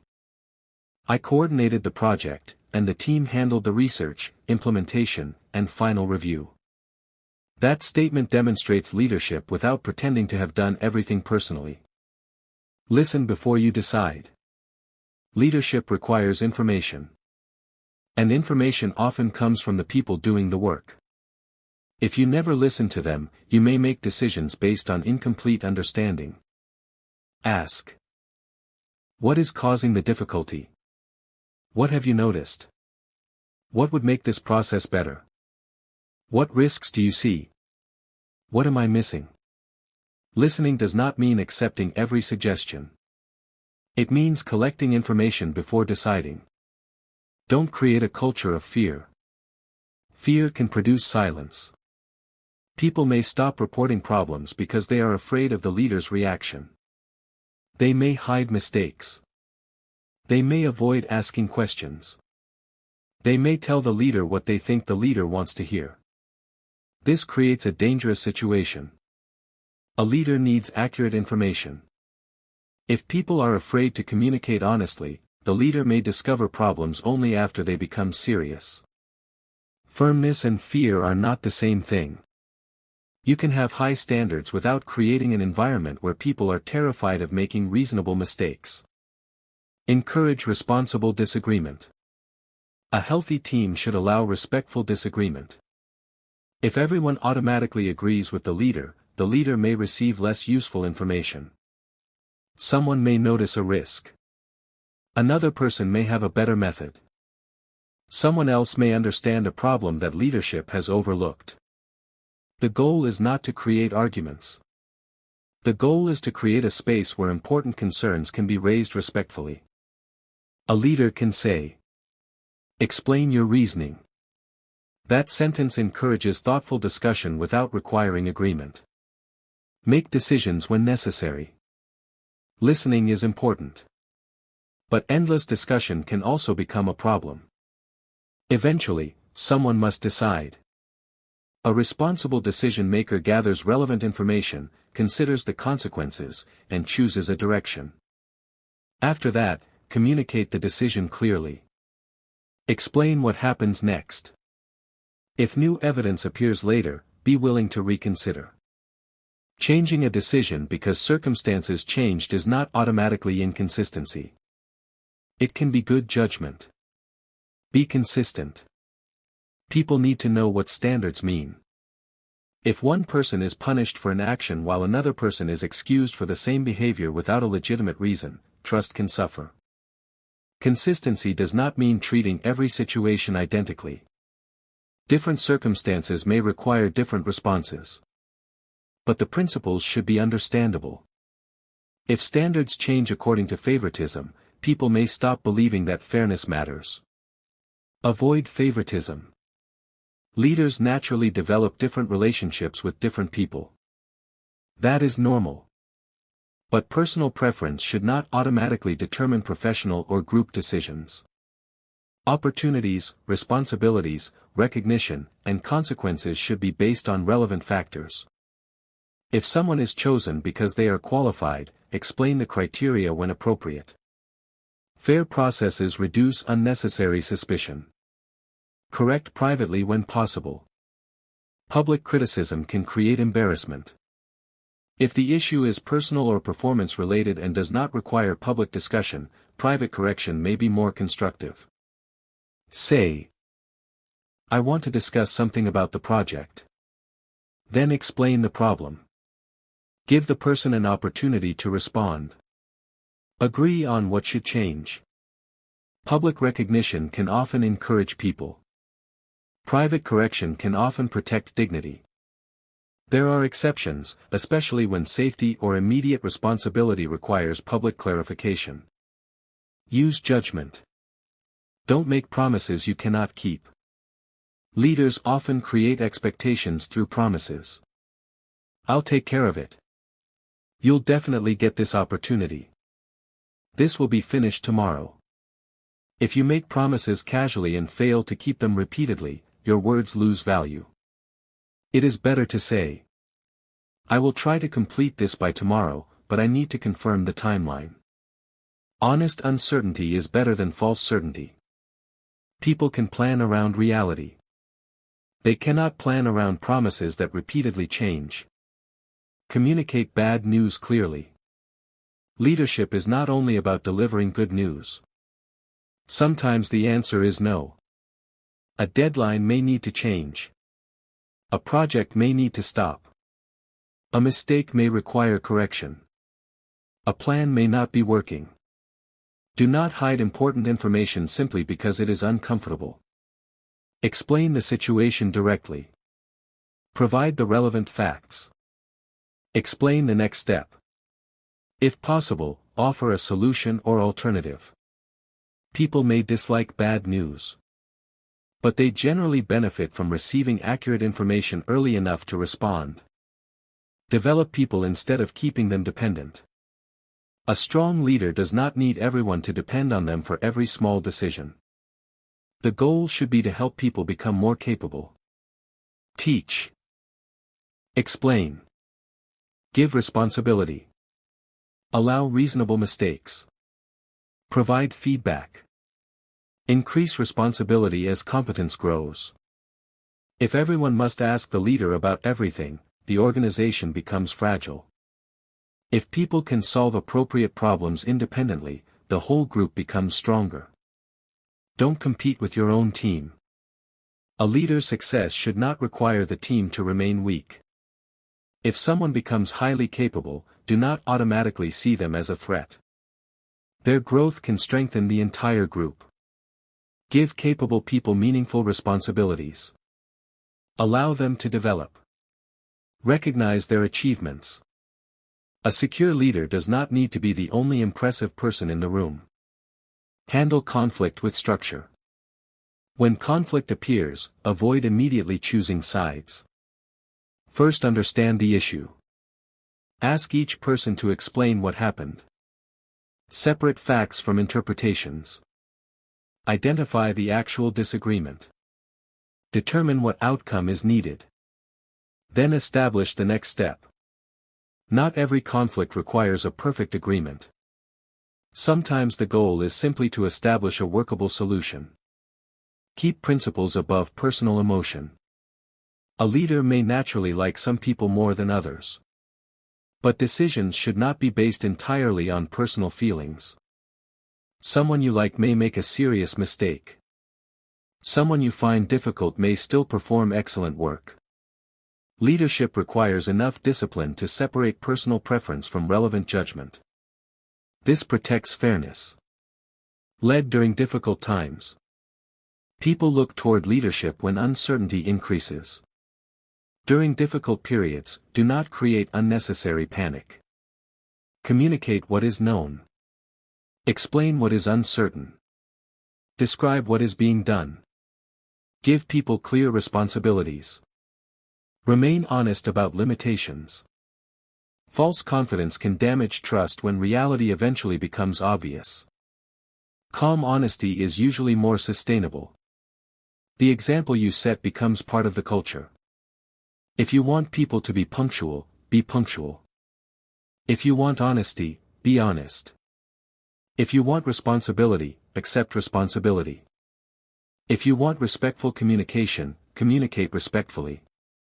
If you want people to keep learning, continue learning yourself. People often imitate what leaders repeatedly demonstrate more than what leaders occasionally announce. Your example becomes part of the environment. The deeper lesson. Leadership is not primarily about controlling other people. It is about taking responsibility for direction, decisions, standards, communication, and consequences. A good leader does not need to dominate every conversation. They need to create clarity. They do not need to frighten people into cooperation. They need to build trust. They do not need to take every piece of credit. They need to recognize contribution. They do not need to pretend they know everything. They need to keep learning. And they do not need to avoid every difficult decision. They need the courage to make responsible decisions while remaining open to correction. Remember the central principle. The strongest leadership does not make people smaller so that the leader can appear larger. It helps people become more capable while keeping responsibility and standards clear. Lead yourself first. Communicate clearly. Delegate responsibly. Listen carefully. Correct fairly. Give credit honestly. Accept responsibility. And treat people with dignity. When leadership is built on these principles, influence becomes more sustainable because people understand not only what you want them to do, but why the work matters. And once people trust your judgment, another responsibility begins. You must know how to manage relationships without becoming dependent on approval, while also avoiding unnecessary conflict and protecting the principles that matter. That is the focus of the next chapter. Chapter 16, Build strong relationships without losing yourself. Human beings do not live completely independently. We learn from other people. We work with other people. We depend on families, communities, teachers, colleagues, friends, and many others in different parts of life. Because relationships matter so much, the way we build and maintain them can have a major effect on our decisions, opportunities, peace of mind, and personal growth. But there is an important balance to understand. Building relationships does not mean trying to make everyone like you. It does not mean agreeing with everyone. It does not mean becoming dependent on approval. And it certainly does not mean manipulating people for personal advantage. Healthy relationships are built through trust, honesty, respect, boundaries, reliability, and mutual responsibility. Don't try to be liked by everyone. One of the easiest ways to lose yourself is to constantly adjust your behavior according to other people's opinions. You say yes because you are afraid someone will be disappointed. You stay silent because disagreement might create tension. You change your preferences because you want approval. You accept unfair treatment because you do not want to lose the relationship. Over time, this creates a problem. People may like the version of you that always agrees. But you may become increasingly disconnected from your actual values. A healthier goal is not universal approval. The goal is to be respectful while remaining genuine. Respect is more valuable than constant approval. Approval can change quickly. Someone may appreciate you today and disagree with you tomorrow. If your confidence depends entirely on approval, your emotional stability becomes dependent on other people's reactions. Respect is different. Respect can exist even when people disagree. You can respect someone's intelligence without agreeing with their conclusion. You can respect someone's position without accepting every demand. You can disagree with someone while still communicating politely. This creates stronger relationships because disagreement does not automatically become hostility. Trust is built through consistency. Trust rarely appears instantly. It develops through repeated experiences. If you say you will do something and consistently follow through, people learn that your words have meaning. If you make a mistake and acknowledge it honestly, people learn that you are accountable. If you keep reasonable private information private, people learn that you can be trusted. If your behavior changes dramatically depending on who is present, people become uncertain about you. Consistency does not mean never changing. It means your basic principles remain recognizable. Do not promise more than you can deliver. People sometimes make promises because they want to appear helpful. They say yes before considering the actual responsibility. Later, they become overwhelmed. Then they either fail to deliver or repeatedly delay. A better habit is to pause before committing. Ask. Do I actually have the time? Do I have the necessary ability? Can I realistically complete this? If the answer is uncertain, communicate honestly. I would like to help, but I cannot promise that timeline. This protects both sides. Learn to say no respectfully. A healthy relationship can survive a reasonable no. You do not need to provide a long defense every time you decline something. You can say, I appreciate you asking, but I cannot take this on right now. Or, I understand why you need help, but I already have another commitment. A respectful boundary is better than an enthusiastic yes followed by disappointment. Remember, saying no to a request is not automatically rejecting the person. It is simply recognizing your own limits. Don't make relationships transactional. Relationships become unhealthy when every interaction is treated as a trade. I helped you, so now you owe me. I praised you, so you should praise me. I supported you, so you must always support me.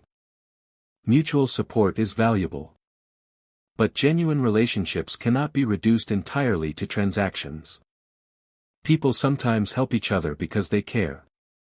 They encourage each other because they value the relationship. They contribute without immediately calculating what they will receive.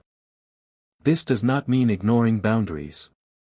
It means recognizing that human connection contains value beyond simple exchange. Give without destroying your own boundaries. Being generous is good. But generosity does not require unlimited availability. If you repeatedly sacrifice important responsibilities to satisfy everyone else's demands, resentment may eventually appear. You may start thinking, I do everything for everyone, and nobody appreciates me. Sometimes the underlying issue is not that everyone is unreasonable. Sometimes your boundaries were never communicated. Healthy generosity includes judgment. Give when you can. Help when appropriate. But recognize your limits. Listen properly. Many people listen only long enough to prepare their response. Someone is speaking. You are already thinking about what you will say next. As a result, you may miss what they actually mean. Good listening requires attention. Let the person finish. Ask clarifying questions. Repeat the main point if necessary. For example, so you're saying the main problem is the deadline, not the task itself. Is that right? This demonstrates that you are trying to understand before responding. Listening does not mean agreement. You can listen carefully without agreeing. This is an important distinction. Suppose someone explains an opinion you strongly disagree with. You can say, I understand your reasoning. That does not necessarily mean, I agree with your conclusion. Listening creates understanding. Agreement is a separate decision. Strong relationships become easier when people do not treat every disagreement as personal rejection. Avoid gossip. Gossip can create temporary excitement. People may feel connected while discussing someone who is not present. But repeated gossip creates another problem. People eventually wonder, if this person talks about others this way, what do they say about me when I'm absent? You do not need to participate in every conversation simply because everyone else is doing it. If information is private, treat it carefully. If a serious issue needs to be addressed, discuss it with the appropriate person rather than spreading it unnecessarily. Don't build alliances through enemies. Sometimes people create friendships by constantly criticizing a third person. For a while, this can feel like strong connection. We are both against that person. But relationships built around shared hostility are unstable. If the criticism stops, what remains? A stronger foundation is shared values, interests, respect, or constructive goals. Build relationships around what you are trying to create, not simply around whom you dislike. Learn to handle disagreement. Disagreement is normal. Two intelligent people can examine the same information and reach different conclusions. When disagreement happens, focus on the issue. Ask, what exactly do we disagree about? What evidence supports each position? Is there something we both agree on? Is there a practical compromise? This is more productive than attacking personality. The objective should be understanding or resolution, not victory at any cost. Don't keep score of every kindness. Relationships can become exhausting when every action is recorded mentally. I helped you 3 times. You didn't help me once. I contacted you first. You didn't remember my birthday. Some imbalances are meaningful and should be addressed. But not every interaction needs accounting. People have different circumstances at different times. Sometimes you contribute more. Sometimes they contribute more. Healthy relationships allow reasonable flexibility. Recognize patterns of disrespect. Being understanding does not mean ignoring repeated harmful behavior. If someone repeatedly lies to you, violates clear boundaries, humiliates you, or refuses to respect reasonable limits, pay attention to the pattern. One mistake can be corrected. Repeated behavior requires a different response. You can communicate clearly. I am not comfortable with this behavior. If this continues, I will need to step back. Boundaries should be communicated honestly rather than used as threats. Don't confuse loyalty with blindness. Loyalty is valuable. But loyalty should not require you to defend every action someone takes. You can care about a person and still tell them, "I think you made a mistake." You can support someone while refusing to participate in something wrong. You can remain respectful while disagreeing. Real loyalty should not require dishonesty. Choose relationships that support growth. The people around you can influence your habits. If you spend time with people who value learning, responsibility, honesty, and constructive behavior, those qualities can become easier to maintain. This does not mean abandoning everyone who is imperfect. Nobody is perfect. Instead, observe the general direction. Do the people around you encourage responsible behavior? Do they respect boundaries? Can they discuss problems honestly? Do they celebrate growth? Do they take responsibility for mistakes? These patterns matter. Be the kind of person you want to meet. Instead of only asking, "What do I want from other people?" Ask, "What am I offering?" Do you listen? Do you keep commitments? Do you apologize? Do you respect privacy? Do you encourage others? Do you communicate clearly? Do you give people room to improve? Relationships are not built only by finding good people. They are also built by becoming a good person to have a relationship with. Don't use vulnerability as a weapon. When someone shares a personal concern, treat that information responsibly. Do not later use it to embarrass them during an argument. Do not expose their private information simply because you are angry. Trust creates responsibility. If someone opens up to you, remember that they may be sharing something they do not easily discuss with everyone. Treat that trust carefully. Apologize without turning it into an excuse. A sincere apology has several parts. Recognize what happened. Acknowledge its impact. Take responsibility for your part. Explain what you will do differently. For example, "I spoke too harshly earlier. That was unfair. I should have communicated the issue calmly. I'll handle it differently next time. Notice that this is different from, I'm sorry you felt offended." The second statement can shift responsibility onto the other person. A good apology does not require you to accept blame for things you did not do. But it should honestly acknowledge your own part. Forgiveness and boundaries can coexist. Forgiving someone does not automatically mean restoring the same level of trust. You can release resentment while still maintaining reasonable distance. You can accept an apology while deciding that certain boundaries are necessary. You can wish someone well without returning to the exact same relationship. This is important because forgiveness and trust are related but not identical. Trust may need to be rebuilt through consistent behavior over time.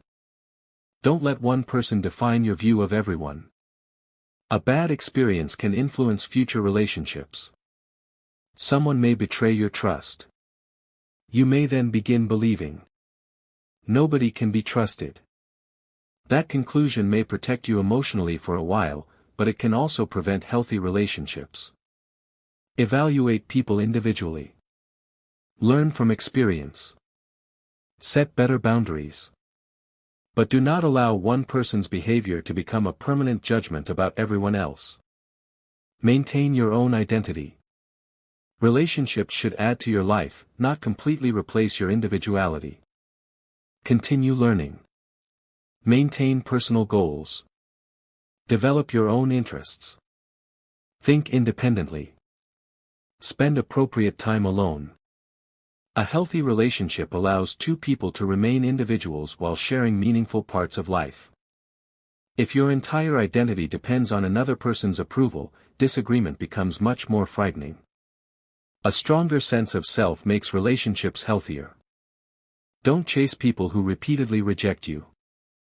Sometimes a relationship becomes one-sided. You constantly initiate. You constantly apologize. You constantly try to repair. The other person repeatedly shows no interest in maintaining the connection. At some point, accept the information. You cannot force genuine connection. Respect yourself enough to recognize when your effort is no longer producing a healthy relationship. This does not require anger. Sometimes stepping back quietly is the most mature response. Build relationships through reliability. Grand gestures are memorable. But reliability is often more important. Show up when you said you would. Complete what you promised. Respond when necessary. Tell the truth. Help when you reasonably can. Respect confidentiality. Small acts repeated over time create a strong reputation. People learn what they can expect from you. That predictability creates trust. Be present. A person can physically sit beside someone while mentally being somewhere else. Constantly checking a phone during an important conversation sends a message. You are communicating what deserves your attention. Put distractions aside when the situation genuinely requires presence. Look at the person. Listen. Respond thoughtfully. You do not need to do this every second of every day. But important moments deserve real attention. Relationships require maintenance. Good relationships do not remain strong automatically. They require communication. Appreciation. Patience. Time. Honesty. Sometimes difficult conversations. Sometimes forgiveness. Sometimes boundaries. Do not assume that people automatically know you value them. Express appreciation when it is genuine. Check in. Ask how they are doing. Celebrate their progress. Offer support when appropriate. Small maintenance prevents unnecessary distance. The deeper lesson. Relationships are not tools for gaining status, money, influence, or personal advantage. People are not objects to be strategically collected. Healthy relationships are built between human beings who have their own dignity, responsibilities, strengths, weaknesses, and choices. You cannot control whether everyone likes you. You cannot force everyone to stay. You cannot prevent every disagreement. And you cannot guarantee that every relationship will last forever. But you can control the quality of your own behavior. Be honest. Be reliable. Listen carefully. Keep reasonable boundaries. Give credit. Apologize when you are wrong. Avoid unnecessary gossip. Do not manipulate people's weaknesses. Do not use private information as ammunition. Respect people even when you disagree. And choose relationships that encourage responsible growth. Remember the central principle. Build relationships through trust and character, not through control. The strongest connections are not created by making people dependent on you. They are created when people know that you are honest, respectful, reliable, and capable of handling disagreement without destroying the relationship. And when relationships become healthier, another challenge appears. You must learn how to handle competition without allowing competition to control your character. Competition can motivate improvement. But uncontrolled competition can create jealousy, arrogance, unnecessary conflict, and poor decisions. The next chapter will explore how to compete with discipline, learn from others, and pursue excellence without becoming consumed by comparison. Chapter 17, Compete with Excellence, Not Envy. Competition is a natural part of life. People compete in education, business, sports, careers, creative work, and countless other areas. Healthy competition can push people to improve. It can encourage preparation. It can reveal weaknesses. It can inspire innovation. It can teach discipline. But competition can also become destructive when winning becomes more important than character. A person may begin comparing everything. Who has more money? Who has more recognition? Who is more successful? Who receives more attention? Who is ahead? When competition becomes an obsession, another person's success can begin to feel like a personal threat. That mindset can lead to jealousy, unnecessary conflict, dishonest behavior, and constant dissatisfaction. The better approach is to compete seriously while keeping your principles intact. Competition should make you better. The healthiest form of competition gives you information. Suppose another person performs better than you. Instead of immediately thinking, "I need to defeat them," ask, "What are they doing better?" Maybe they prepare more consistently. Maybe they communicate more clearly. Maybe they have developed a skill you have not yet learned. Maybe they manage their time more effectively. Their performance can reveal something about your own opportunities for improvement. This does not mean copying everything they do. It means learning from evidence. Don't turn another person into your identity.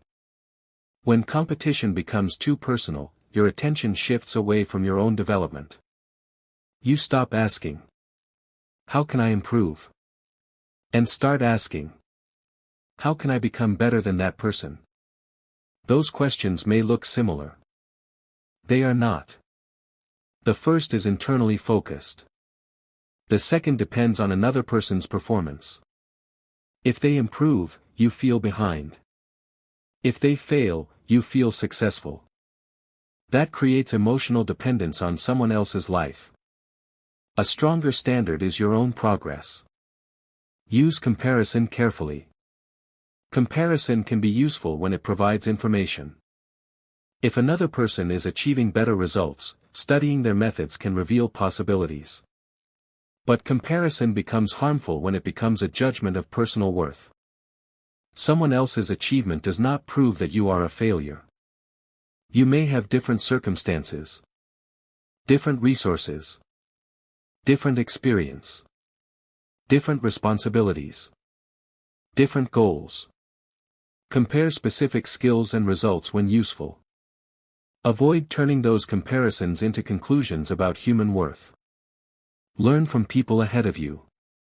If someone is better at something you care about, study their process. Ask, what do they do consistently? What skills have they developed? What mistakes did they avoid? What can I learn from their experience? You do not need to feel threatened by competence. Someone else's strength can become a source of knowledge. The ability to learn from people who are ahead of you is an advantage. Respect fair competition. Competition becomes meaningful when the rules are understood and respected. In sports, participants follow rules. In education, students are expected to complete their own work honestly. In professional environments, people should compete through legitimate performance rather than deception. Fair competition creates useful information. It allows people to see what skill, preparation, and effort can produce. If someone wins through dishonest methods, the result may look successful but does not represent genuine excellence. Do not sabotage others. When someone is performing well, you may feel tempted to reduce their progress. You might spread negative information. Withhold useful information unnecessarily. Create obstacles. Take credit for their work. Or encourage others to distrust them. These behaviors may create temporary advantage. But they also damage your character and reputation. If you want to become better, improve your own performance. Do not make someone else weaker simply because you are unwilling to become stronger. Learn to compete without becoming hostile. You can compete intensely while remaining respectful. A football player can try to win without personally hating the opponent. A student can aim for the highest result without wishing failure on classmates. A business can compete for customers without spreading false claims about competitors. A creator can improve their work without attacking another creator. Competition concerns performance. Hostility concerns personal destruction. Do not confuse the two. Use rivalry as information. Sometimes another person's success exposes a weakness in your strategy. Perhaps they reached an audience you have not reached. Maybe they developed a better process. Maybe their product is easier to use. Maybe their communication is clearer. Instead of becoming defensive, study the difference. Ask. What are customers responding to? What can I improve? What is genuinely better about their approach? This turns rivalry into research. Don't copy without understanding. Learning from others is valuable. But copying without understanding creates dependence. If you simply imitate another person's strategy, you may not understand why it worked. When circumstances change, the strategy may stop working. Instead, understand the principle behind the result. What problem were they solving? Why did their approach work? What conditions made it successful? Can the underlying lesson be adapted responsibly to your own situation? Understanding creates independence. Know your own strengths. Competition becomes healthier when you know where you are strong. Maybe you communicate well. Maybe you are patient.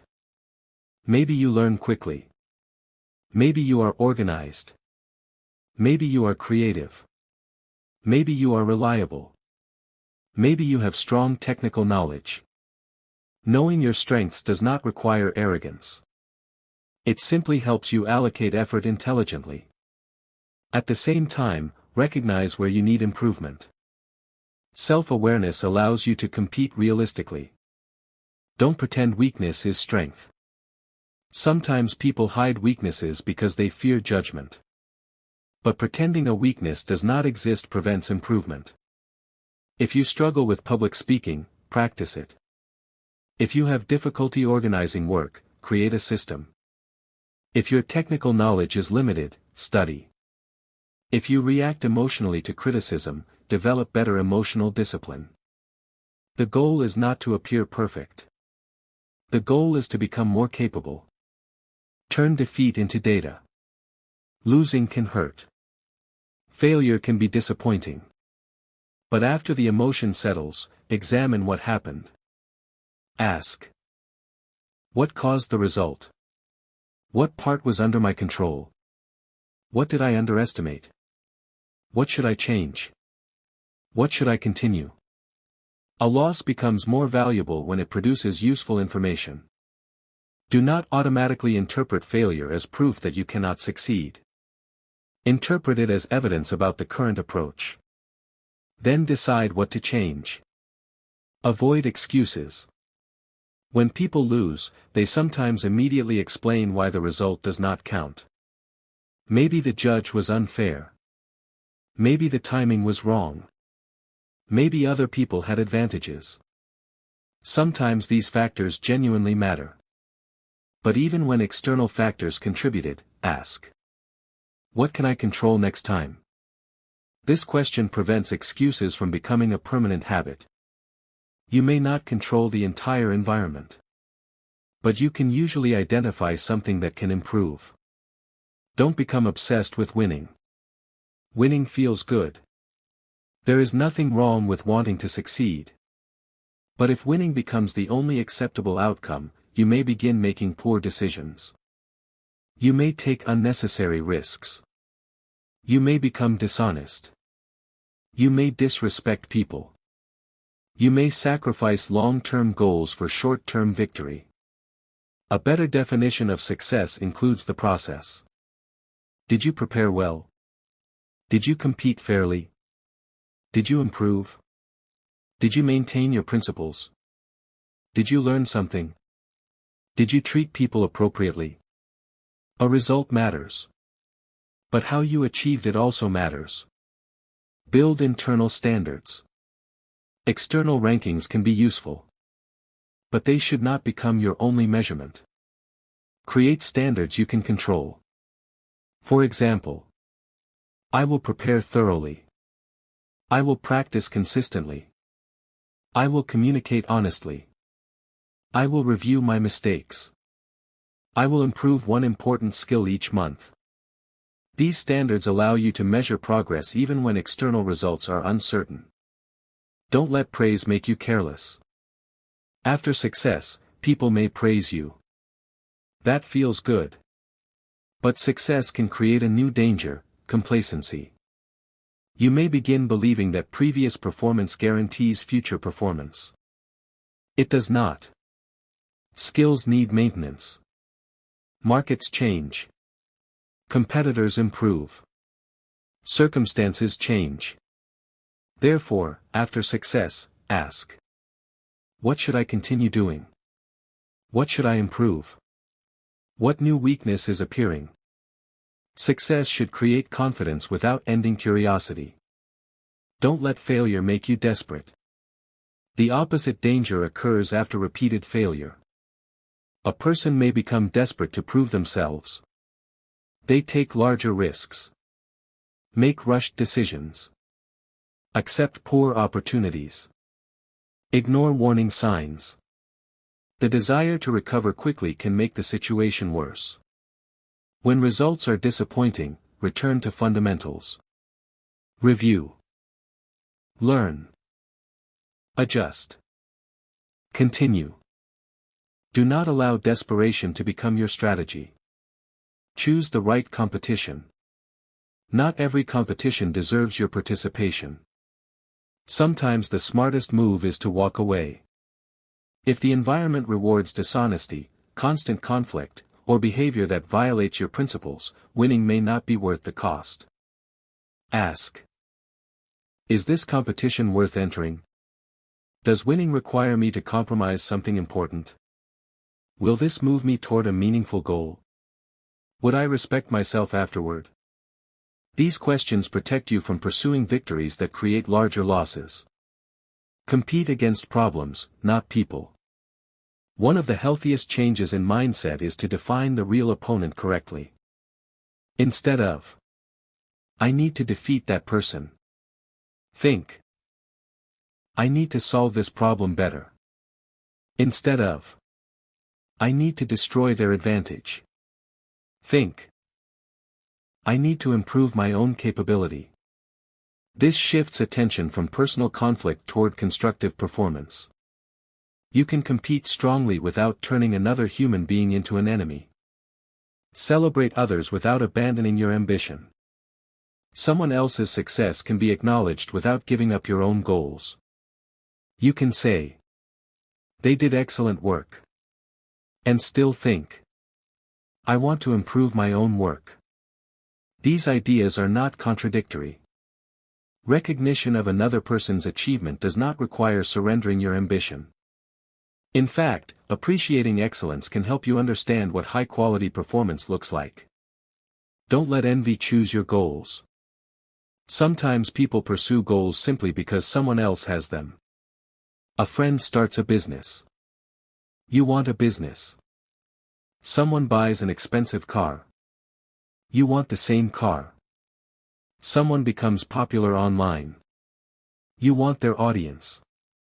But do you actually want the underlying lifestyle and responsibilities? Before adopting someone else's goal, ask: if I had never seen this person, would I still want this? This question can separate genuine ambition from imitation. Protect your character during competition. A competition can reveal character. When everything is going well, being respectful is easy. The real test comes when you are losing. Can you remain honest? Can you accept the result? Can you congratulate someone who performed well? Can you identify your mistakes? Can you improve without becoming bitter? These behaviors demonstrate maturity. Winning is valuable. But character determines what kind of person you become while pursuing it. Teach instead of hoarding knowledge. In some environments, people believe that knowledge becomes less valuable when shared. But teaching can strengthen your own understanding. If you understand something deeply, explaining it clearly requires you to organize your thoughts. Helping others improve can also strengthen a team. This does not mean you must give away every advantage in every competitive situation. It means you should not automatically treat every useful piece of knowledge as something that must be hidden. Responsible knowledge sharing can create stronger communities. Avoid unnecessary enemies. You do not need to turn every competitor into an opponent outside the competition. People can compete in one area and cooperate in another. Two businesses may compete for customers while both contributing to the same industry. Two students may compete for grades while helping each other understand difficult concepts. Two athletes may compete intensely and still respect each other. Keep the competition within its appropriate boundaries. Do not allow one competitive situation to become permanent personal hostility. Build a reputation for fairness. Your reputation is influenced not only by whether you win but also by how you behave. People remember whether you kept your word, whether you gave credit, whether you played fairly, whether you accepted responsibility, whether you respected others. A reputation for fairness can become valuable over time. People are more willing to work with someone they believe will act responsibly even when competition becomes intense. Keep improving after you succeed. Excellence is not a single achievement. It is a process. If you reach a goal, do not immediately assume that you have reached your final level. Ask, what is the next skill? What can I refine? What weakness remains? What could I understand better? This creates continuous development. You do not need to chase endless achievement. But you should remain open to learning. The deeper lesson. Competition itself is not the problem. The problem begins when competition controls your character. Healthy competition can make you stronger. Unhealthy competition can make you bitter. Healthy competition teaches. Unhealthy competition consumes. Healthy competition encourages preparation. Unhealthy competition encourages obsession. Healthy competition focuses on excellence. Unhealthy competition focuses on destroying others. The choice is yours. You can pursue ambitious goals without becoming arrogant. You can admire another person's success without becoming jealous. You can learn from competitors without copying them blindly. You can accept defeat without giving up. You can win without humiliating someone. And you can walk away from a competition that demands behavior inconsistent with your principles. Remember the central principle. Compete against your previous limitations, learn from genuine excellence, and pursue success without sacrificing honesty, fairness, or character. Your greatest competition is often not another person. It is the gap between what you can currently do and what you are capable of becoming. When you focus on closing that gap, competition becomes a source of growth rather than a source of resentment. And once you learn how to compete without envy, another challenge becomes important: knowing when to cooperate. Because not every situation is a contest. Some goals can only be achieved when people combine their skills, share responsibility, and work toward a common result. The next chapter will explore the power of cooperation, teamwork, and building something greater than what one person could create alone. Chapter 18: The Power of Cooperation and Shared Purpose. Competition can push people to improve. But competition is only one side of human achievement. There are many goals that one person cannot accomplish alone. A successful project may require researchers, writers, designers, managers, technicians, teachers, and countless other contributors. A family requires cooperation. A community requires cooperation. A business requires cooperation. Even individual success often depends on knowledge and support received from other people. This is why learning to cooperate is not a secondary skill. It is one of the foundations of meaningful progress. The challenge is that cooperation does not happen automatically. People have different opinions, different priorities, different working styles, different expectations. Sometimes they disagree. Sometimes they misunderstand one another. Sometimes one person contributes more than another. Effective cooperation requires structure, communication, trust, accountability, and a shared purpose. Start with a common goal. A group cannot cooperate effectively if nobody understands what they are trying to achieve.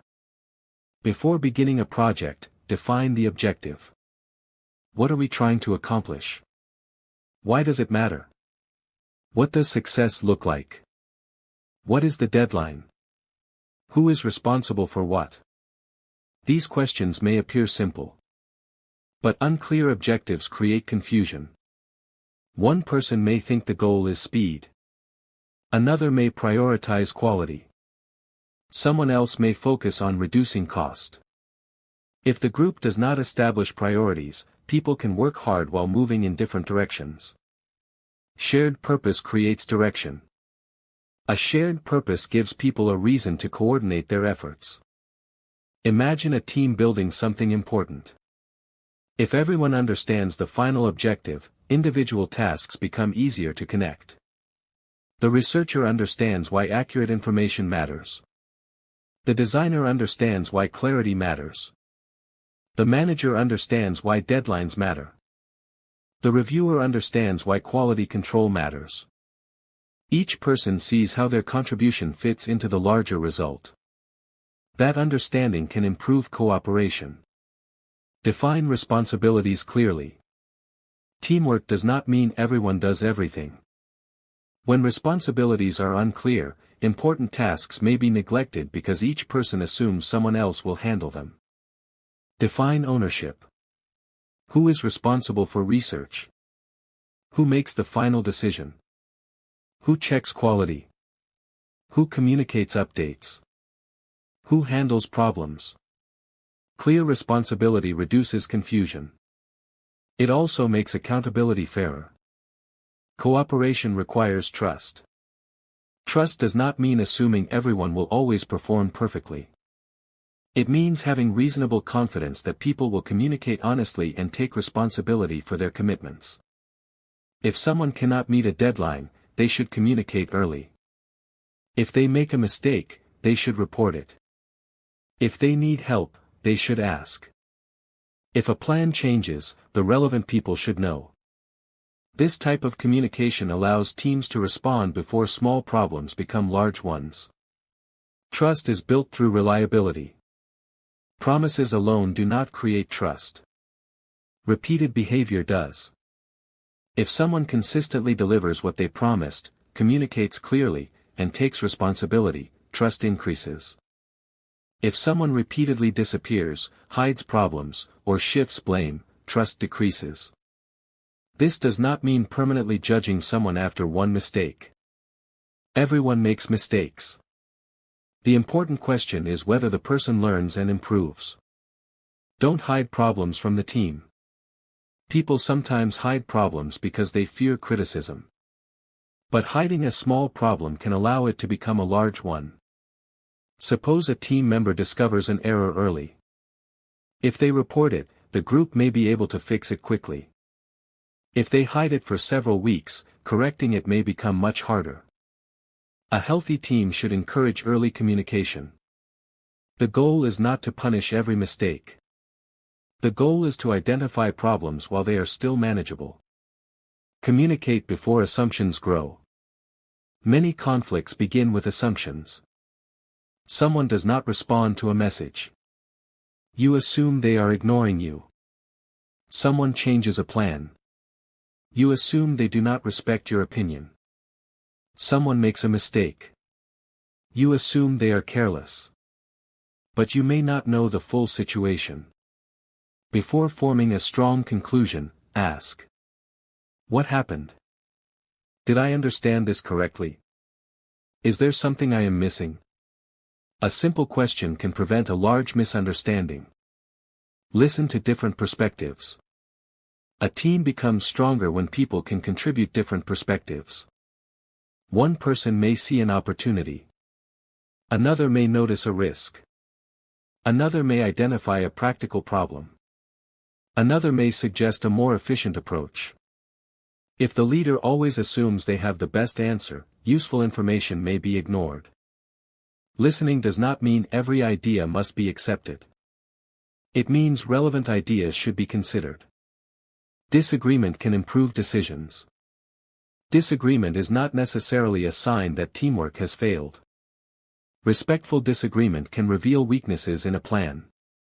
Someone may ask, "What happens if this assumption is wrong?" Another may say, "Have we considered the cost?" Someone else may notice, "The deadline may be unrealistic."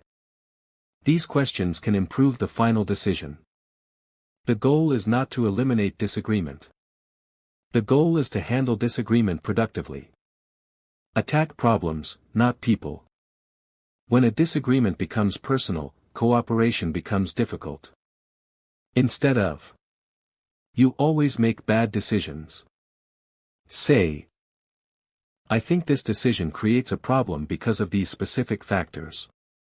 The first attacks the person. The second examines the issue. Specific language keeps conversations focused. It also makes solutions easier to find. Don't let ego control the team. Sometimes people become attached to their ideas. They think, "This was my idea. If we change it, I will look wrong." As a result, they defend the original plan even when new information suggests improvement. A stronger mindset is, the goal matters more than who receives credit for the idea. If someone else has a better solution, use it. If your idea needs correction, improve it. The objective is the result, not personal ownership of every thought. Give credit fairly. Cooperation becomes difficult when people believe their contributions will be ignored. When someone provides useful work, recognize it. Be specific. Your research helped us identify the problem. Your testing found an important error. Your organization kept the project on schedule. Accurate recognition strengthens morale. It also encourages people to continue contributing. Don't take credit for other people's work. Taking someone else's contribution and presenting it as your own may create short-term recognition. But it damages trust. People remember when their work is ignored. If you lead a team, your job is not to make yourself appear responsible for everything. Your job is to help the team succeed and communicate contributions honestly. Share information responsibly. Teams need information to make decisions. If one person deliberately keeps important information from others, cooperation becomes harder. At the same time, not every piece of information needs to be shared with everyone. Privacy and confidentiality can be legitimate. The principle is simple. Share relevant information with the people who reasonably need it to perform their responsibilities. Do not hide important information simply to maintain personal advantage. Teach what you know. A team becomes stronger when knowledge is distributed. If only one person knows how to perform a critical task, the group becomes dependent on that individual.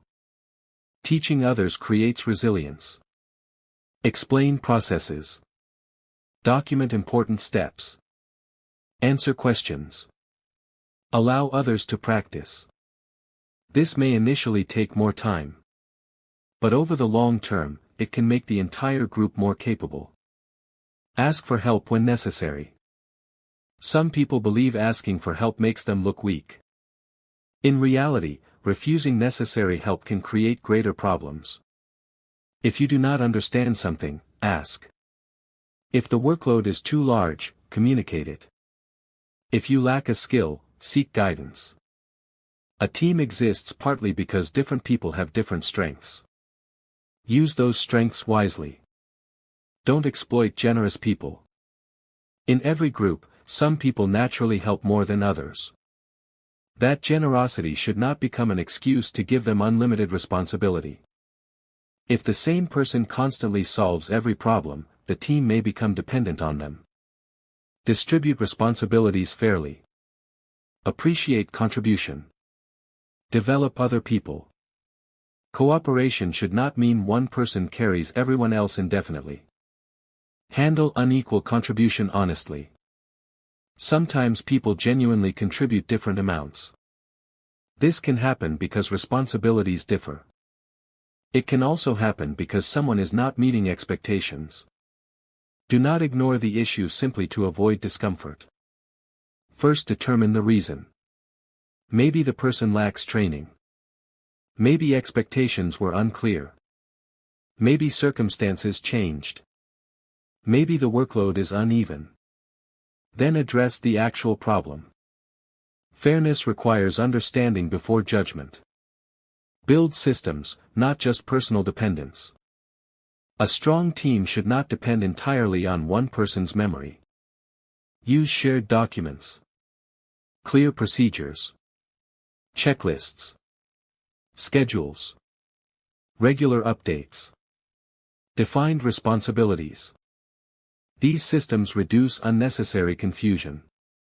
They also make it easier for someone else to step in when a person is unavailable. Good systems support good people. Cooperation does not mean losing independence. Working with others does not mean abandoning your judgment.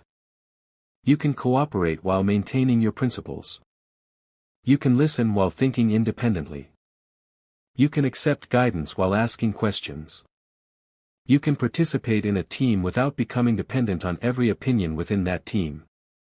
Healthy cooperation combines individual responsibility with collective effort. Respect different working styles. Not everyone works in the same way. One person may prefer detailed planning. Another may work better through experimentation. Someone may communicate frequently. Another may prefer written updates. Different styles are not automatically problems. The important question is whether the work is effective and responsibilities are being fulfilled.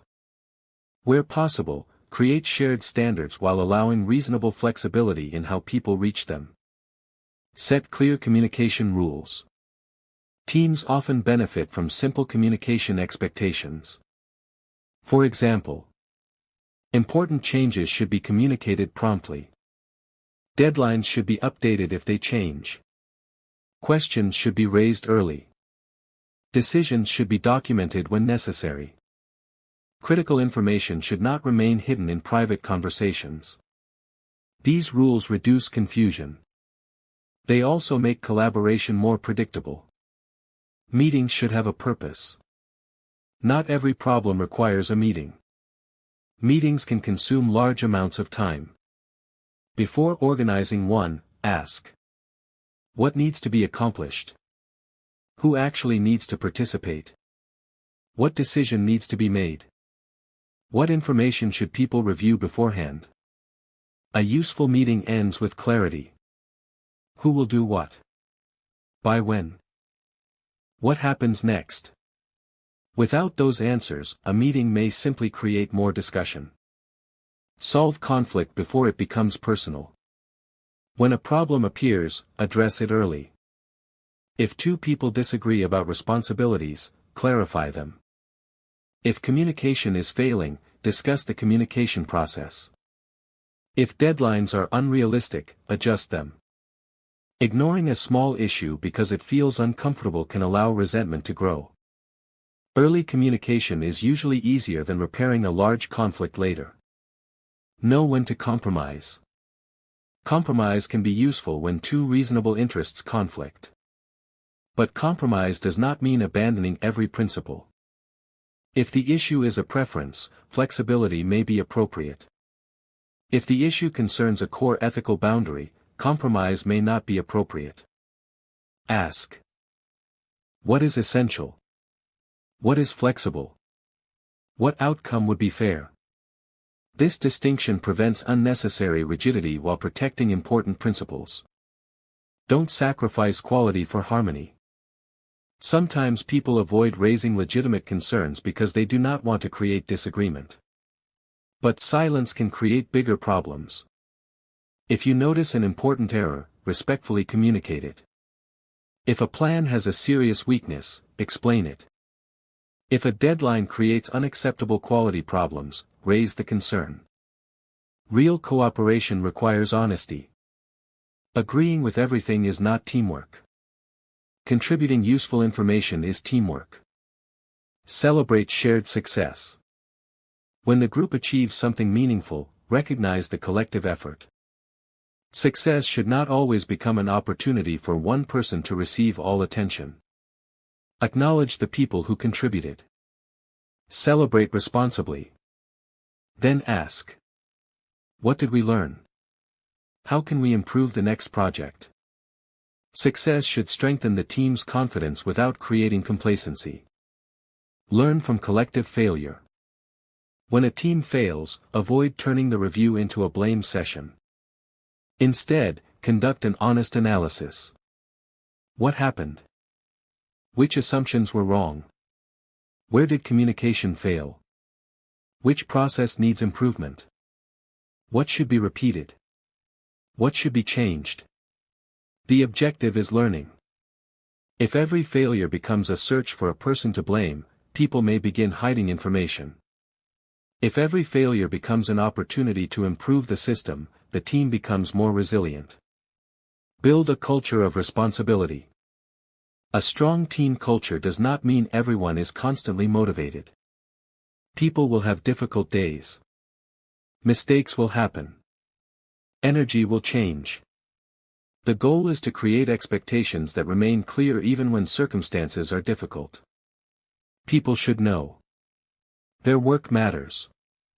Their contributions are recognized. Their mistakes can be discussed. Their responsibilities are real. Their questions are welcome. Their behavior affects others. This creates mature cooperation. Cooperation requires character. Technology can improve communication. Systems can improve organization. Processes can improve efficiency. But cooperation ultimately depends on people. Honesty matters. Patience matters. Reliability matters. Humility matters. Respect matters. Without these qualities, even sophisticated systems can fail. With them, ordinary people can accomplish remarkable things together. The deeper lesson. The world often celebrates the individual. The person who becomes successful. The person who leads. The person who wins. But behind most meaningful achievements are many forms of cooperation. Someone taught. Someone supported. Someone provided feedback. Someone solved a problem. Someone encouraged. Someone created an opportunity. Someone performed work that nobody publicly noticed. Recognizing this reality creates humility. You may be responsible for your choices. But you rarely build something meaningful completely alone. Remember the central principle. Cooperation becomes powerful when people share a meaningful goal, communicate honestly, accept responsibility, respect differences, and contribute without trying to control or exploit one another. Do not measure your value by how many people depend on you. Measure it partly by how much capability you help create around you. A strong team is not one where everyone needs the leader for everything. A strong team is one where people become capable enough to solve problems, support one another, and move toward a shared objective. And when cooperation becomes strong, another important question appears. How do you protect that cooperation when pressure, disagreement, failure, and uncertainty increase? The answer requires emotional discipline, clear principles, and the ability to remain calm when circumstances become difficult. That is the focus of the next chapter. Chapter 19, Stay calm under pressure and think before you react. Pressure reveals habits. When everything is going well, staying calm may seem easy. The real challenge appears when something unexpected happens. A deadline is approaching. Someone criticizes your work. A plan fails. A disagreement becomes intense. An important opportunity suddenly disappears. Someone misunderstands you. You receive bad news. In these moments, the first reaction can feel extremely powerful. You may want to respond immediately. You may want to defend yourself. You may want to prove that you are right. You may want to blame someone. But the first reaction is not always the best reaction. One of the most valuable forms of strength is the ability to create a small space between what happens and what you choose to do next.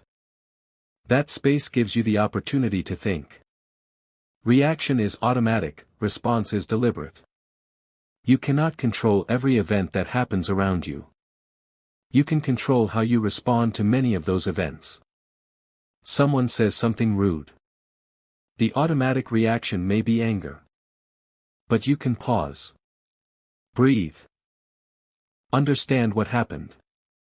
Then decide whether a response is actually necessary. This does not mean becoming passive. It means choosing your action instead of allowing the first emotion to choose it for you.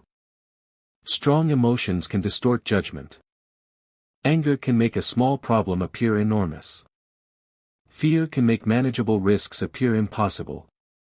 Excitement can make weak opportunities appear brilliant. Disappointment can make temporary failure feel permanent. When emotions are intense, decision-making can become less balanced. This is why important decisions should, when possible, receive some distance. You may not need to decide immediately. Give yourself time to understand what happened. Pause before sending the message. Modern communication makes impulsive reactions extremely easy. You receive an upsetting message. You immediately write a long response. You send it. Then you reread it and wish you had chosen different words. A simple habit can prevent many problems. Write. Pause. Review. Then decide whether to send. If the message is emotionally charged, give yourself additional time when the situation allows. A few minutes of patience can prevent hours of unnecessary conflict. Ask what the real problem is. When pressure appears, identify the actual problem. Suppose someone criticizes your work. The real problem may be: the work contains an error. The expectations were unclear. The criticism is inaccurate. The person communicated poorly. Or the issue may simply be a misunderstanding. If you immediately treat the person as the problem, you may miss the real issue. Separate the event from your interpretation of it. Don't personalize every disagreement. Disagreement does not automatically mean disrespect. Someone can challenge your idea because they see a weakness. Someone can reject your proposal because it does not fit their priorities. Someone can choose a different approach without believing you are incompetent. If you interpret every disagreement as a personal attack, ordinary communication becomes exhausting. Ask: are they attacking me, or are they challenging an idea? That distinction can change the entire conversation. Control the speed of your decisions. Not every decision requires the same speed. A small routine decision can be made quickly. A major financial, professional, educational, or personal decision may deserve more reflection. Ask: how reversible is this decision? If you can easily change it later, excessive analysis may waste time. If the decision has serious long-term consequences, careful evaluation becomes more important. Match the amount of thought to the importance of the decision. Don't make permanent decisions during temporary emotions. A difficult day can create temporary feelings. You may feel: I cannot do this anymore. I should quit everything. Nobody respects me. Nothing will improve. Strong emotions can make temporary circumstances feel permanent. Before making a major decision, ask. Would I make the same decision if I were calm?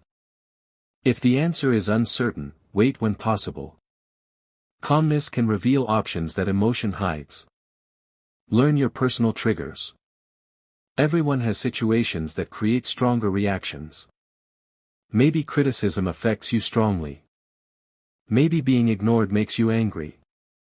Maybe uncertainty makes you anxious. Maybe losing control of a situation frustrates you. Knowing your triggers creates an advantage. When you recognize the pattern, you can prepare for it. Instead of thinking, "Why am I reacting like this?"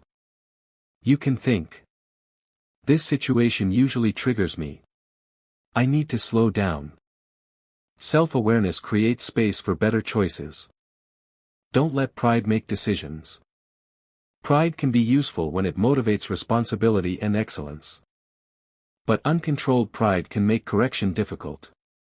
You may refuse to admit a mistake because you do not want to appear weak. You may continue defending an idea because you already publicly supported it. You may reject useful advice because it came from someone you do not respect. A stronger mindset is, if the information is correct, I should use it regardless of who provided it. Truth does not become less valuable because someone else discovered it first. Admit mistakes quickly. A mistake becomes more difficult when you spend additional energy hiding it. If you made an error, acknowledge it. Explain what happened. Correct what can be corrected. Learn from it. This does not mean accepting blame for something you did not do. It means taking responsibility for your actual part. People often trust someone more when they see honest accountability rather than endless excuses. Don't turn mistakes into identity. Making a mistake does not mean you are a mistake. Failing at a task does not mean you are incapable of learning. Losing one opportunity does not mean you will lose every future opportunity. Separate. I made a poor decision. From, I am a person who can never make good decisions. The first statement identifies behavior. The second creates a permanent identity from a temporary event. Focus on what can be improved. Use a simple reset. When pressure becomes intense, use a simple reset. Stop the activity for a moment. Take a few slow breaths. Identify the facts. Identify what you are feeling. Identify what you can control. Identify the next useful action. This does not solve every problem. But it can prevent an impulsive reaction from creating another problem. Focus on the next step. Large problems can become overwhelming when you think about everything at once. Instead, ask, what is the next useful action? If a project has failed, review the failure. If a relationship has a misunderstanding, communicate. If an assignment is late, identify what can still be completed. If you made a mistake, correct the immediate damage. You do not always need to solve the entire future today. Sometimes you need to handle the next step responsibly. Don't feed unnecessary conflict. Conflict can become self-sustaining. One message creates another. One insult produces another. One accusation produces a response. Soon, the original issue is forgotten. Before responding, ask, will this response solve anything? If not, consider whether silence, distance, or a calm explanation would be more useful. Silence is not always the correct response. But unnecessary escalation rarely improves a situation. Know when to walk away from an argument. Some conversations cannot become productive. If the other person is unwilling to listen, repeatedly changes the subject, insults you, or refuses to discuss facts, continuing may not create progress. You can say, I don't think this conversation is productive right now. We can discuss it later if we're both able to do so calmly. This protects your attention and reduces unnecessary escalation. Don't confuse calmness with weakness. A calm person may still be firm. You can speak clearly without shouting. You can reject a request without insulting someone. You can enforce a boundary without threatening anyone. You can disagree without becoming hostile. Calmness is not surrender. It is control over your method of response. Pressure can reveal what matters to you. Difficult moments can reveal your priorities. When resources are limited, what do you protect first? When time is limited, what do you choose? When criticized, do you prioritize truth or reputation? When faced with temptation, do you prioritize immediate reward or long-term principles? Pressure exposes priorities because there is less room for comfortable behavior. Use these moments as information about yourself. Don't make decisions to impress people. Under pressure, people sometimes make choices because they want to appear strong. They take unnecessary risks. Refuse reasonable help. Pretend to know something they do not know. Continue a failing plan because they fear looking unsuccessful. Ask. Would I make this decision if nobody were watching? If the answer is no, examine your motivation. A responsible decision does not need an audience. Build preparation before pressure arrives. Emotional discipline is easier when practical preparation already exists. If deadlines are consistently stressful, improve planning.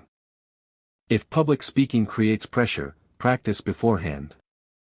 If difficult conversations are challenging, prepare your key points. If important decisions are confusing, establish criteria before the situation becomes emotional. Preparation reduces uncertainty. You cannot eliminate pressure. But you can become better prepared to handle it. Protect sleep and rest. A tired mind may have less patience and concentration. Rest is not laziness. It is part of maintaining the ability to function effectively. If you are exhausted, recognize that your emotional reactions may be stronger. When possible, avoid making major decisions when you are extremely tired. Take appropriate rest. Then reconsider the issue with a clearer mind. Don't carry every problem alone. Self-control does not mean refusing all help. Sometimes another person's perspective can prevent a poor decision. Choose someone trustworthy and appropriate. Explain the situation. Ask for their perspective. You do not have to follow their advice. The purpose is to gain another viewpoint. A good advisor can help you see assumptions you did not notice. Separate facts from stories. When something goes wrong, your mind may immediately create a story. The project failed because nobody respects me. That person criticized me because they are jealous. This opportunity disappeared because I am unlucky. These explanations may feel convincing. But they may not be facts. Write down. What do I know? Then. What am I assuming? This simple distinction can dramatically improve judgment. Don't predict the future from one event. One bad result does not prove what will happen next. One successful result does not guarantee future success either. Treat each event as information. If something failed, learn. If something succeeded, understand why. Then continue. Avoid turning one experience into an absolute rule about your future. Practice delayed reaction. You can deliberately train yourself to pause. When something irritates you, wait before responding. When someone challenges you, listen completely before answering. When an exciting opportunity appears, research before committing. When you feel like quitting, give yourself time before making a permanent decision. This is a form of mental discipline. You are teaching yourself that emotion does not automatically become action. Don't suppress every emotion. Emotional control does not mean pretending you feel nothing. Anger can indicate that a boundary was crossed. Fear can indicate that a risk deserves attention. Disappointment can show that something mattered to you. The goal is not to eliminate emotions. The goal is to understand them. Ask. What is this emotion telling me? Then decide what action is appropriate. Emotion can provide information without becoming the decision maker. Stay grounded during success. Pressure does not only come from failure. Success can also create pressure. People may praise you. Expectations may increase. You may fear losing your position. You may become overconfident. Remember that success is not permanent. Continue learning. Continue treating people respectfully. Continue reviewing your decisions. Do not allow praise to convince you that you are beyond correction. The deeper lesson. Life will contain pressure. There will be misunderstandings. There will be setbacks. There will be criticism. There will be moments when you do not know what to do. You cannot remove all uncertainty from life. But you can improve the quality of your response. Pause before reacting. Separate facts from assumptions. Control what you can. Accept what you cannot. Ask for help when appropriate. Admit mistakes. Avoid unnecessary conflict. Think about consequences. And give yourself enough time to make important decisions responsibly. Remember the central principle. You cannot control every event, but you can work to control the quality of your response. The person who learns to remain thoughtful under pressure gains an important form of freedom. They become less dependent on impulse. Less controlled by other people's reactions. Less vulnerable to temporary emotions. And more capable of making decisions that reflect their long-term values. The objective is not to become emotionless. It is to become disciplined enough that emotions inform your decisions without controlling them. When you can remain steady during pressure, you are better prepared for another reality of life, uncertainty. Not everything can be predicted. Not every plan will work. Not every outcome can be controlled. The next chapter will explore how to deal with uncertainty, adapt when circumstances change, and continue moving forward without pretending to know what the future will bring. Chapter 20, Adapt to change without losing your principles. Change is one of the few realities that every person must eventually face. Plans change. Circumstances change. Technology changes. People change. Opportunities appear and disappear. A strategy that worked yesterday may not work tomorrow. A goal that once seemed perfect may become less important as your understanding grows. This does not mean that life is unpredictable in every way. It means that no person can control every variable. The ability to adapt therefore becomes an important form of practical intelligence. Adaptation does not mean abandoning your principles every time circumstances change. It means changing your methods when necessary while keeping your core values clear. Accept that uncertainty exists. One reason uncertainty feels uncomfortable is that people naturally want definite answers. They want to know. What will happen? Will this succeed? Will this person remain in my life? Will this plan work? What will the future look like? Sometimes these questions cannot be answered with certainty. Pretending otherwise does not create control. A mature approach is to recognize what you know, what you do not know, and what you can influence. That distinction makes uncertainty easier to manage. Separate principles from methods. Your principles can remain stable while your methods change. For example, you may value honesty. The way you communicate honestly can change depending on the situation. You may value education. The resources and methods you use to learn can change as technology develops. You may value responsibility. The way you organize your responsibilities can improve over time. The principle remains. The method evolves. This distinction prevents unnecessary rigidity. Don't become attached to one plan. Planning is valuable. But a plan is not a guarantee. Suppose you create a detailed strategy for achieving a goal. Then an unexpected problem appears. You have two choices. You can insist on following the original plan regardless of new information. Or you can examine the situation and adjust. The second approach is often more practical. The purpose of planning is to provide direction. It is not to prevent reality from changing. Build plans with flexibility. A strong plan should include room for unexpected circumstances. Ask: what could go wrong? What assumptions am I making? What would I do if this part failed? Is there another route to the same objective? This does not mean expecting disaster. It means preparing intelligently. A flexible plan gives you options. Use scenarios instead of predictions.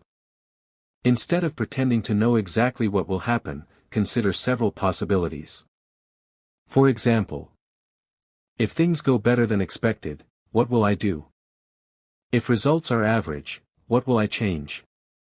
If the plan fails, what is my backup? This approach does not predict the future. It prepares you for different possibilities. Preparation can reduce panic when circumstances change. Don't confuse adaptation with giving up.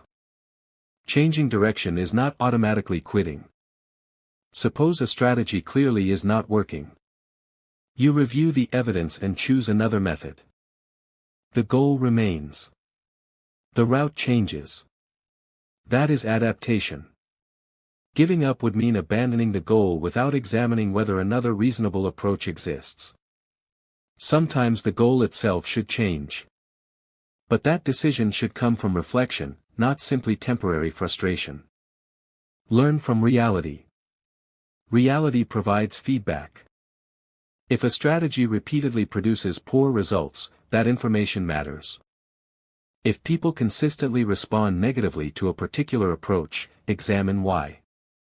If a project takes twice as long as expected, update future planning.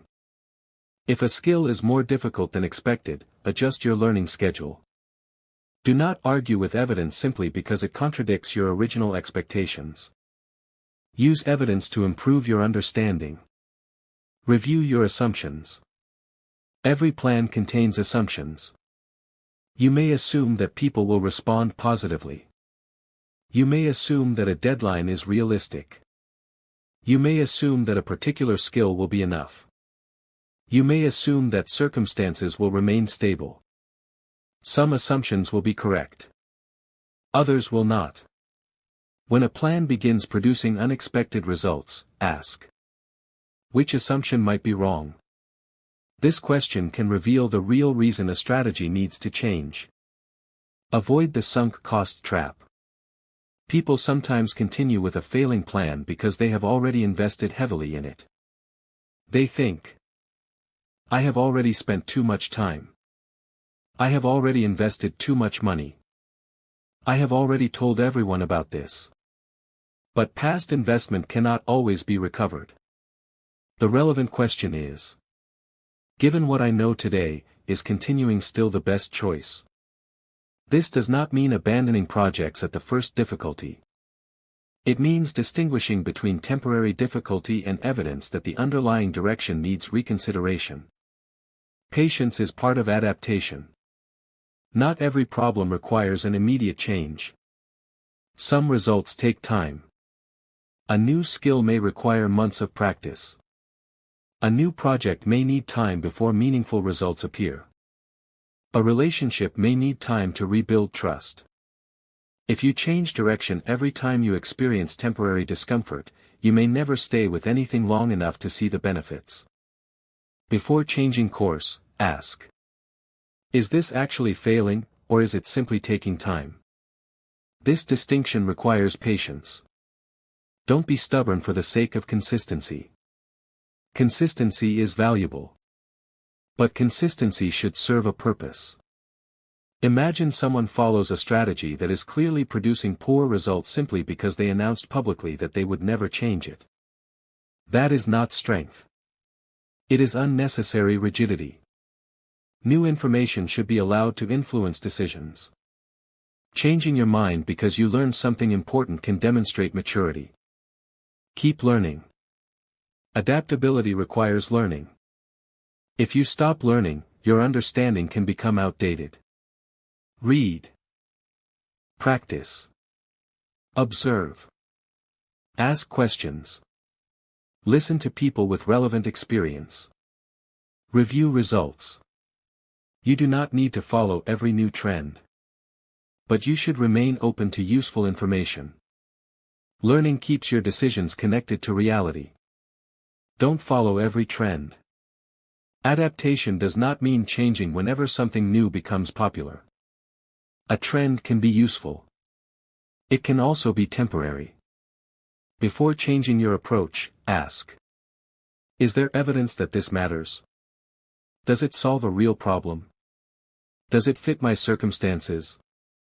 Will this still be useful if the current excitement disappears? Adapt intelligently. Do not react automatically. Protect your core values. When circumstances become difficult, people can be tempted to abandon principles for short-term advantage. They may think, everyone else is doing it. I have no choice. This is only temporary. But temporary pressure can create permanent consequences. Before making a major change, ask: does this violate something I consider fundamentally important? If the answer is yes, look for another solution. Adaptation should improve your methods, not require you to abandon your moral foundation. Don't let fear prevent necessary change. Some people resist change because familiar circumstances feel safer. Even when the current situation is clearly no longer working, they remain attached to it. They think, at least I know what I have. But familiarity is not automatically the same as quality. If evidence shows that something needs to change, fear should not automatically prevent action. Move carefully. Prepare. Seek appropriate advice. Then take the necessary step. Don't change everything at once. When something goes wrong, people sometimes attempt a complete transformation overnight. They change the schedule. Change the strategy. Change the tools. Change the goals.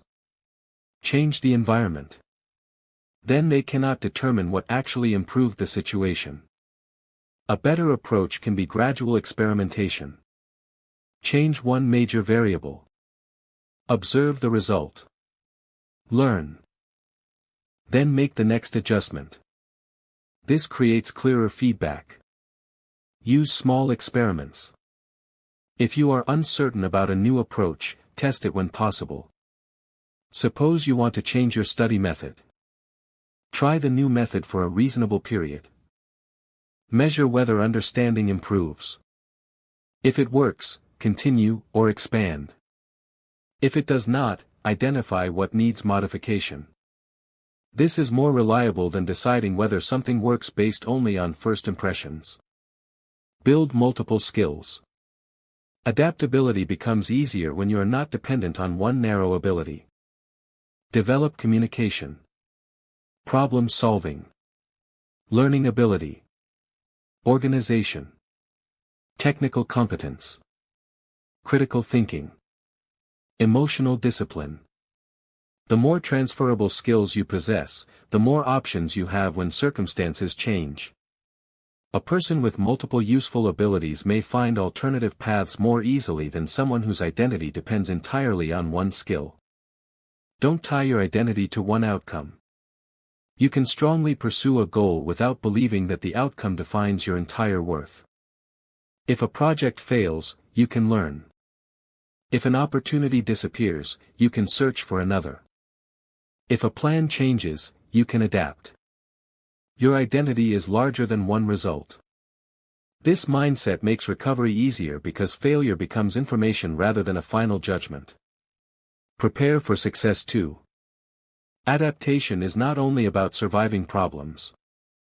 Success can create new challenges.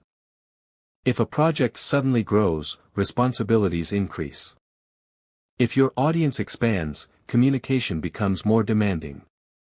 If you receive a promotion, expectations change. If a skill becomes valuable, more people may expect your time.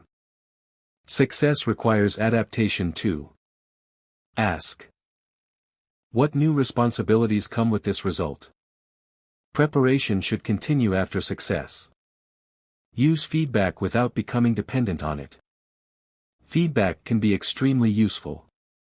But not every opinion should control you. Look for patterns. If one person dislikes something, consider their reasoning. If many informed people identify the same issue, investigate carefully. If feedback conflicts with evidence, examine both. The goal is not to please everyone. The goal is to improve based on relevant information. Don't react to every setback. Some setbacks are temporary. A bad day is not necessarily a bad strategy. One failed attempt does not prove that the entire goal is impossible. Before making a major change, examine the pattern. Ask. Has this happened once or repeatedly? What caused it? What can I control? What evidence suggests a change is necessary? This prevents emotional overcorrection. Develop recovery speed. You cannot prevent every setback. But you can improve how quickly you learn from one. A useful recovery process is: recognize the problem. Accept the reality. Understand the cause. Protect what can still be protected. Correct what can be corrected. Adjust the plan. Continue. The faster you move through this process, the less time you spend trapped in denial or frustration. Don't let the past control the future. Past experiences matter. They provide lessons. But they do not guarantee future outcomes. A previous failure can teach you what to avoid. A previous success can teach you what worked under certain conditions. Neither should become an absolute rule. The future may contain different circumstances. Use history as information. Do not turn it into a prison. Be careful with nostalgia. People sometimes idealize the past. They remember what worked and forget what did not. This can create resistance to necessary change. Ask. Was the old approach actually better, or simply familiar? Memory can be selective. Use evidence when comparing old and new methods. Adapt your communication. Different situations require different communication. A detailed explanation may be appropriate for a complex project. A short message may be better for a simple update. A private conversation may be more appropriate for a sensitive issue. A public announcement may be necessary when everyone needs the same information. Adapt the method while keeping honesty intact. Learn to operate with incomplete information. You will rarely have perfect information. At some point, decisions must be made. The goal is to gather enough reliable information to make a reasonable decision. Ask. What do I know? What remains uncertain? What is the likely consequence? What is the worst realistic outcome? Can I recover if the decision is wrong? Then decide. Waiting forever for certainty can become its own form of risk. Keep a backup plan when appropriate. A backup plan can reduce unnecessary fear. If a project fails, what is the alternative? If a deadline moves, what changes? If a resource becomes unavailable, what can replace it? If a person becomes unavailable, who else can handle the responsibility? You do not need a backup for every tiny event. But important responsibilities may deserve contingency planning. Don't let contingency planning become anxiety. Preparation is useful. Constantly imagining every possible disaster is not the same thing. You can prepare for reasonable possibilities without trying to predict every imaginable problem. Ask. What risks are realistic and important enough to prepare for? Focus there. Then return your attention to the actual work. Stay humble when you are right. Sometimes your original prediction will be correct. That can strengthen confidence. But avoid turning one correct prediction into the belief that you always understand the future. Circumstances change. New information appears. Remain open to correction. Confidence should coexist with humility. Stay calm when you are wrong. Being wrong can be uncomfortable. But acknowledging it quickly can save time. Say, "I was mistaken about that." Then ask, "What should I understand now?" This response protects learning. Defending an incorrect position simply because you do not want to admit the mistake wastes energy. The deeper lesson. Adaptability is not about becoming a person without direction. It is about understanding the difference between direction and method.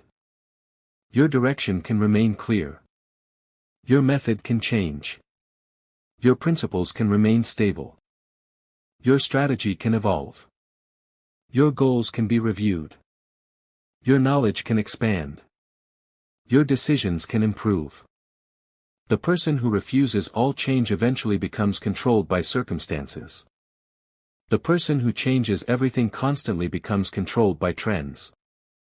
The wiser path lies between these extremes. Stay grounded. Stay observant. Stay willing to learn. Change when evidence requires change. Remain patient when progress simply needs time. And protect the principles that should not be sacrificed for temporary advantage. Remember the central principle. Adapt your methods to reality without abandoning the values that give your decisions meaning. The future will contain things you cannot predict. That is not a reason for fear. It is a reason for preparation, learning, patience, and flexibility. You do not need to know exactly what tomorrow will bring.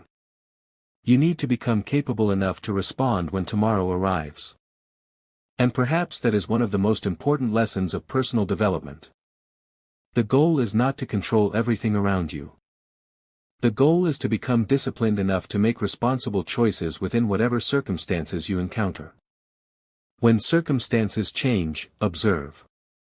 When information changes, learn. When a strategy fails, adjust. When a principle is tested, remain grounded. When success arrives, stay humble. When failure arrives, stay patient. And when the path becomes uncertain, continue moving forward one responsible decision at a time. That is how adaptability becomes strength rather than instability. And that is how a person can remain steady in character while becoming flexible in action. Final conclusion, the real meaning of power. Power is often misunderstood. People sometimes imagine that power means controlling others, gaining attention, defeating competitors, or making everyone follow your wishes. But real strength can be understood in a very different way. It begins with self-control. It grows through knowledge. It becomes stronger through discipline. And it becomes meaningful when it is guided by responsibility and good character. Throughout this audiobook, we explored many different ideas about human behavior, relationships, influence, decision-making, competition, cooperation, pressure, and adaptability. But beneath all these subjects is one central lesson. The strongest person is not the person who controls everyone else. It is the person who can control their own choices, reactions, ambitions, and behavior. You cannot control every person. You cannot control every situation. You cannot control every outcome. You cannot prevent every disappointment. But you can work on yourself. You can choose honesty over deception. Patience over impulsiveness. Knowledge over ignorance. Discipline over excuses. Respect over unnecessary conflict. Responsibility over blame. And long-term thinking over temporary excitement. Power begins with self-control. If you cannot control your own reactions, external influence can easily control you. Someone's criticism can determine your mood. Someone's success can create jealousy. Someone's rejection can destroy your confidence. Someone's approval can become something you constantly chase. But when you develop self-control, you create distance between what happens and how you respond. That distance gives you freedom. You can think before speaking. You can pause before deciding. You can listen before judging. You can walk away from unnecessary conflict. This is a form of strength that does not require an audience. Influence should carry responsibility.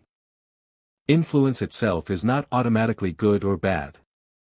It depends on how it is used. A teacher can influence students toward learning. A parent can influence children through example. A leader can influence a team toward responsible action. A friend can influence another person toward better habits. The same ability to influence can also be misused. That is why influence should be connected with responsibility. Do not manipulate people simply because you understand their weaknesses. Do not exploit trust. Do not use private information as a weapon. Do not destroy another person's dignity to increase your own position. The strongest influence is often built through credibility, consistency, knowledge, and character. Success should not cost your principles. There may be moments when doing the right thing appears slower. Honesty may seem less convenient. Patience may seem less exciting. Discipline may require sacrifice. Walking away from an unethical opportunity may mean losing a short-term advantage. But a temporary advantage is not always a genuine victory.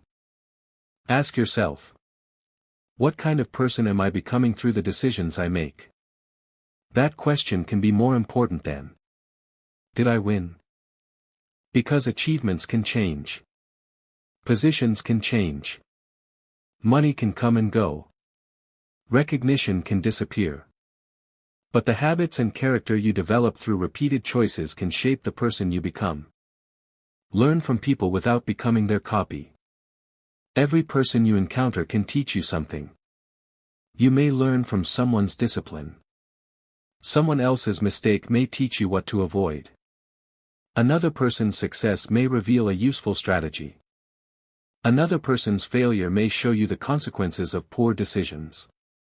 Learn from people. But think independently. Do not copy every behavior simply because it appears successful. Ask whether the underlying principle is useful, ethical, and appropriate for your own circumstances. Knowledge should improve judgment, not replace it. Treat people as people.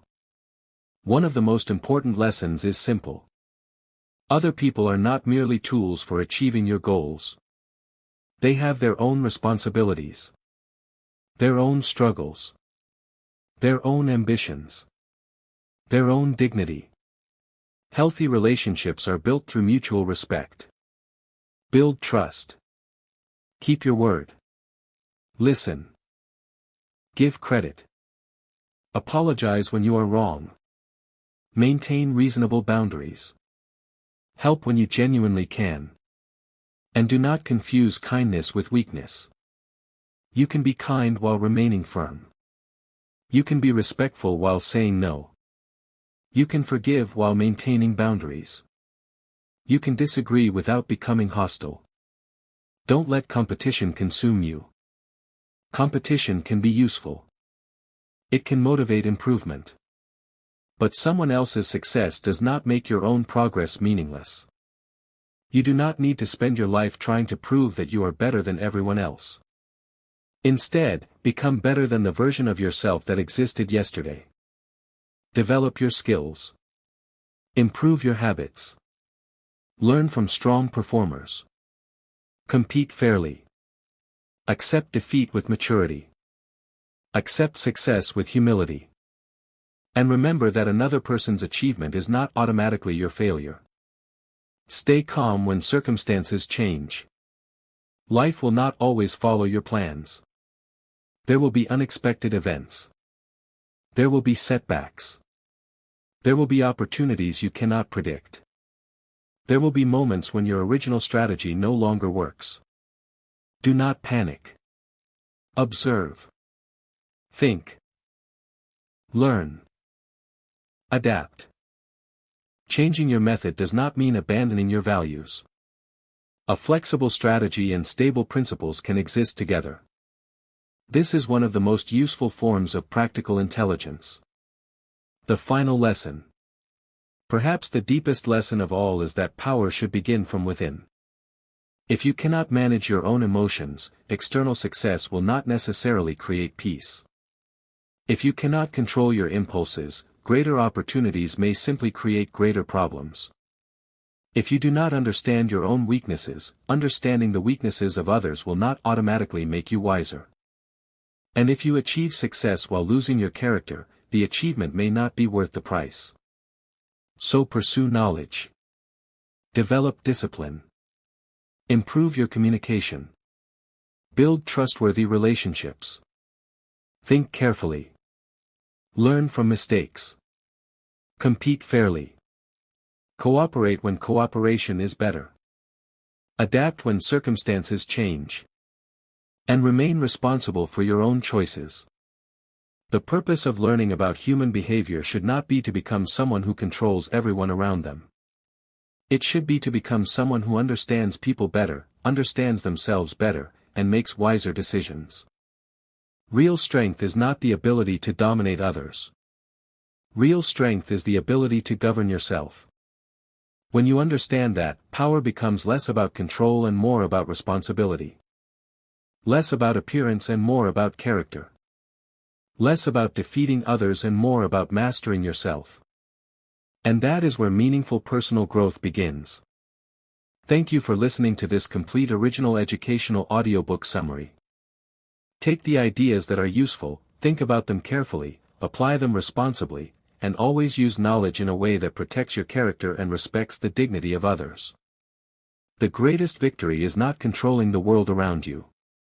It is becoming disciplined enough to control the person you bring into that world. End.